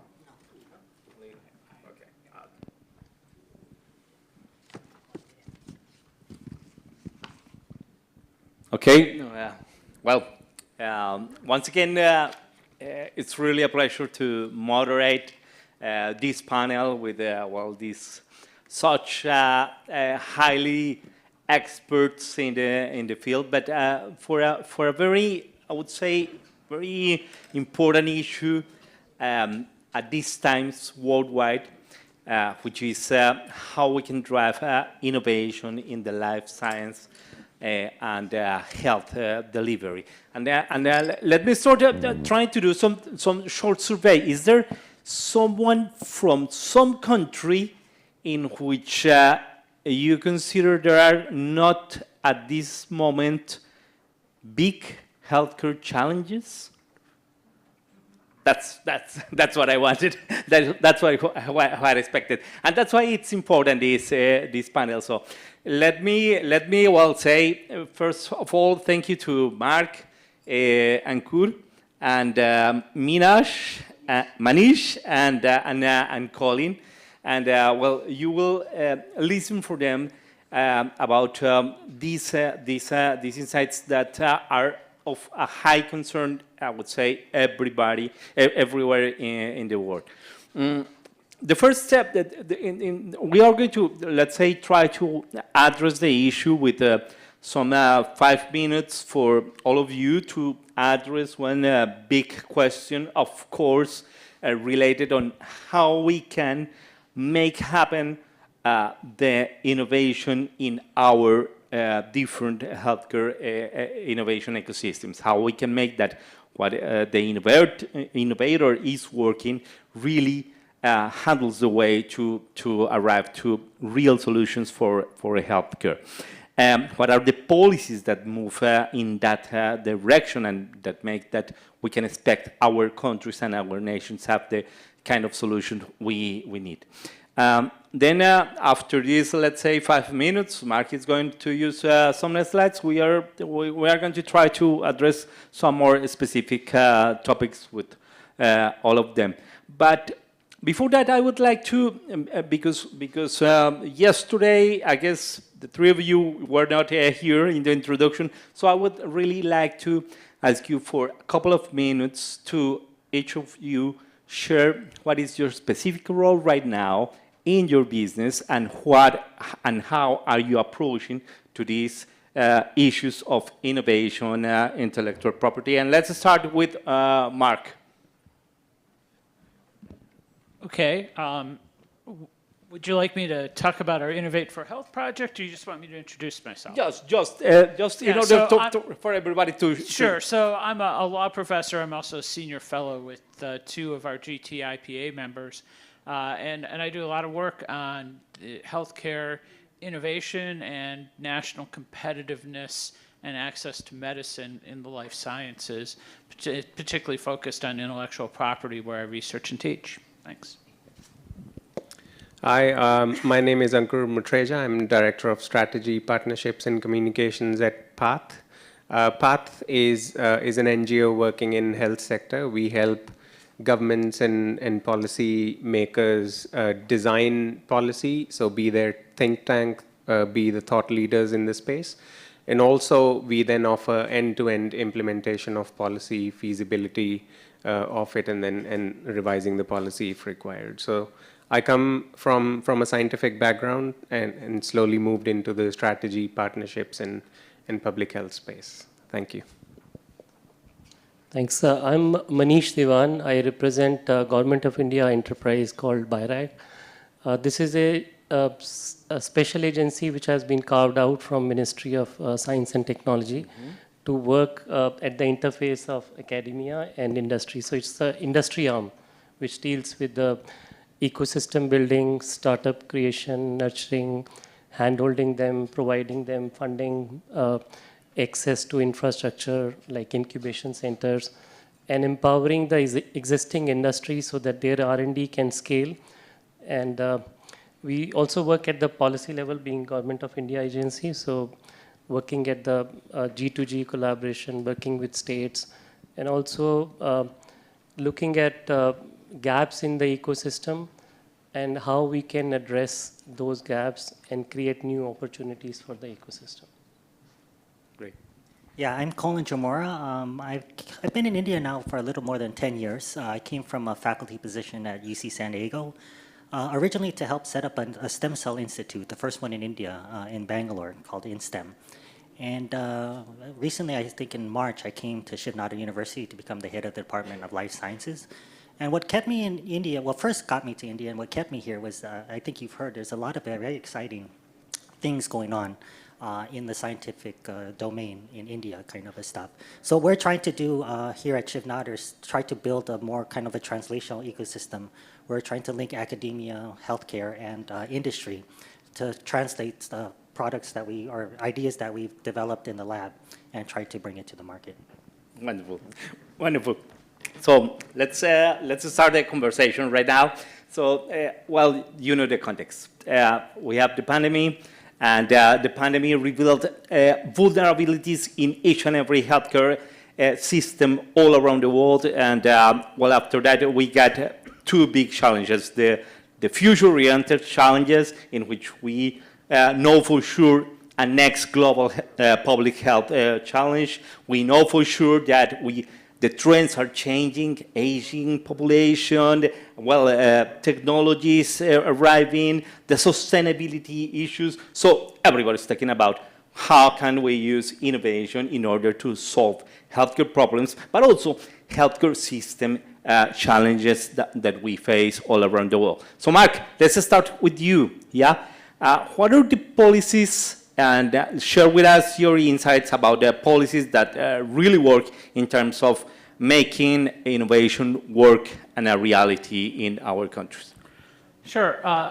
I'd like to use this opportunity to introduce a project, a joint project I've worked on with two GTIPA members, Geneva Network and ITIF, as well as my University Research Center and IP. It's called Innovate for Health. Innovate for Health profiles entrepreneurs and researchers who are addressing global health problems in emerging economies. They're typically IP-driven solutions, and this is our third edition we've worked on. There's a QR code that'll be on these slides if you'd like to look at the preliminary version of our third edition. One of the takeaways from this project is that innovation happens everywhere. We've profiled entrepreneurs in over 40 countries that have identified really interesting and exciting solutions to global health problems. And we found that the important message is that innovation happens everywhere, but it takes the right institutions to get those innovations to patients. Let's start with 3 examples from India. In our latest edition of Innovate for Health, one of them is NextCAR19. This is an innovative CAR T cell therapy for cancer developed here in India. It's the first one developed in India. It was a collaboration between ImmunoAct and IIT Bombay.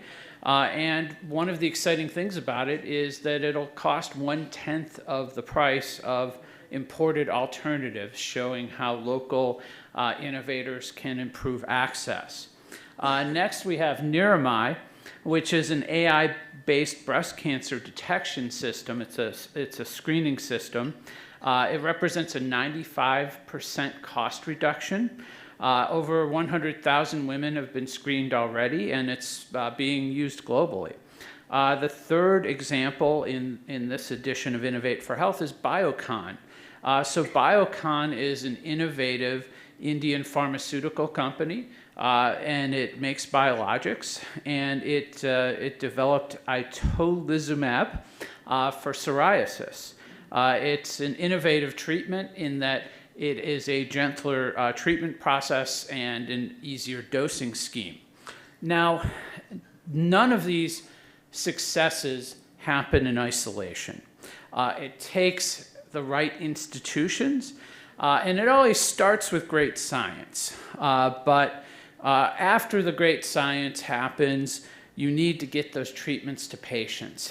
And one of the foundation is intellectual property. Intellectual property gives innovators the security they need to invest their time and resources in developing a solution. So for example, Niramai has 33 patents globally, and that has given it the confidence and security it needs to deploy its solution throughout the world to places like the United States and Europe. The next important institution is technology transfer offices, technology transfer institutions. These are the experts that help innovators and researchers get their technology out of the lab and on the journey to patients. They offer crucial expertise in IP and commercialization that researchers often lack. And we have some of those folks in this room, and we've been hearing from them of their work at Shiv Nadar.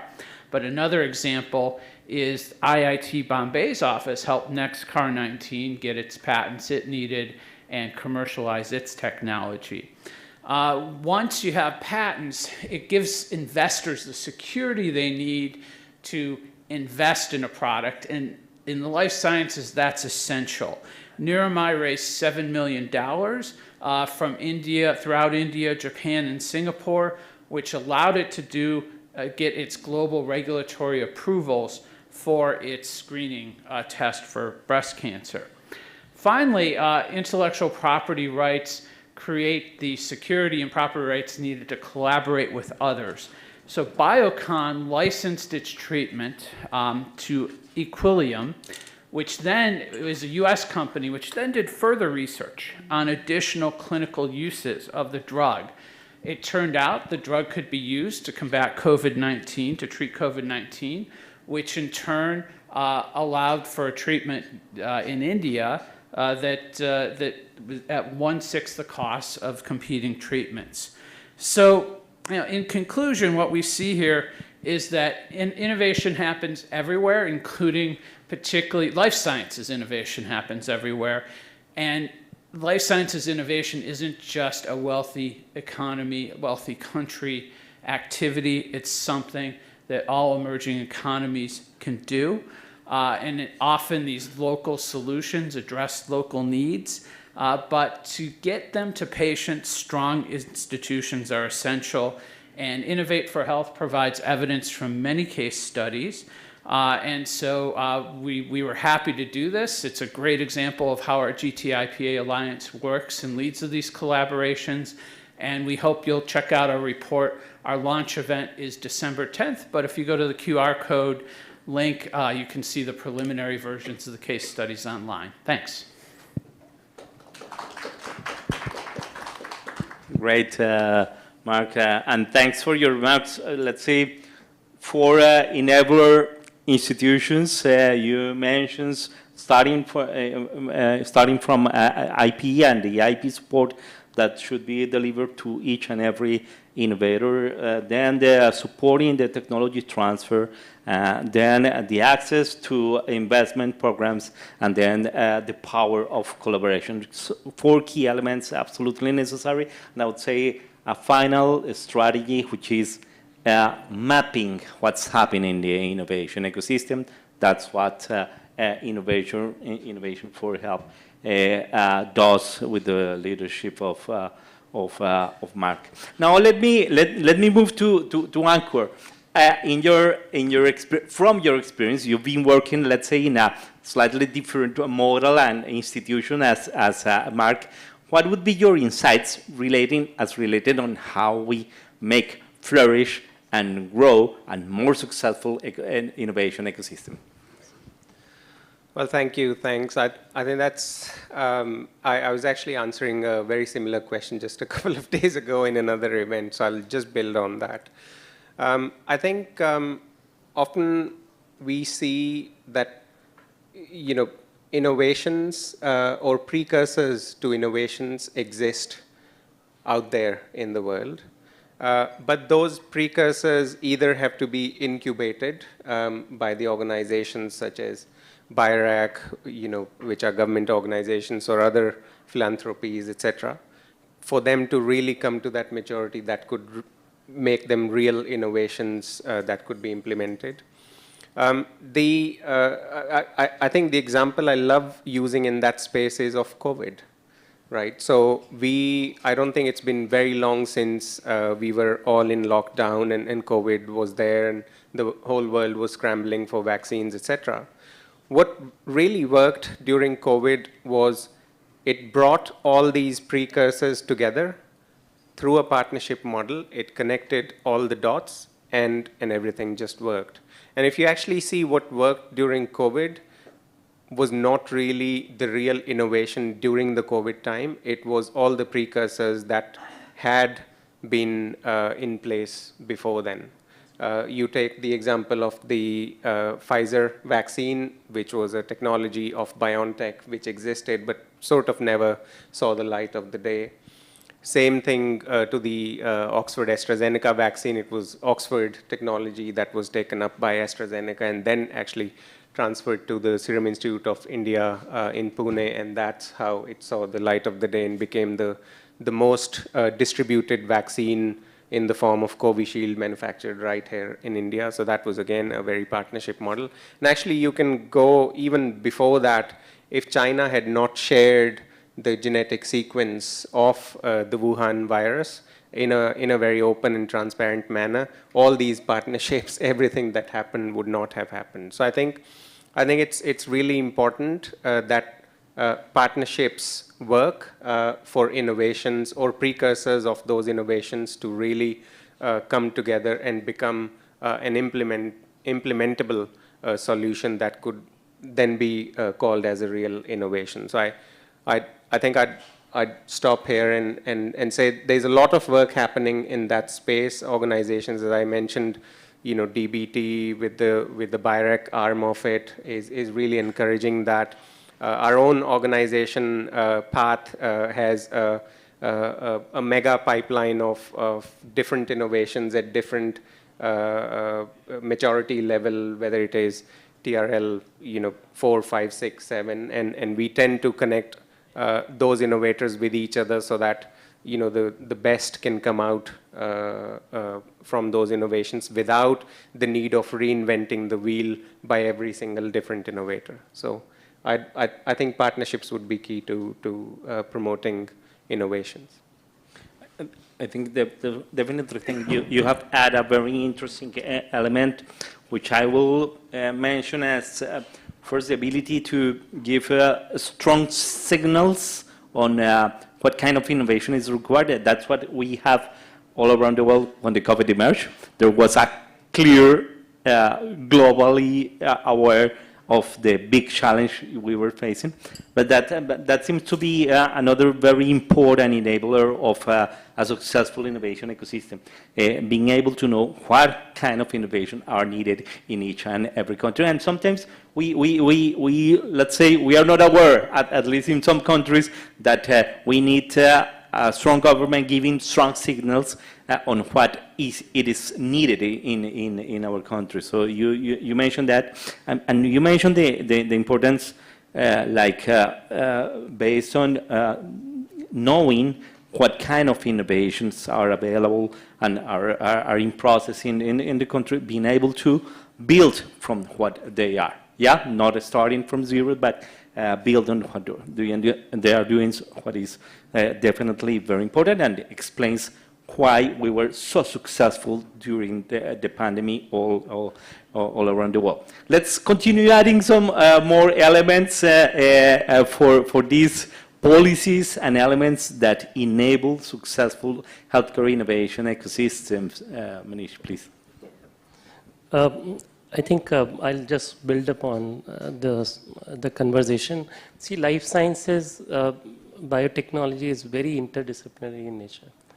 And it takes a lot of players to come together to take something from an ideation level to all the way to commercialization and then further deployment at large scale.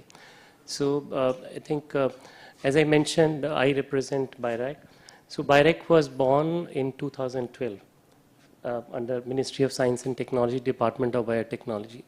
They said that we need to spur innovation in the country, and this would now work with startups, innovators, and take the knowledge and drive it outside the research institutions, academia, so that it moves into the commercial arm. Now that required a separate set of hands to chaperone it and take it forward. So that was a big policy decision to create such an arm. And over a period of time, what it has done is, in the country now, there are 8,500 biotech startups. BIREC DBT has seeded 95 incubation centers across 24 states and UTs. So this ecosystem, as Ankur was alluding, this ecosystem has been developed. There are now more number of biotech companies which are there. So apart from 2 COVID vaccines which were in-licensed by existing large biotech companies which got manufactured and scaled, there were 4 COVID vaccines which were indigenously developed and got emergency use approval. So imagine 4 such vaccine candidates. So India did not have to import COVID vaccine. So just to give an analogy here, so in US, for example, 1 COVID dose costed about $25, right? Mm-hmm. So in India, we had funded these innovations, even to the manufacturers who were manufacturing these vaccines. we augmented their vaccine capacities, manufacturing capacities, with the understanding that for the public usage, the cost of single vaccine dose would not be more than $3. So we actually immunized 1 billion doses at just a cost of $5 per dose. So we saved almost like $20 billion right away, right? So why it could happen? And then there were multiple doses given, and we also exported these vaccines to more than 100 countries.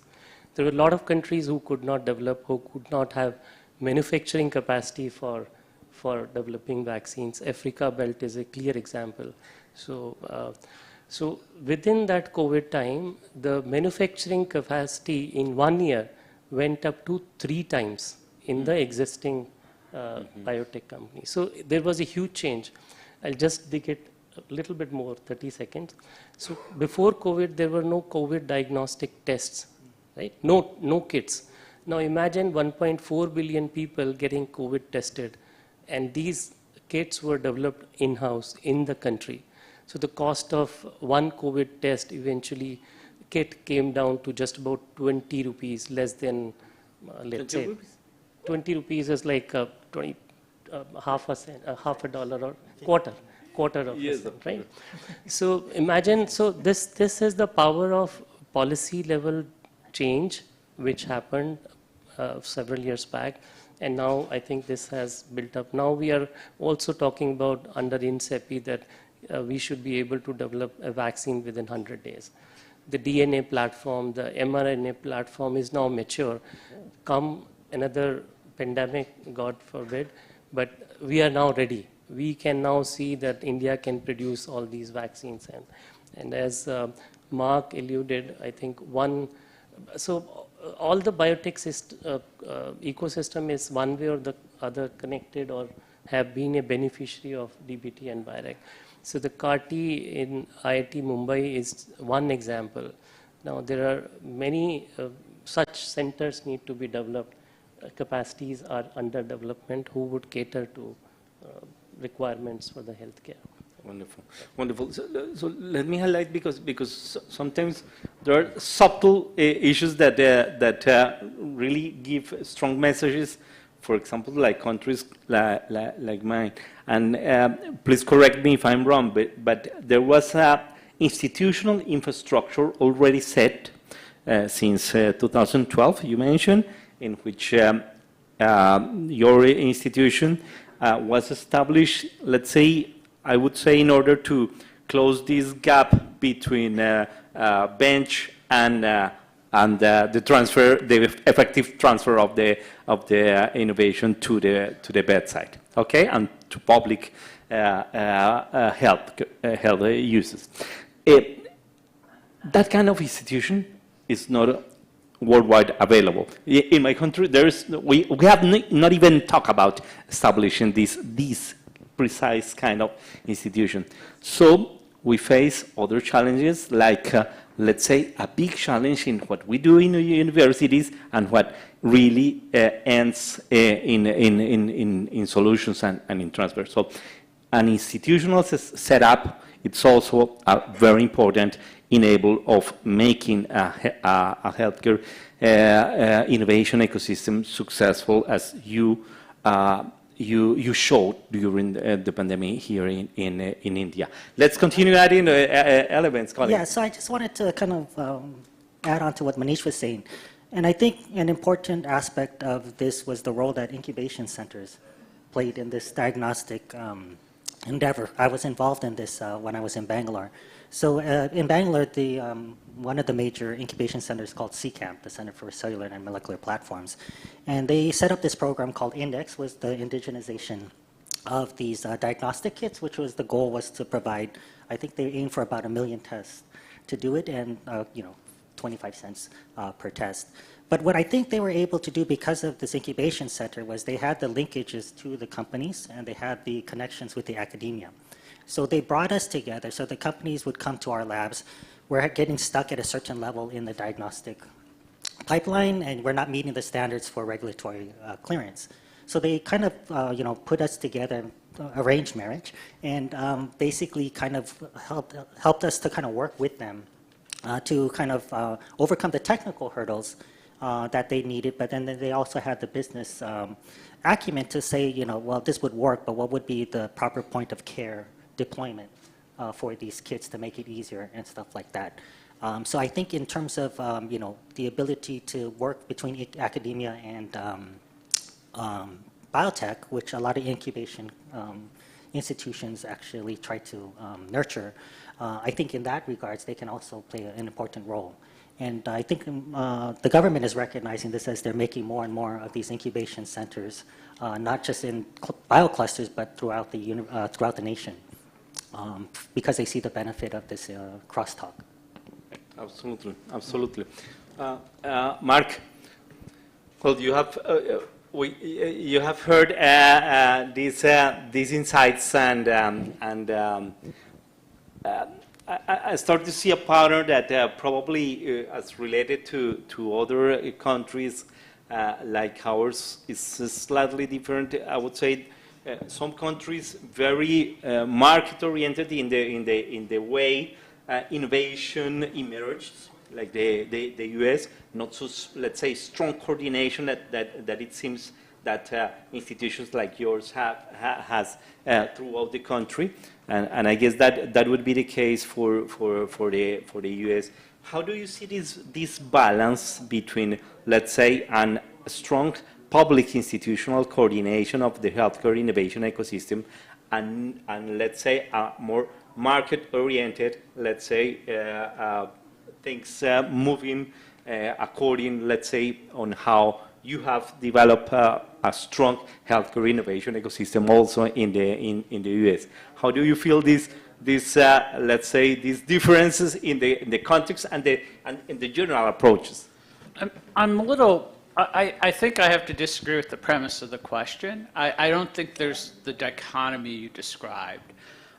You know, countries that do, economies that do successful healthcare innovation have a mix of government and private sector. They each play an important role. You know, governments invest in basic science, and really none more than the U.S., and that is where our success starts. But in order to get those innovations out of the lab, you need the private sector. There's really an ecosystem of people with expertise and different roles, different, I guess, tastes for risk. You know, government can't, quote unquote, waste taxpayers' money. Most biotech startups fail. You know, if a politician were financing, you know, projects that 95% of them failed, their political opponents would know what to say about that. And so the way things work is government can play an enabling role through funding of basic science, through incubation, through help with technology transfer, you know, capacity building and teaching people how to, you know, use the system and bring things out. But ultimately, when the private sector bears the risk, but also brings about, you know, applies its expertise and divides the labor up to do these things, the good things happen. You know, researchers doing basic research, people who work for the government, they like what they do. They don't tend to want to take something through clinical trials and try to commercialize it and do all those other steps.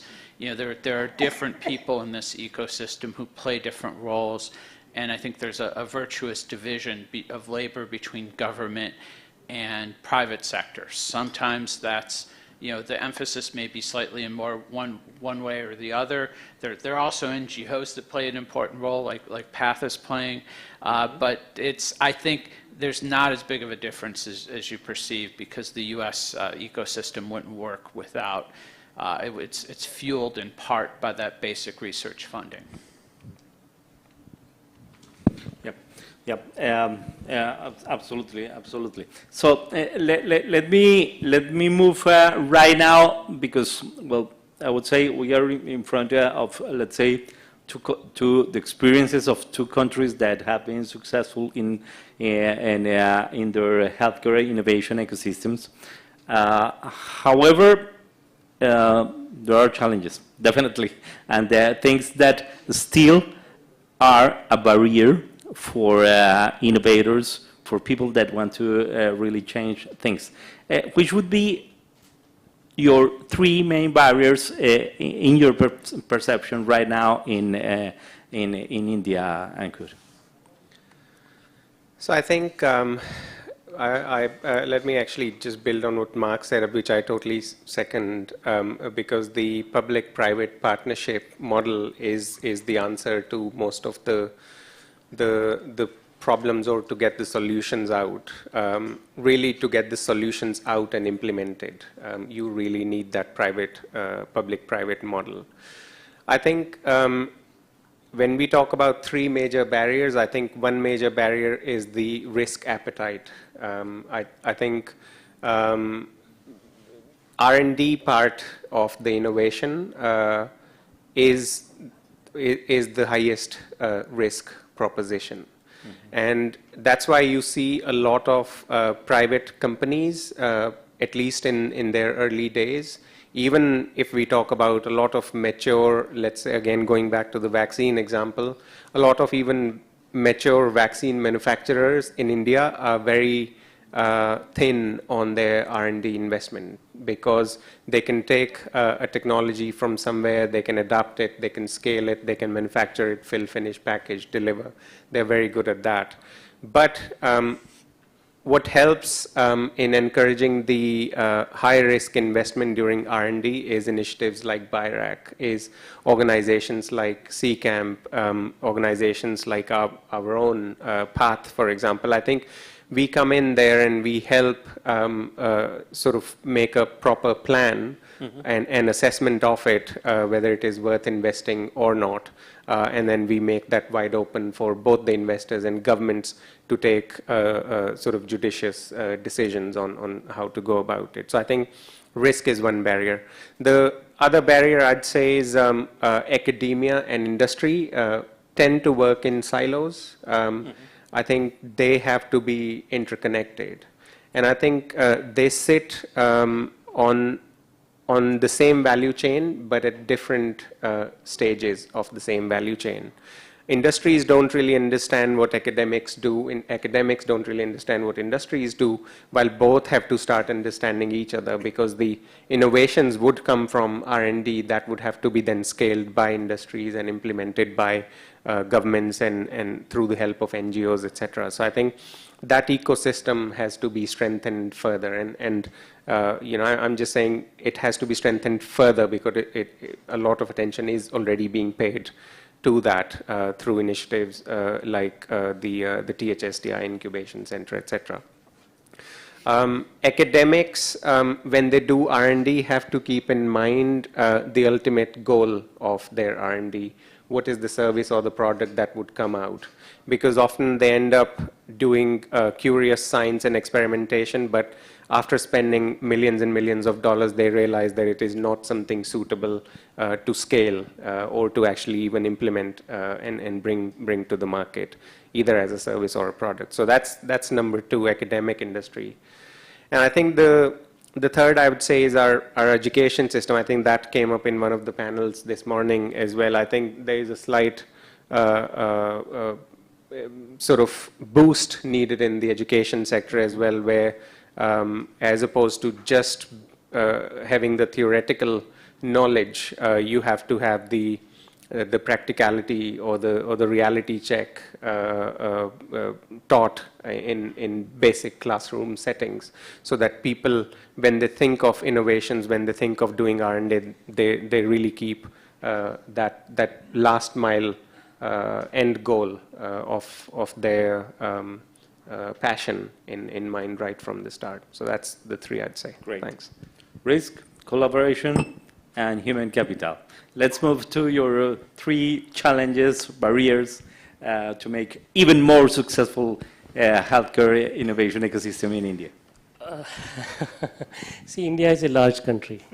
Okay, so it has various it has extremes. So in India is third largest startup ecosystem of the world also. Yeah. So I'll pick up from there. So there is enough seeding of innovation and capacity to innovate that has been demonstrated at scale. Now, specifically, I'll zero down on life sciences area. As I mentioned, close to 8,000 plus, 8,500 plus startups are there. Our bioeconomy has kind of increased by double digit over past several years now. It has touched $150 billion and projected to move to $300 billion by 2030.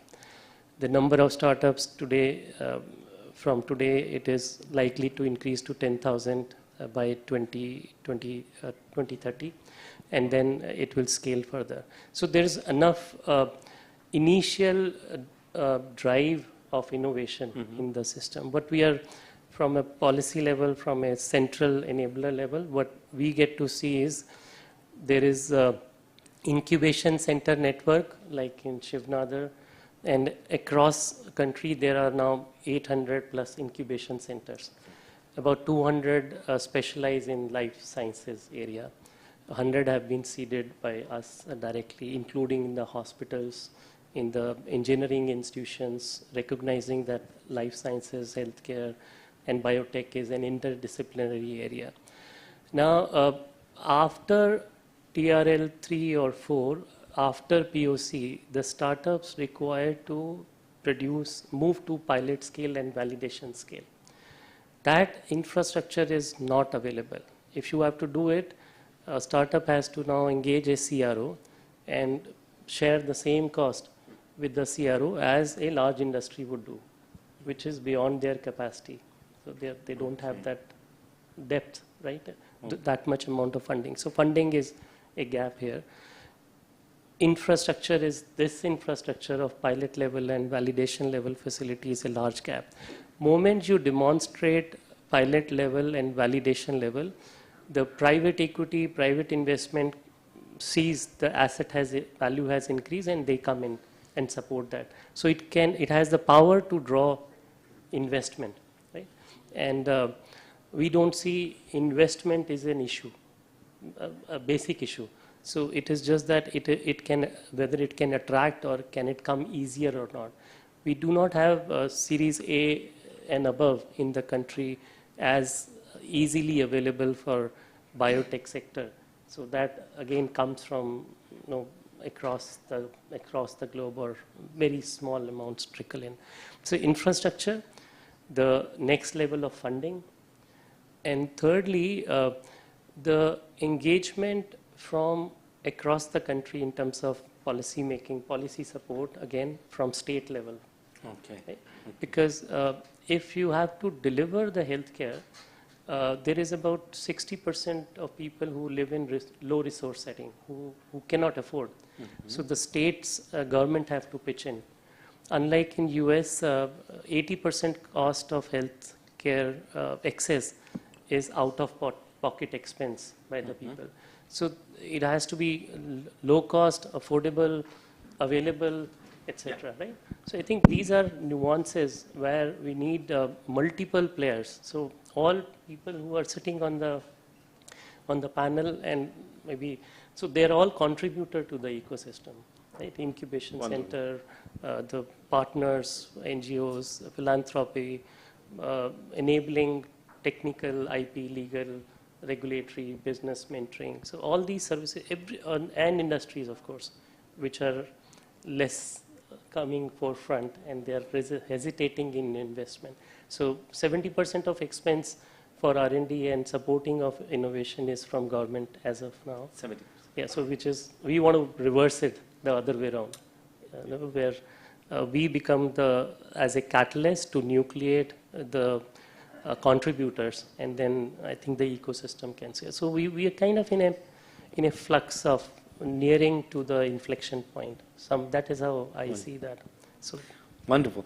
Better connected, the more than 800 incubators, improving infrastructure capabilities, then giving better access for financing to the next level of growth, and closing, let's say, what we call not only the gap from bench to bed, but also from bed to broader communities. Good. And Colin, yeah, your thoughts? I mean, I think I just wanted to add on more of what was already said from the academic perspective. And Encore brought this up in terms of, their risk aversion kind of a stuff. And I think I would say in academia it's more failure aversion. For some reason, the students are taught that failure is a bad thing, so that to some extent limits their, innovation and, risk-taking aspects. So, they're kind of somewhat hesitant to undertake the high-risk, high-reward type of projects. And so in that case, that, I always wondered that, why do Indian students do far better when they leave India than when they're in India, kind of a stuff. And I see it in my own lab, where the students wanted to basically, focused on pleasing the professor rather than kind of focusing on actually accomplishing something and having an impact in their particular field. And once you give them the freedom, so they have the capacity to do it. Once you give them the freedom to do it, they're really receptive in terms of undertaking risk. And there's been 3, I think, startup companies from my lab for the students generated, thanks to BIRAC. Yes, but the capability is there, and that's what actually is quite exciting in terms of academia, because the quality of the students, and India has the demographics of having a very young population, and there's this a lot of energy, and to me it's more pent-up energy that needs to be released by kind of overcoming a lot of the kind of let's say programming that the students have, that you have to be #1 all the time, but to kind of tell them it's okay to fail, it's worse not to try, is the kind of mentality I think that we need to inculcate within the students, kind of things. And to a large extent, they're receptive to that idea as long as they know that they're not going to be punished for these kind of things. And I think the other issue that I saw during COVID was that, a lot of the somewhat burdensome regulations were somewhat dampened, because, there was a lot of emergency approval on an emergency basis, kind of a stuff. And so, I saw a lot of ideas kind of pop up. Say, let's try this, let's try that, rather than worry how much regulations or what kind of paperwork I'm going to need to do to basically try these kind of experiments, or to propose these kind of diagnostic tests. And I guess the third one I would say is essentially, for some reason there seems to be kind of a hesitation to take foreign funding. So like I had colleagues who had funding from the Zuckerberg Foundation and the Gates Foundation, and they have to go through this whole 1.5-year process to get the money accessed to the university, kind of a stuff. And after 1.5 years, the kind of frontier characteristic of the project that they were proposing is somewhat lost, kind of a stuff. And so I think that has been a major problem in terms of the openness for collaboration. It also hinders foreign collaborations, right? That they want to also support Indian scientists, but for some reason there's a hesitation to have foreign money contaminate, I guess, the research in India, kind of a stuff. So those things, I think, hopefully, I've been hearing some of the policies, at least the government is aware of these kind of limitations that these policies are imposing. So hopefully those will change soon. But I really appreciate that you touched upon the role of the universities and the challenges, the particular challenges of universities, and how we definitely need everywhere to move on more in, let's say, community, market, field-oriented research that is definitely an enabler of having a successful innovation ecosystem. We are starting to close the panel, and I would really appreciate, Mark, if you can address your insights, because for everything of this that we have discussed from the first, let's say, moments in the development of the new ideas into solutions, and then bringing them to the people.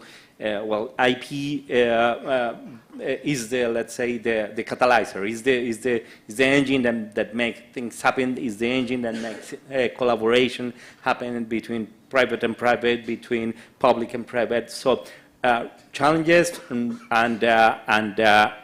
let's say how to strengthen IP systems in order to make it not only at the local level but at the global level, which is how innovation is happening and will be happening in the future. Well, certainly. So I think ways to improve the climate for IP, it always starts with great science. That's the key. I interviewed Dr. Derek Rossi a month or two before the pandemic. Rossi was one of the pioneers of mRNA technology, and he was the academic founder of Moderna. So it was quite topical and fortunate to interview him before the pandemic. I think he's too famous to talk to now. And he said to me, it always starts with great science, but great science doesn't go anywhere without money. It doesn't get out of the lab. And and if you don't have IP, you don't get the investment you need to get your great research out of the lab. And so we talked about, well, what's important about IP? And Rossi said, well, by then, Moderna was his first startup. He's started 5 other biotech companies since then. Talking to this man for an hour, I felt like I was stealing from humanity because he was such a great inventor. But he said, the key is the IP is of good enough quality that the investors have confidence that they can then build on it. And he says most of the important IP is built by a private company. That then, that translates the basic research into a treatment for patients. So you need a reliable, effective IP system. You need relatively prompt grants of IP.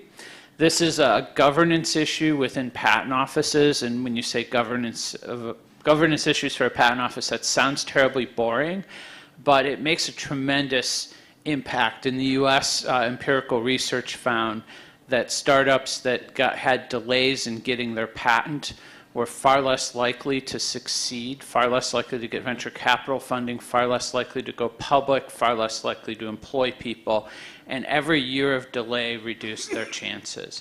And India has addressed this. It's done such a great job. I think one of the things happening in the background of it becoming startup nation is that the Patent Office has drastically reduced its backlog. It used to take an average of over 7 years to get a patent, which, in the technology world is ancient. Today, they've reduced it to under 3 years. They're doing a good job, and that's to be applauded. And I think, that's one of many, many great things that have supported Startup Nation. So, and then, if you want an IP system that supports the life sciences, a country needs to see itself as a potential innovator, not just a customer of treatments from abroad. And thus, its IP system can't discriminate against pharmaceuticals. And candidly, India still does to some extent. It provides less protection than other countries. I'm sure if the IP office were here, they'd hasten to say that they're TRIPS compliant, which is fine. I'm not going to argue that. But compliance with treaties does not mean you're fully supporting your own innovative potential. And I think as India turns to seeing itself as an innovation powerhouse, it's going to see that it's not a customer, it's not a consumer, it's a creator and an innovator, and needs the kind of IP system that supports that creation and innovation, provides predictability and strength for its own innovators. Great. Same question for all of you to close. Well, thank you. Just very quickly, I think IP is certainly very important because it encourages innovation. So IP is important, but I think the world of IP is also a sort of a black hole as well, because sometimes the way IP applications and patent applications, etc., are written, the claims that are built in there, the innovators are actually never going to even touch, more than 50% of what they claim in that. And in the process, they end up locking their innovation to where it could actually be used in so many other ways to impact and to actually become available to the society for improving the society, humanity, etc. So that does happen. I think the other factor is that IP is just only one part of it. Again, taking the example of life sciences in particular, when you are tech transferring your technology from one side to the other, it's not as simple as giving them all the information that your patent has. There is so much hidden know-how that is built into the process that actually if you just read the whole patent application in totality, in detail, spent your whole life replicating that, you'd probably not be able to do it. So the know-how attached to patents, which is not visible anywhere, it's almost like an additional trade secret, which is a sort of a hidden IP, which nobody knows about, can only be released based on, again, I'll go back to my previous point, trust and partnerships being in place for long enough. That would encourage sharing of that know-how connected to that patent. So the tech transfer from one place to the other to enable that technology to spread its wings and to have the most impact globally would happen. So stop there. Wow. Nice insight.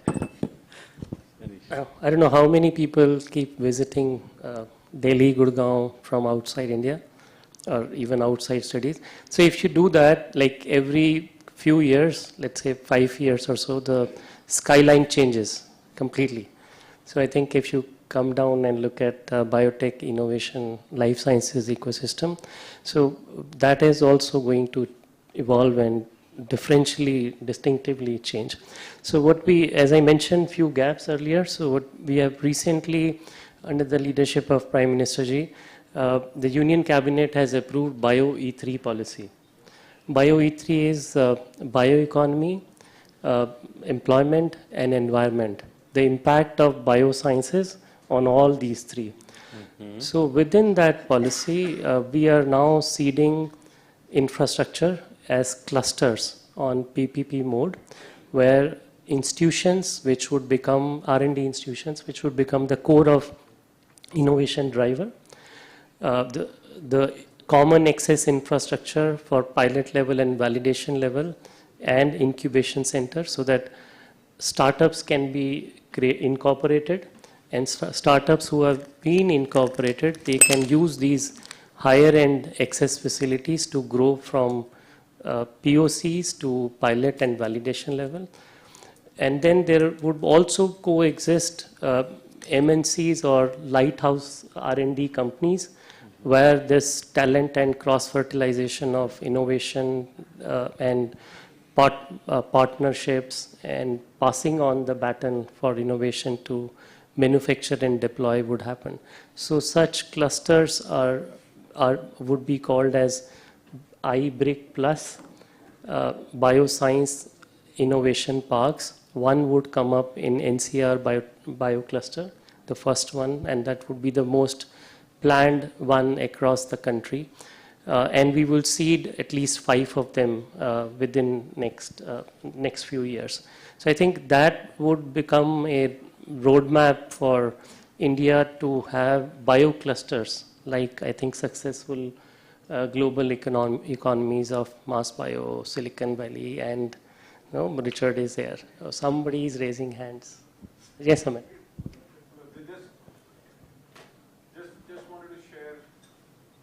Just wanted to share one very quick thing. Like, he's been talking about a lot of exciting reports. We are just doing something with Manish, and that is on a strategic roadmap for India's biomanufacturing.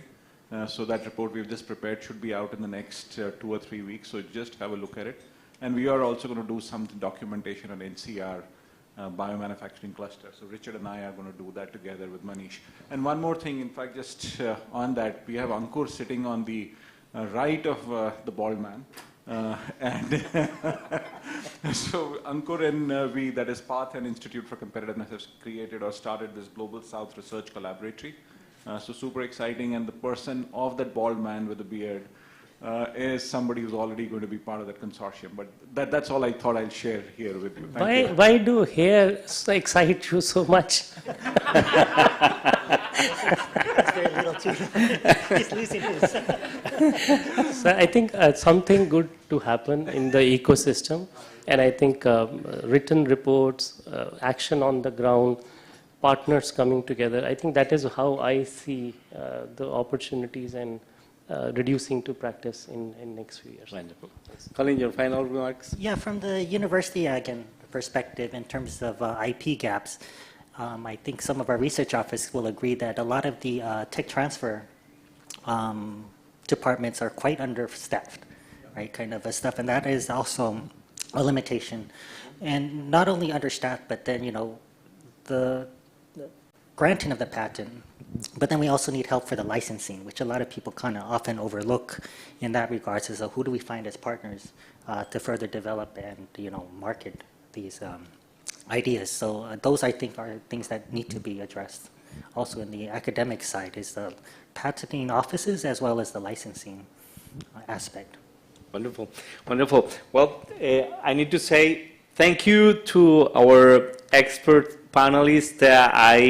I think that after listening them, well, we can say that be sure that India is going, if not is already, a new, very important player, a new hub for healthcare innovation in the world. Of course, we will need to continue growing this expertise to make it even greater, to, let's say, learn lessons from other healthcare, more traditional ecosystems, and of course what we expect in other regions like mine in Latin America, well, to share these insights in order to make a better global healthcare innovation ecosystem for everyone to close the gaps that we have, not only in our countries, but between the countries, which is, let's say, an imperative of healthcare innovation around the world. So once again, thank you to all of you, and great insights.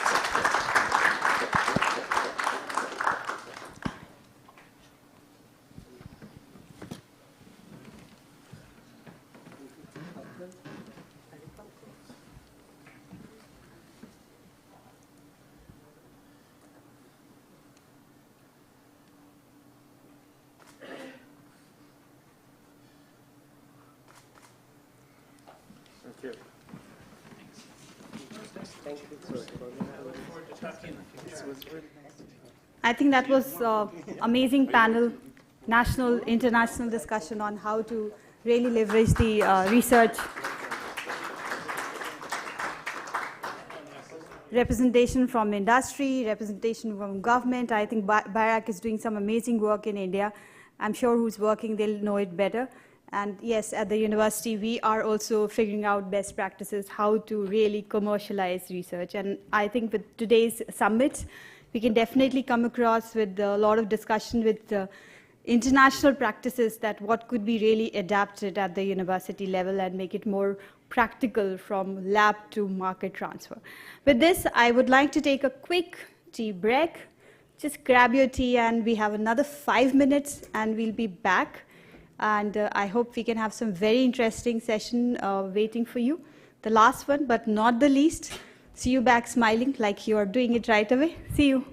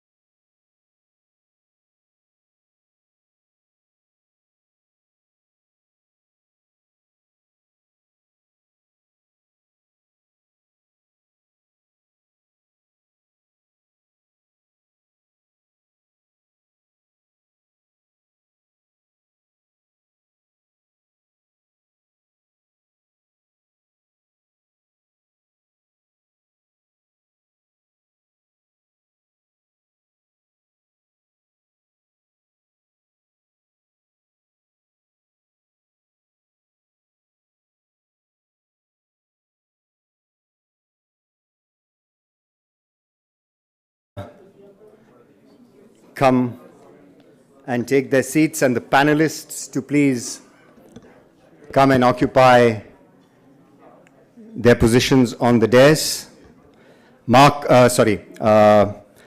Munir, Chairman of the Institute for Policy Advocacy and Governance, IPAG, Malgorzata Bonikovska, I am sorry for mutilating your name. Let me try that again. Malgorzata. Malgorzata? Go. Go. Okay, go. That's easy. So, thank you so much. Gogo, co-founder and president, think tank Center for Dialogue and Analysis. Stefano da Empoli, ICOM, Institute for Competitiveness. And Peter Copeland, deputy director of domestic policy, McDonnell Laurier Institute. And I have been given the privilege of introducing the report to you, and then I will moderate the panel discussion. May I request people to come in, sit down. So we have a hard stop at 5 o'clock because I believe this hall, which is called Mansingh 1, is going to be taken up by another function. So, yes, should we? Yes? Rupali, can you get people in? Yes? Okay.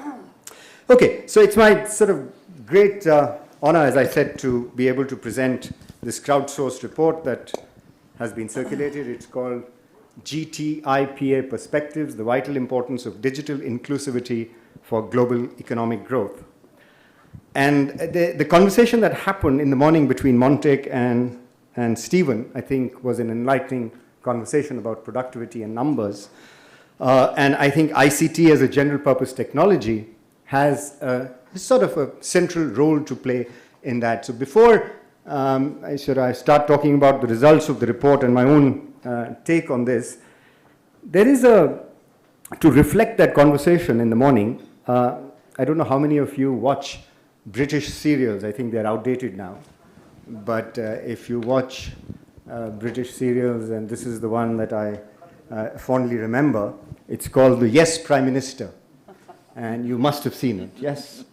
And there is this exchange between Sir Humphrey, who's the cabinet secretary, and the Prime Minister Jim Hacker on smoking. And Jim Hacker is telling Humphrey, Sir Humphrey is the cabinet secretary, we have to ban smoking because smoking kills more than 1 million people a year. We got, when smog killed 50,000 people, we got the Clean Air Act. When smoking kills 1 million people, what do we get? So Sir Humphrey says, $4 billion in revenue. He says, my God. So is that the reason you're not going to? And then Sir Humphrey says, well, those are only statistics. That's only data. That's only statistics. You can prove anything with statistics, says Sir Humphrey. And the Prime Minister responds, yes, even the truth. And that is the point of the story, is that what can you prove with the numbers that ICT shows? I think you can say a lot. And this report, in some sense, which has been which is from 15 different, it's a compilation from 15 different countries. And it says that ICT matters, especially when the digital economy now accounts for nearly 25% of global GDP. Moreover, 75% of value added by data flows over internet accrues within traditional industries, meaning that industries within a nation have a vital stake in digitization. And I don't know how many of you know the WTO negotiations on telecom services that took place way back in 1996. In fact, the whole purpose of the service negotiations was that telecom is not a sector for its own sake. Those were the telecom service negotiations, but it was a sector for the sake of other sectors, which means that other sectors would ride on the telecom sector and boost their sort of economic growth or boost their efficiency. And we have examples now from so many different countries which show that ICT really impacts sort of economic growth. And it's the same sort of general purpose technology we've seen with the steam engine, we've seen roads in the United States, the quote that I gave you this morning about America being rich because it has good roads. And if you have a good digital infrastructure, you will have faster and more efficient economic growth. And that's been documented in this report, which, as I said, has been sourced from 15 different case studies of countries. And interestingly, it shows, and this is data that is the truth, and it shows that there is a difference between sort of developing or emerging and developed countries on the ICT impact. So the ICT impact, if you recall, in 2016, the World Bank did a World Development Report which was focused on digital dividends. Right? So they document, and this report by GTIPA, it's not as expansive as the WDR, but it covers, as I said, 15 countries, and it reiterates the same findings of the WDR, and in fact reinforces some of the work that we have done, and Isha is sitting here, that Isha and I did when we were both think tankers. And so what does it show? That for fixed mobile, so I'm going to show you the results and then try and explain the results. I'm going to read out the results and then try and explain them. Every 10% increase in an indicator of ICT, so 10% increase in whatever indicator of ICT you want to take, fixed mobile, internet, and broadband is what this report takes. It shows that indicator for indicator, emerging markets impacts dwarf the impacts on developed countries. And that's not unreasonable. That's a very reasonable sort of result. For fixed, every 10% increase in fixed line leads to a 0.43% increase in GDP for developed countries and a 0.73 increase for emerging markets or developing countries. And then you read the data. For mobile, it becomes 0.6 and 0.81. For internet, it is 0.77 and 1.12. And for broadband, it is 1.21 as opposed to 1.38. So there are two layers here. Emerging markets have better impacts or greater impacts. And as I said, not difficult to see why, because I guess sort of in some sense, this new infrastructure is creating more impacts because they have less than the critical mass. The developed countries have already reached a critical mass in this infrastructure. And broadband has a greater impact than mobile, has a greater impact than fixed, and obviously broadband, internet broadband has a greater impact than just plain internet. And of course, broadband definitions vary by country. There was a time in India where I would say that the definition of broadband was incomplete and inadequate. We used to classify everything as broadband that was 256 kbps and above. Now it's gone up to 2 MB, but there are certain countries that have upped the ante on the definition of broadband. But that's the result. And the other sort of conclusion is that it follows case studies, and I'm going to request the panelists to speak more elaborately about the case studies based on their experience. The following themes were prevalent throughout the case studies, deploying ICT infrastructure. As the report says, you could it's not for its own sake, it is sort of for other sectors, and the sectors that are represented in this report are SMEs' use of digital tools, empowering women, promoting agriculture and food security, and promoting ICT adoption. So obviously you need the infrastructure, and then you look at the different sectors. So I think it's an important result, both in terms of providing a very good sort of overview, a literature review, what different countries are doing, and what are the sectors that are important. But having sort of got to this result that ICT matters and it impacts economic growth, we need to then make it more democratic, i.e. we need to bridge the digital divide, and that is the that is the sort of discussion that the panel is going to engage in. And digital divide is large, right? I mean, it's quite large, and there are various ways that you can skin the cat.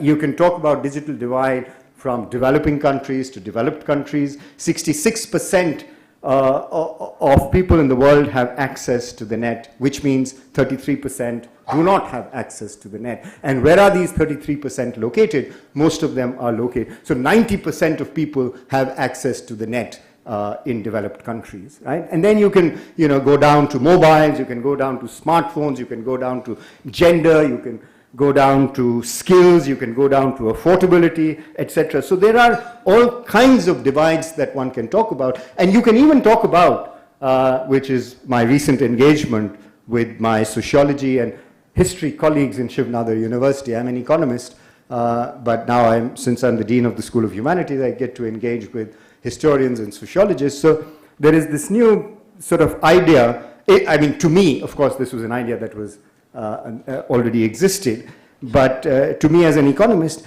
the content on the internet is also, there's a divide in the creation of content on the internet.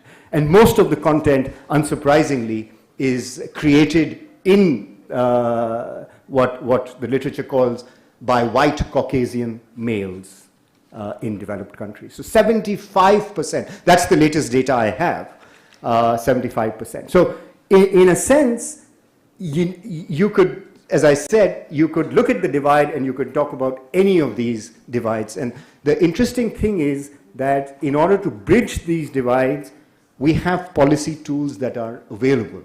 There are policy tools, like we were talking about in the morning, policy tools that can help bridge the digital divide. So, I mean, I will let the panelists talk about how they bridge it and talk about the digital divide from their perspective and give examples from their own countries. Let me, before I sort of occupy my seat as the moderator, tell you a little bit about India, because India is not represented on the panel, and since I have the floor and the mic, I would be loath to give it up.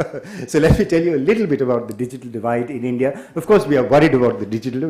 We've been worried about since for a long time, and the government is, as they say, seized of the matter. But the one thing that has proven, and it sort of resonates, this theme has resonated since the morning. One of the things that has been critical to bridging the divide in India has been competition. I mean, competition has been a prime driver. Of course, liberalization of the market and letting in competition, so allowing, sort of moving away from a public sector monopoly to a competitive private enterprise. I mean, that was key. And then, after private enterprise came in, even then, it didn't happen. The digital divide, I mean, the democratization of the internet, and of course, I can talk about smartphones, etc., but I'm going to limit my comments to the internet. Reliance came in 2016. Reliance is an entity that came in India in 2016. Before that, we had 3 or 4 players in some, India is a curious telecom market. It's divided into 23, was divided into 23 different circles. Each circle had, players. Some circles had 10 players, 10 operators. Imagine, 10 operators in a single circle. But of course, there's been weeding out. There's been the process of Schumpeterian competition, creative destruction, Darwinian exit. All of that has happened in the market. But when Reliance entered, the data price was 250 rupees a GB. And the day it entered, with a price which was 50 rupees, and today the price is, I don't know, 10 rupees a GB, probably even lower. India is the lowest price major telecom market in the world. As Professor Karandikar was saying to us last night, it is the second largest market, growing to be the largest market. Apart from a lot of government policies that have taken place in the telecom sector, I think a driver, of course, policy enabling private sector competition to come in, and then private sector competition driving, competition through pricing first, and hopefully we will also drive quality through competition. But certainly, prices have been driven down by fresh entry. And I remember, because I used to work in the regulator, so I donned my hat as a regulator one time when telecom sector was being liberalized. And while the regulator had actually fixed prices for every service, I mean, I'm talking about the late 90s, it decided very quickly to exit the market from regulating price. It continued to regulate the wholesale market, which is the interconnection market. But it decided that it would leave leave retail pricing in the hands of the market. And the market, I think, did a good job in driving prices down and thereby addressing what we call the digital divide. But not to say that the digital divide in India has been taken care of, has been eradicated. By no means. COVID has shown us that the digital divide exists, it's real, and that, you know, young boys and girls who couldn't afford smartphones or didn't have the digital skills lost many years of schooling as a result of COVID because, you know, digital literacy wasn't as good as we thought it was, etc. So COVID, you know, provided us with also aspects of what we need to take care of, apart from the older aspects of, you know, getting India broadband ready, getting broadband to all the villages in India, making spectrum available at lower costs. All of this are agendas on the table, but the message I want to leave with you, and the message I think that GTIPA would want to leave with all the participants here, is that competition is good for the economy. Competition drives growth. Openness drives growth. And I think that's what the telecom sector in India shows. So I'll stop here. I hope, Stephen, I've done a good enough job of introducing the report. And I will now request the panelists in no particular order. Maybe Peter, would you like to start? So you can talk about the digital divide from your perspective, whatever you want, and then give examples from Canada. Great, yeah. Thank you, Rajat. Yeah, so Canada, you know, second largest landmass, geographically, you know, topographically. Our population is concentrated around the 49th parallel on the border to the US, but some of our challenges with respect to digital access stem from the geography and getting it into rural areas and First Nations. Before I get into the specifics of policies affecting technology and innovation, I just want to back up a little bit and talk about the general economic environment, because I think it does play into the business friendliness or unfriendliness of Canada right now, especially as compared to our southern neighbors. And how it's impacting the technology sector. So there's definitely a sense from the FANG companies that, you know, Canada's a little bit hostile to bigness. It's you know, a bit of a fad these days to do so, and we've seen the introduction of a few taxes following that, the Online Streaming Act and the Digital Services Tax. Canada kind of went out alone there in imposing that, and so other countries didn't follow, and you know, we may see some retaliation in the upcoming trade negotiations between Canada and the US as a result.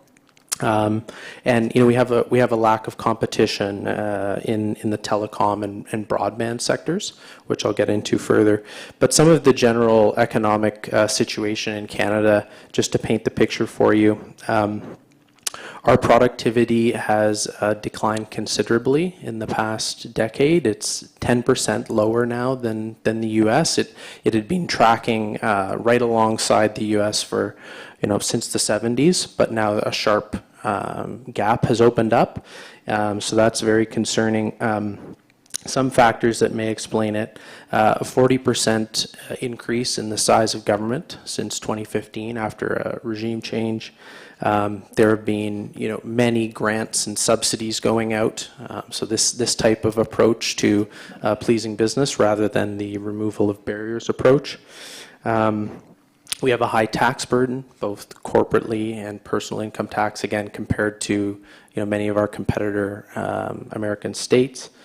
And so I think that just goes to show, and we hear this from you know, tech companies, that Canada just needs to align more with other markets that investors may rather go to.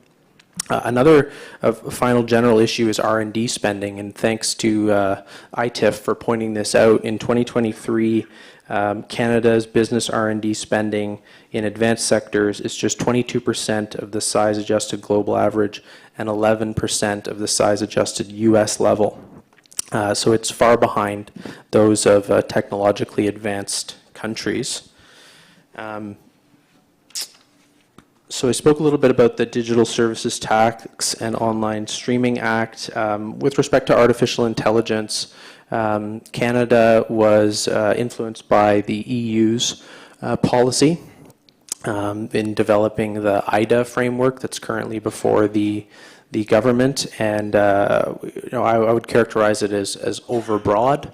It doesn't take a targeted approach, and I think artificial intelligence, it's the emerging dynamic technology right now, so we may be missing out on the innovation there if we take too early and restrictive a regulatory approach. With respect to broadband access, digital access, especially First Nations, is a challenge. The Canadian Shield, covers much of Canada, and it's basically rock, so it proves challenging for the creation of the proper infrastructure there. Fiber is really ideal for speed, but it's expensive, and fixed wireless offers a cheaper but less effective alternative here. And interestingly, Rajat was referring to it earlier that a certain concentration in the infrastructure space for broadband, that we see that everywhere, but then there's spin-off effects. And in Canada, we only have a few broadband providers, and we have third-party access, which basically requires them to then lease it out to ISPs. And it's not, I wouldn't say definitive, but there is a sense that policy is in fact, making it less attractive for these broadband companies to expand into the rural areas because it's already, not that profitable from an economic perspective. So maybe a rethink on how we do third-party access is warranted. And then the telecom sector, also not as competitive as other countries, higher costs and lower quality for consumers. We only have a few big players. We would argue that we need to focus on creating incentives for private investment, and in this space we actually restrict foreign investment pretty significantly. So that is one way that we think and would recommend Canada make policy changes to bring more money in. And lastly, competition policy. A bill was passed earlier this year, Bill C-59, which really shifted the competition policy landscape in Canada, moving away from a consumer welfare-oriented and effects-based approach to one that tries, again, in this theme of kind of looking at bigness and market structure, focusing on those things, when we know, in fact, that those measures aren't necessarily indicative of lack of competitiveness and lack of consumer welfare. So this was, raised by the Business Council of Canada as concerning, and we hope that it may be rethought. Thank you, Peter. We'll come back to questions later, maybe follow-up questions. May I request Munir for his opening comments, please? Sure. Thank you. Since my fellow panelists are bringing mostly country-specific insight, I would like to push the boundary a little bit and try to sort of give a more global perspective. I have the pleasure and privilege to lead a G20, G7 policy brief on digital divide and digital transformation. So let me share a few perspectives which I believe would be of interest. Do you know when the first smartphone came in? Which year? 2017, okay.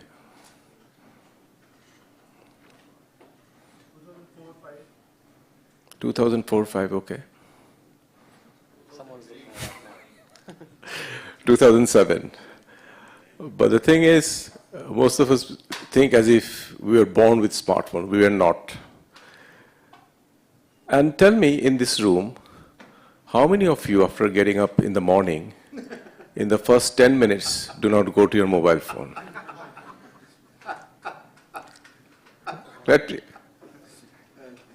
Again, raise it. You don't, Sean.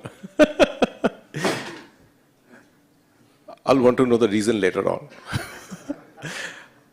The reason why I'm saying it, we live in very amazing times.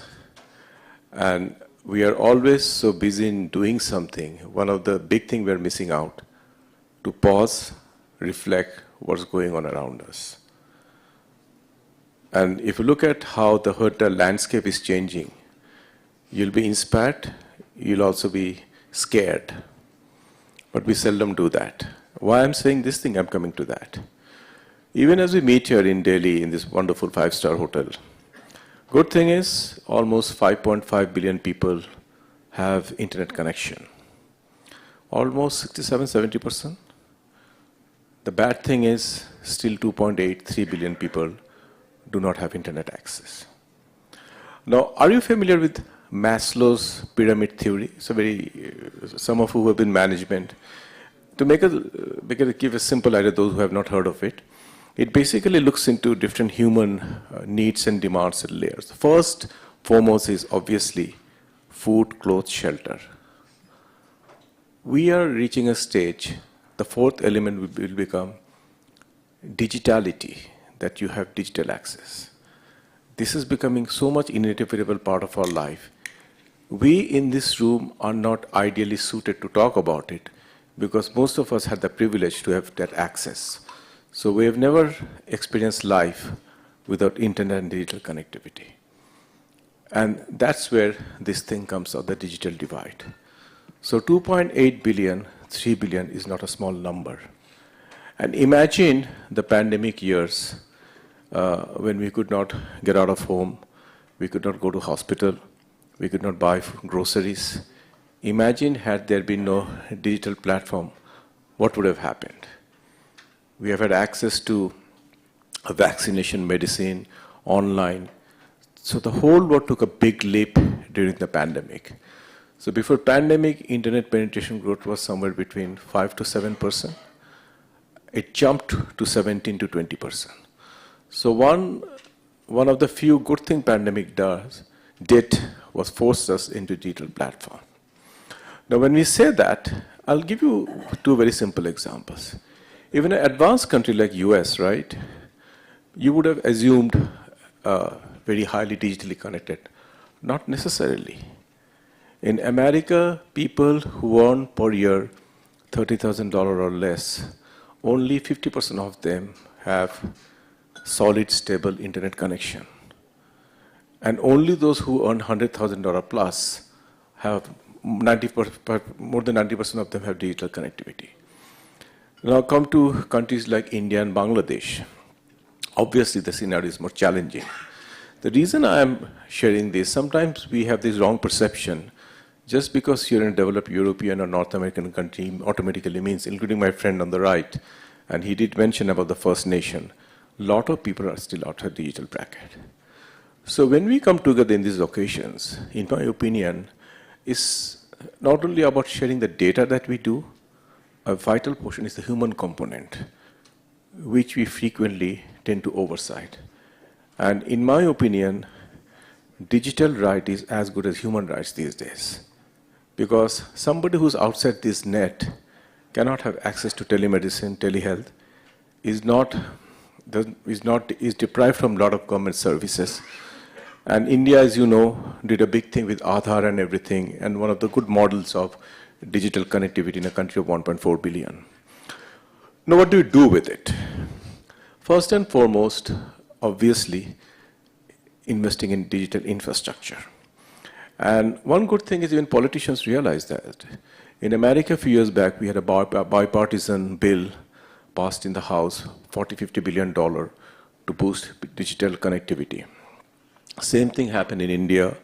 This BharatNet connectivity, and about 250,000 Gram Panchayat had access to high-speed internet connectivity. So governments around the world are quite aware that particularly in democracies is very difficult if you can't provide people that kind of service. Second, also we have to realize there's a huge social, economic gap that's going on. Even as we speak today, globally, women are 15% less likely to have internet connection. And India is 40%. So there's a huge gender divide as well. Then you go to the social fringes. Many of the communities, minorities, then those who are living on the fringes of the society, they're still outside the bracket. So while we talk about technology, I would strongly urge, please keep the social dimension very much in our head, because at the end of the day, that has serious repercussion. So if we don't sort of overturn this trend, where there's a yawning digital divide, in spite of the great advancement we have made, and we have talked about, I'll go a little bit on a different direction. We have talked a lot about populism, right? We have talked about people being disgruntled. We have talked about populist leaders around the world rising, from Donald Trump in US to the likes of many European, Asian leaders. Next round of populism will be people who are outside the digital net. People are restless, they are not willing to listen. Why? They do not have what others do. So this is something, when populism grew, we all were in slumber. We didn't realize a lot of people were not enjoying the advantage of globalization and multilateralism until many of the people started getting elected. So next repercussion will be if we do not address this. So I just wanted to push the boundaries a little bit so that we can look at the more wide 360 angle, but we'll be very happy to revisit. I thought the initial remarks would at least open. Yeah, absolutely. Thank you, Munir. Thank you. We'll come back to these points. May I request Gogo now for her opening remarks? Yes? Good afternoon. Thank you, first of all, for this opportunity. We are very happy, Stephen, that the think tank from Poland can be a member of this fantastic network. Let me give you maybe a little bit of a European perspective to our discussion. We have Stefano, maybe, Italian and Nepal we will have to maybe discuss in between if we see the things the same way. But I think it's a slightly different and maybe funny perspective for you to look at what is European Union discussing. By the way, how many Europeans we have in the room from the European countries? So you can maybe add some comments also from your side. Well, number one is that for us, it's obvious that we want to connect everybody to this global, internet infrastructure, and that's a priority, I guess, everywhere. And at the EU level, the community level, we monitor every single country. We are also competing how far we are. Everybody wants to, spend a lot of money for the digitalization, and we go deep into that. Every country. So as far as schools, as far as senior citizens, if you want to look at Poland's case, it's described in the report. So all the EU countries are doing quite well, and this digitalization is a must today. I think we see it as obvious as breathing, and there's no anymore a perspective that IT or ICT is just an issue for the specialists or experts. It's everywhere. And I think pandemic also, we all realized how important it is, because pandemic saved our lives in a sense that technology saved our lives. During pandemic, without technology, we couldn't do anything. We couldn't teach. And imagine how many professors, senior professors, really with no capability to teach earlier, had to switch into digital skills. There was no other way. So in this regard, pandemic helped because it speeded up these processes in all the domains.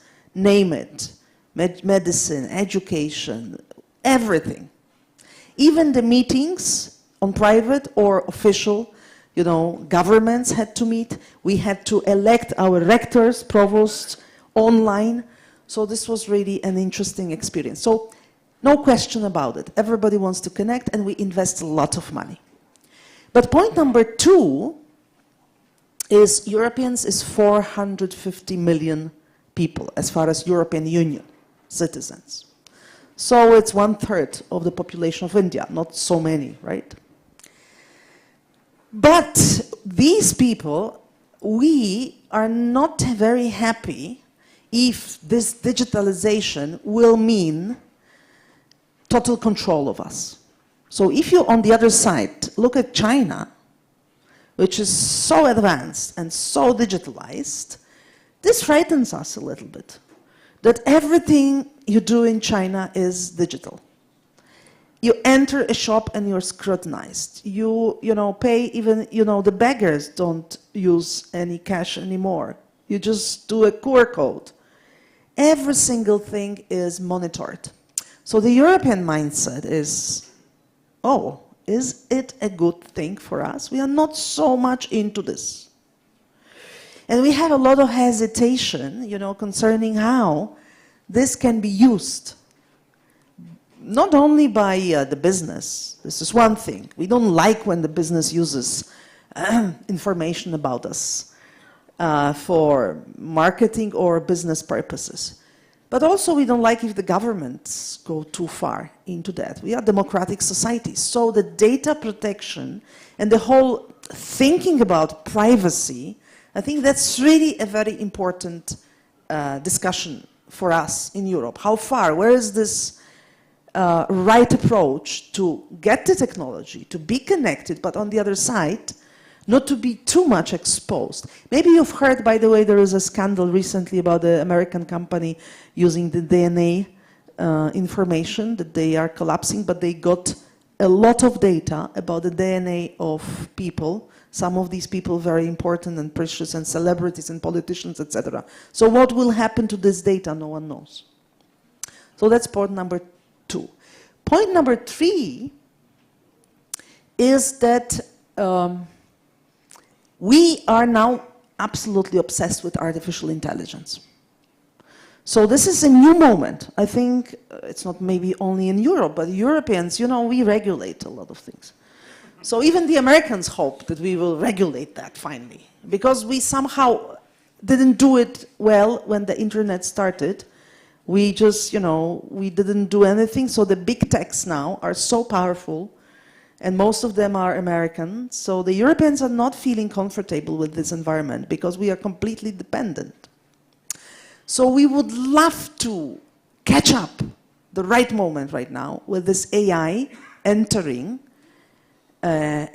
everywhere, by the way, in order to find out the right approach to this, to regulate it in a way to let it grow, let it be developed, but in the same time not to, conquer us, not to create a situation when we people will be dominated by this technology. So we have AI Act, and we also have a dialogue, how to do it well. So I think in this regard, Europe is a powerful institution.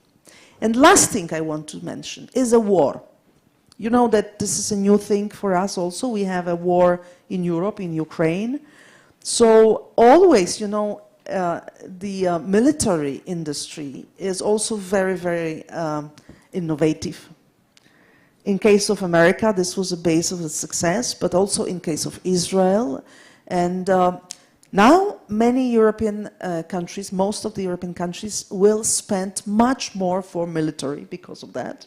Poland is one of the leading countries. We spend already 5% of our GDP for defense. So I just wanted to mention this, that this could be a good moment and bad moment. Bad is that the war is there. But good moment is that maybe, because of the innovative approach to this industry and a lot of money put into this sector, we can expect maybe a lot of new technologies coming up later on also to the civil sphere, to the civil market. And maybe this will help European competitiveness. And that's the last point I want to make. Europe is really afraid that we lost competitiveness. And one of the issues we have is that we are not innovative enough vis-à-vis Asia and vis-à-vis US. Thank you. Thank you, Gogo. I'm glad you brought up the topic of big tech innovation and data privacy. We'll come back and focus on that. Stefano, Your comments? Yeah, first of all, I think I'm truly convinced that digital is a tool for inclusion per se, and I think it's important to stress it because in many cases, I mean, we are accustomed to say, or at least to read, that digital is a source of inequality, and of course, speaking of big tech, the idea is going, I mean, to the very rich people owning shares or founding very successful companies. But I think that the true essence of digital is inclusiveness and equality, and it comes to my mind, speaking of COVID, what was telling me that the governor of the Rome region in Italy, the vaccine, all the I mean, health provisions come from the regions. They are managed from regions. So also the vaccination, the COVID vaccination was managed by regions, and it was the time when everyone was expecting vaccinations to come and to I mean, come back to normal life, and of course there was the issue of I mean, the categories and the kind of people that could start from who, I mean, the vaccination would have started, because we didn't have enough vaccines at the beginning. And then he told me that basically the digital platform was an extraordinary thing for him, because he received continuous requests by politicians, by bureaucrats, by any kind of people that I mean, felt privileged enough to skip the queue. And of course, it was easy for him to say, oh no, there is the digital platform. I mean, it's not a system that I manage, I really manage. And indeed, I mean, the distribution of vaccines was very smooth and was very much more equal than, I mean, more probably it would have been in other circumstances. And this is just one of I mean, many examples that you can say about and you can do about make about digital. And speaking of Italy, I think no, of course I agree with many things that Malgorzata said. Let me say that I think I would distinguish between the supply side and the demand side, at least for Italy. Because on the supply side, the rollout of digital infrastructures, in the case of Italy, I mean, we put a lot of money on that, private, public, now also with the European funds. I mean, after COVID, I mean, we received a lot of them. But the question now is on the demand side, at least for Italy, and indeed in these rankings that Malgorzata was saying about Europe, I mean, we compare each other, and so on. Italy has improved a lot on the supply part, on the connectivity supply, but the real problem is on the demand, especially digital skills. This is due to several reasons, mainly I would say 3 reasons. Age, we are very old, also compared with other European countries. There is a lower literacy compared to European average, low graduation rate. And finally, there is a low participation to the labor market by, for example, females. It's one of the lowest in Europe. So there are structural factors, of course, and so I think you need a special effort to overcome these problems. And this has happened, for example, in Spain more successfully so far than Italy. Indeed, if you compare in one of these indicators, it's basic digital skills, and you see that Spain is ahead of more or less 10 percentage point on the European average, while Italy and Spain have very similar characteristics. Italy is behind of 10 percentage point. And we did a projection, I mean, by joke, but unfortunately it's serious, in that at the current rate, we would reach the objective that Europe is asking us to reach by 2030 in 2456. And it resonated. We presented a report on, and there was a chapter on that with these projections. Of course, they are not estimates; they are projections, simple projections. But I mean, they resonated quite a lot in Italy. I think this is the problem, and the other question that is related to this is about businesses, because we are a country with a presence of small companies that is higher than in other places, in other nations. And again, digital skills and the use of digital technologies like artificial intelligence is of course much lower for smaller firms than medium, and of course even higher for larger firms. And so my final proposition is that we need public and private initiatives, and this is, I mean, we did with Competere, actually, I have to acknowledge, I mean, was a shared chapter between ICOM and Competere, and with Pietro Paganini for Italy. And so we try to provide 3 examples of initiatives in the public and private sector. There was also one interesting, the first one that we quoted, that is in itself a public and private initiative for the reskilling and upskilling of people, especially categories such as unemployed, the so-called NEET, people that are not neither in the education nor in the workforce or in training, and also female, that is, as I said, especially, of course, the female that are not working and are old or at least mature, in many cases with levels of digital skills much lower than the average. Thanks, Stefano. Let me go back to Peter on one of the things that you said, and I think that's a problem that we had in India as well, which is, you know, extending broadband coverage to wider parts of the country, to taking it. So you had suggested, you had said that Canada has a digital services tax. Presumably, that tax could be used to increase infrastructure. That's how India did it. India had a specific tax on telecom, which is now gone, but had a specific tax on telecom, and that money was ring-fenced to then promote digital infrastructure to rural areas and promote rural broadband. So, I mean, how is Canada approaching, you know, more widespread use of broadband? Yeah, great question.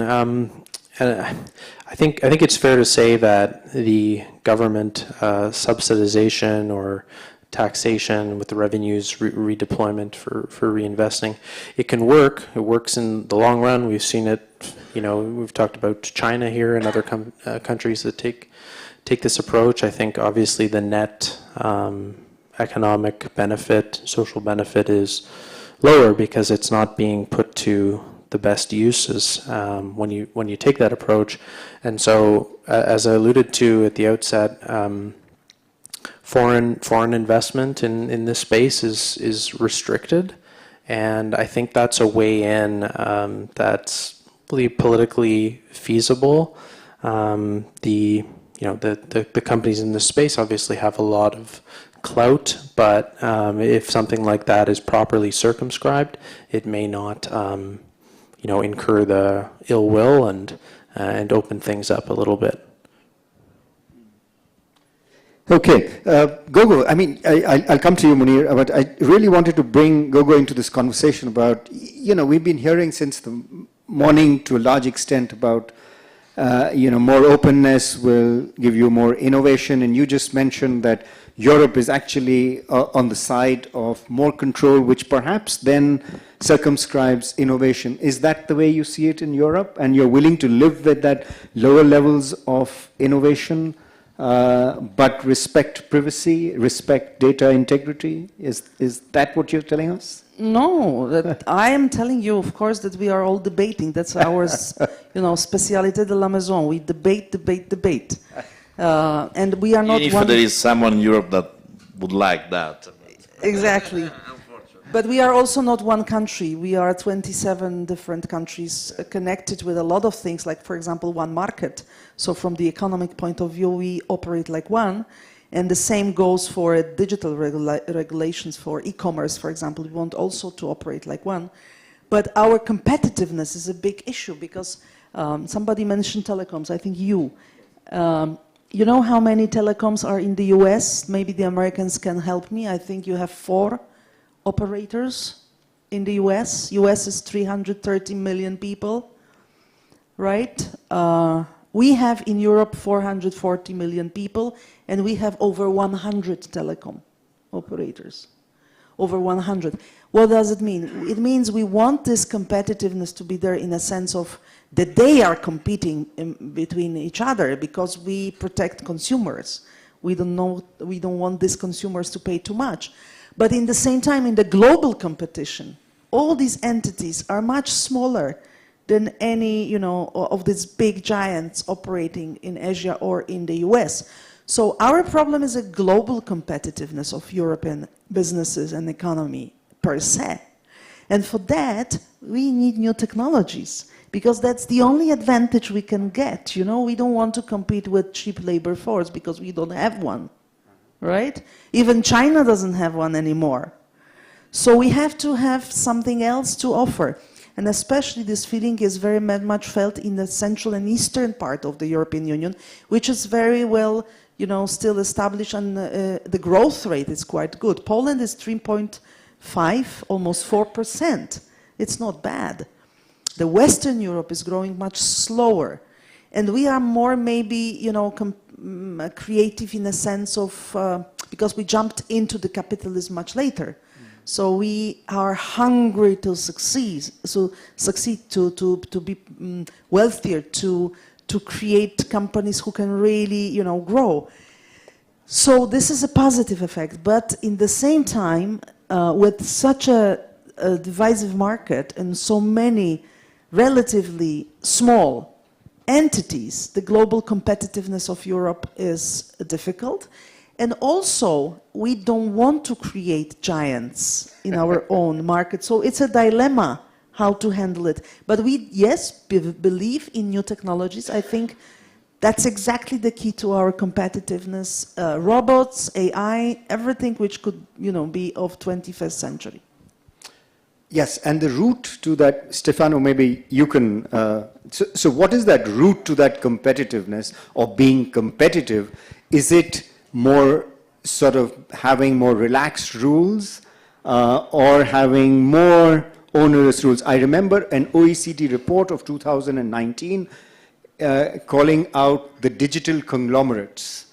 It's an OECD report and says that there are digital conglomerates and they are buying 2 companies a week and they're becoming bigger and bigger. They're killing innovation, the kill zone. As opposed to what Richard was telling us in the morning about Silicon Valley, is that there is more competitiveness. And when you read that OECD report, one gets a sense that you don't want size, but you want competitiveness.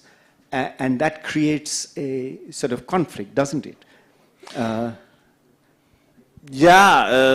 is a lot of discussion in these weeks and months on competitiveness in Europe because there was a report that was released in early September that was carried out by Mario Draghi, former Italian Prime Minister and of course European Central Bank governor. it's a 400 pages report, so it's difficult to synthesize it. But I think, and I mean, you can agree or disagree with some of what he said, but basically, I think it centers the questions correctly.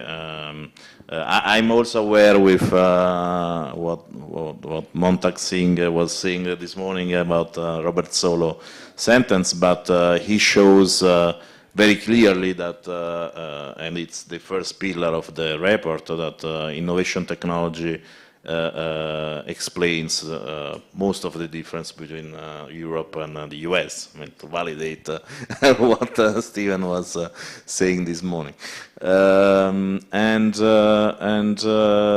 I think it's a mix. That is at least my position, but I think that the report is most in this direction between, I mean, trying to simplify rules. To have, and this is very important, a real single European market.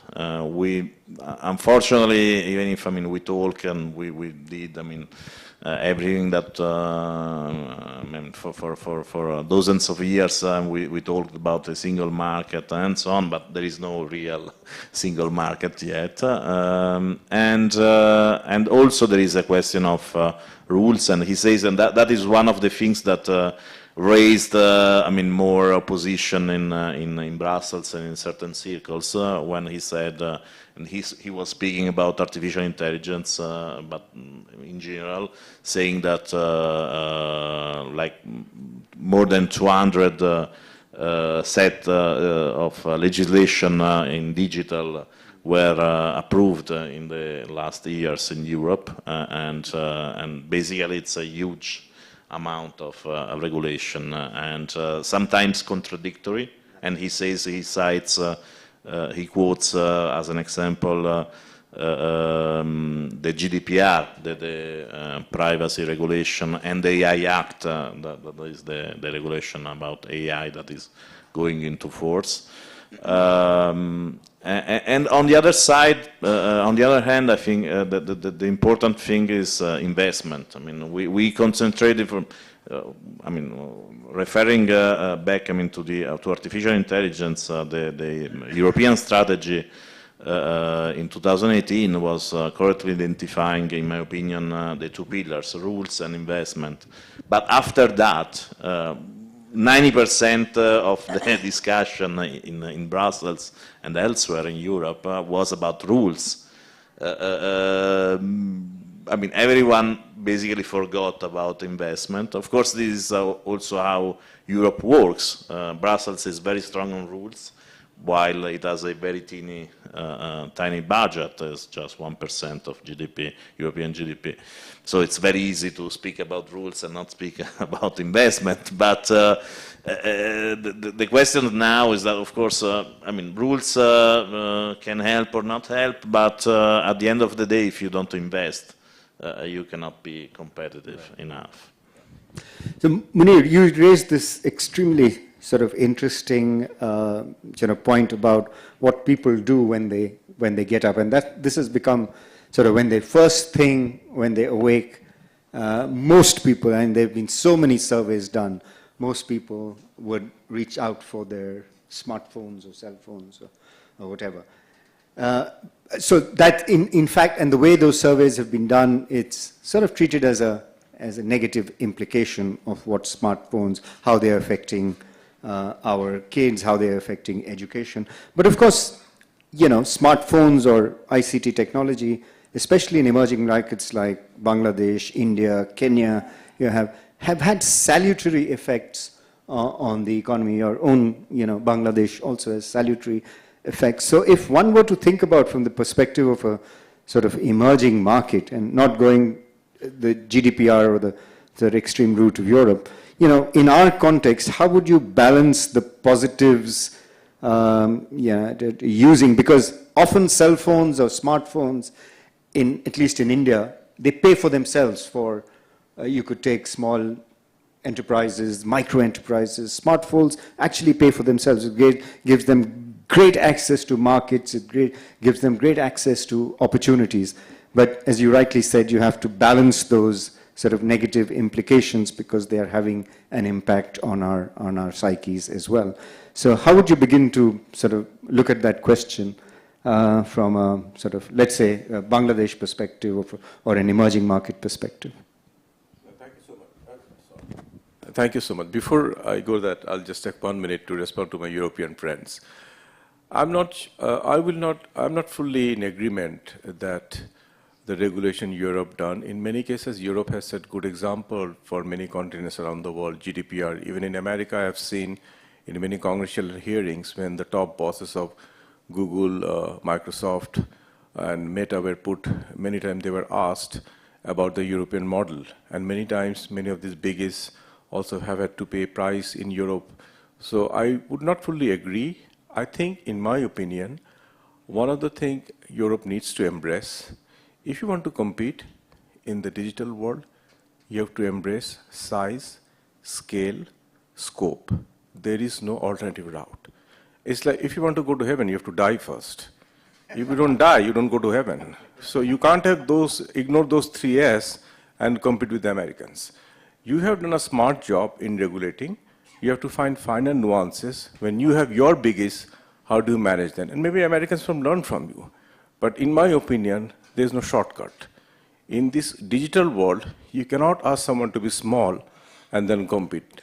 It doesn't work that way. My small 2 pieces of it. So coming to your question, well, the thing is,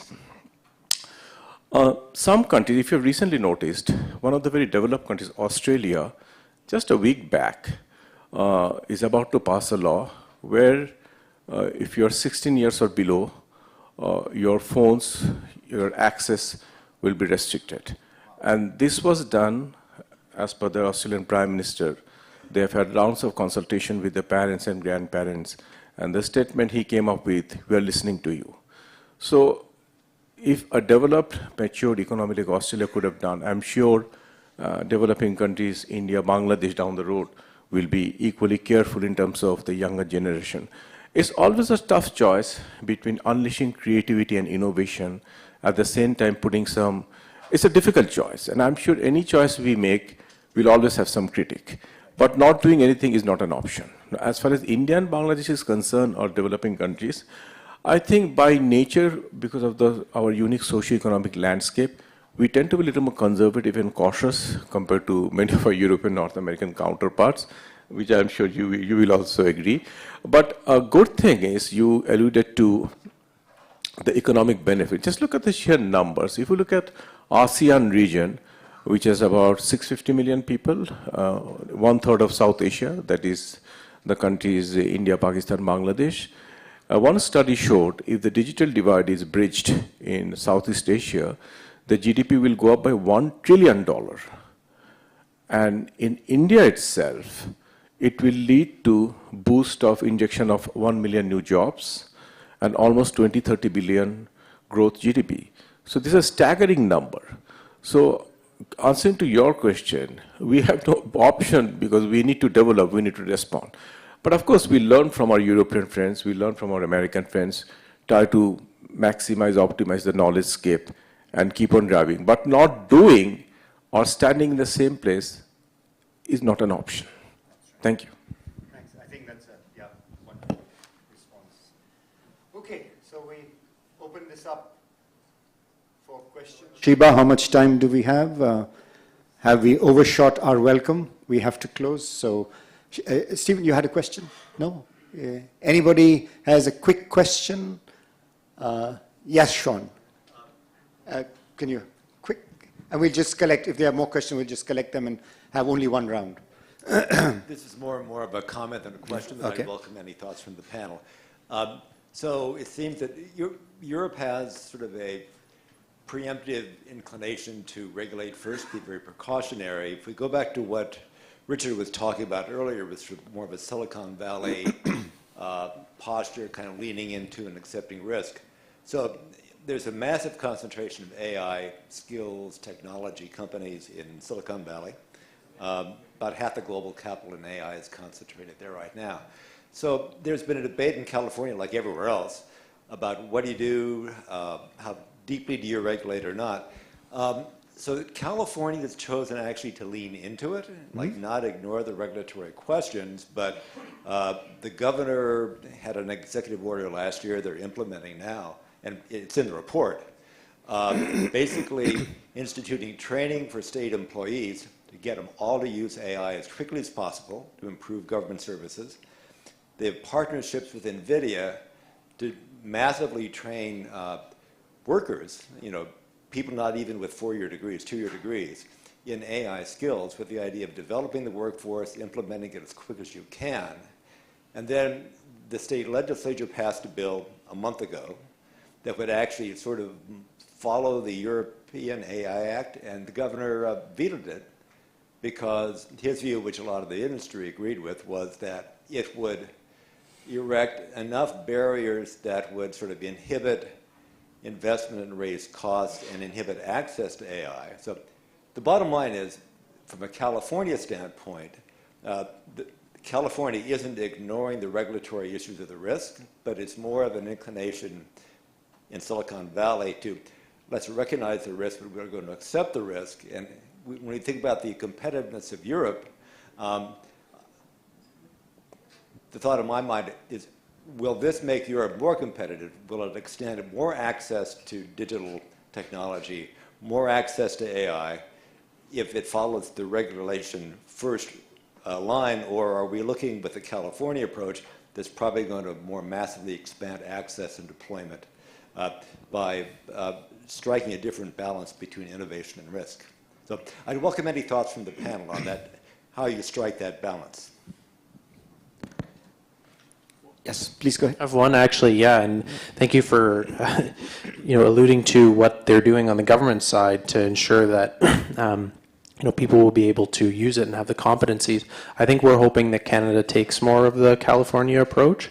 I just see even the AI, it's not like it exists in the same form in all of its applications. So regulating it with one single act, it's just not the right approach. We're talking about some of these negative externalities that are already known, like the psychologically addictive, algorithms and this sort of thing. You can regulate that in its application, right, and in a particular sector. So that's what I'd say, and good to hear that California is doing what it's doing.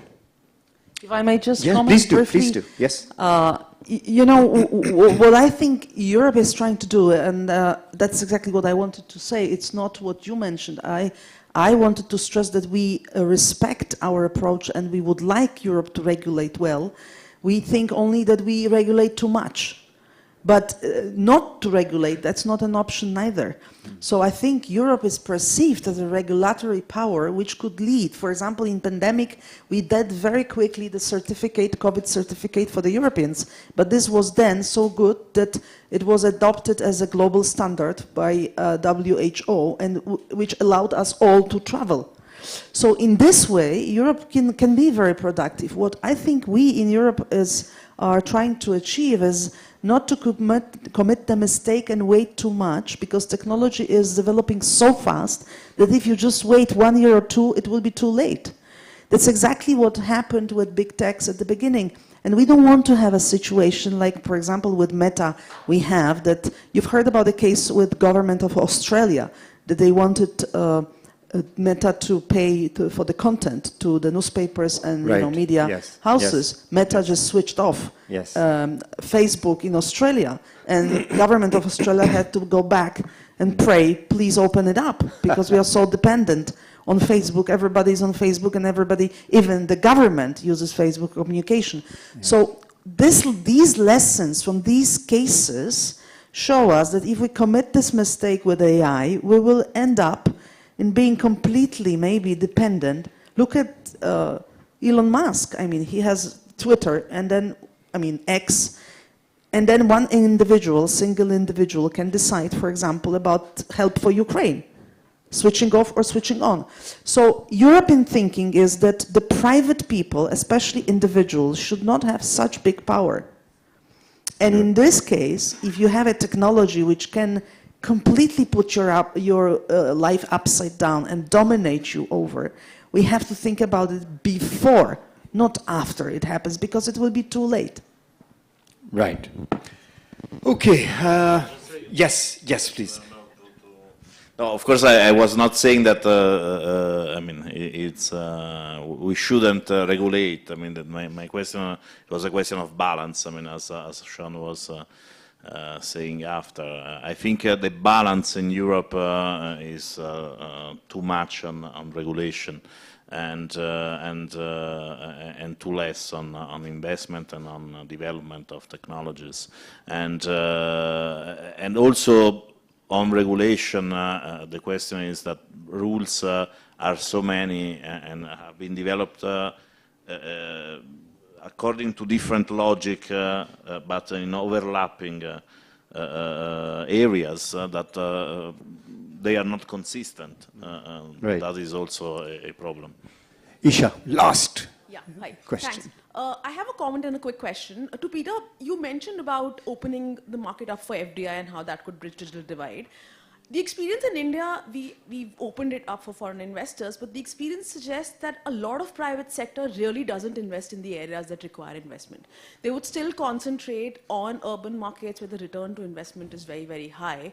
Have you thought of this? And if yes, then what could be potential solutions? And to Gogo, couldn't agree more with what you said. The concern with the European approach is that a lot of countries like India, Brussels effect follows, right? We try to emulate a lot of regulation that your jurisdictions are following, and we struggle a lot more with regulatory capacity.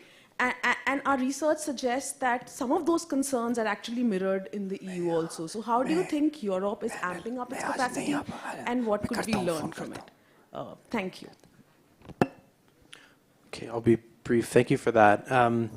Yeah, it's a very good point. And so Canada does have a very strong tradition in all, provincial governments and federally of public-private partnerships, and that will be key here, undoubtedly. Another thing is, we do have a broadband access fund federally, and the provinces are investing in this. So it's not like there isn't funding going in, but I guess, you just wonder where that point at the curve is. And so obviously, we need more to incentivize companies to make these investments. So I think it does need that push. But there is already this infrastructure and tradition of public-private partnerships in the space to push it across the finish line. Okay, 30 seconds to the panelists each to Can make I the just final answer comment. the Yes, question? please. Yes, please. So just very briefly, the lesson we've learned is that it is not good to compete by number of regulations you produce. If you produce too much, it's a disaster. Instead, we have to think about good regulations where we have to implement everything which is in the regulation. So make it in a way to have, let's say, one act, but concentrate on this one act, not produce 100 or 1,000. And this is very tricky because every government, every politician wants to demonstrate that he's active. In democracies, how do you demonstrate it when you are in the parliament? You propose new legislation, right? So don't do that. Try to see what we already have on the table and use that. Yeah. Stefano, you wanted to make a point, yes? Yeah, on you quoted the Brussels effect, and indeed, I mean, there was probably a Brussels effect for some regulation, like the GDPR is a classical example. But there are many, I'm not a legal scholar, I'm an economist, but there are many legal scholars in Europe saying that it's very different GDPR and privacy from the AI Act and artificial intelligence, because privacy is not a technology, of course, while every country wants to excel in a technology such instrumental and important as artificial intelligence, and so you don't have countries or less availability from countries to acquiesce to implement regulation in Europe or emulate Europe, and there is less chance of that. And we saw also, apart from the attempts of regulation by the federal government or states in the US, but of course there is attention, all the executive orders about AI, and the same in other countries. So I think it's different. It depends. I think the case of GDPR is a special case for a Brussels effect. Thank you. Thank you. I think we have to bring this to a close because we've already overshot our welcome, but this has been a fantastic, as have been the other panels. This was also a great panel. So I'm not going to summarize. I'm not going to be foolish enough to summarize the discussion, but it was a very stimulating discussion, and I think there are various points that have come up for future research if GTIPA wishes to get into them. But could you join me in giving the panelists a sound round of applause? Stephen, you wanted to. This was fantastic. Thank you so much. As we wrap up, let us get a picture of just the Alliance members here at the front, if we could. Do you have closing remarks for the day? I just wanted to say that I'm not going to give any closing remarks, although they were sort of, it's on the panel, it's on the schedule, but there is dinner after this, and Sheba and the team will escort us, and the dinner is at 7:30. Yes, and you will all be escorted, so you can take some rest and go. But thank you all on behalf of the university, on behalf of the Atal Incubation Center. Amit, do you want to say something on behalf of IFC? Would you?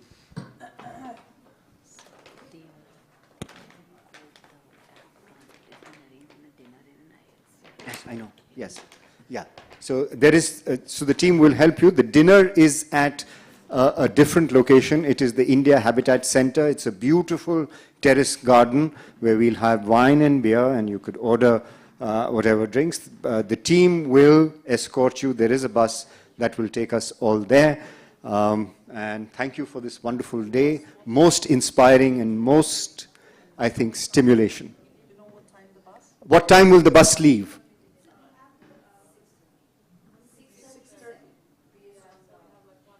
I think you should give them a little more time. 7? 7. Let's say 7, so that you can relax. And so 7 o'clock, because it'll take us about 15 minutes to get there. We meet in the lobby at 7. You will meet in the lobby at 7. Amit, okay. Well, some points? Nothing? Okay. Well then, on behalf of the members of the Global Trade and Innovation Policy Alliance, we want to extend once again our sincere thanks to the Shiv Nadar Atal Incubation Center and the Institute for Competitiveness for being our gracious host this year in New Delhi. So if I could ask Rajat and Shiva and Rupali to briefly come up, Amit, if you would like. Just very briefly, if we can extend a token of thanks.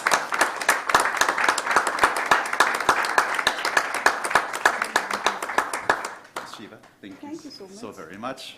Amit, thank you on behalf of IDEA. Amit, thank you on behalf of IDEA. Thank you. For Europe and for you, Rupali. Thank you so much. Thank you all so very much. And then let's do a picture of the Alliance. Okay, yeah, so the Alliance members up here. Maybe can we have a photo of the panel? Yes. Go to a panel and then we'll do. Sure, do the panel. We do the Alliance.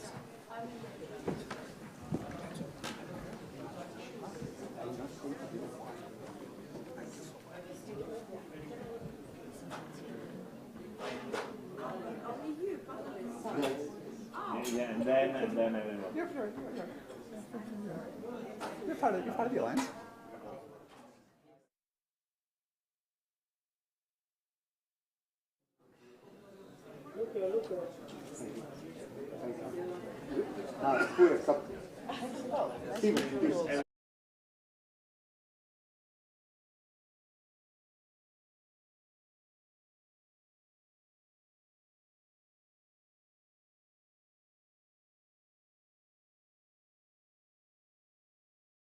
To be on front, I mean, Towards the front.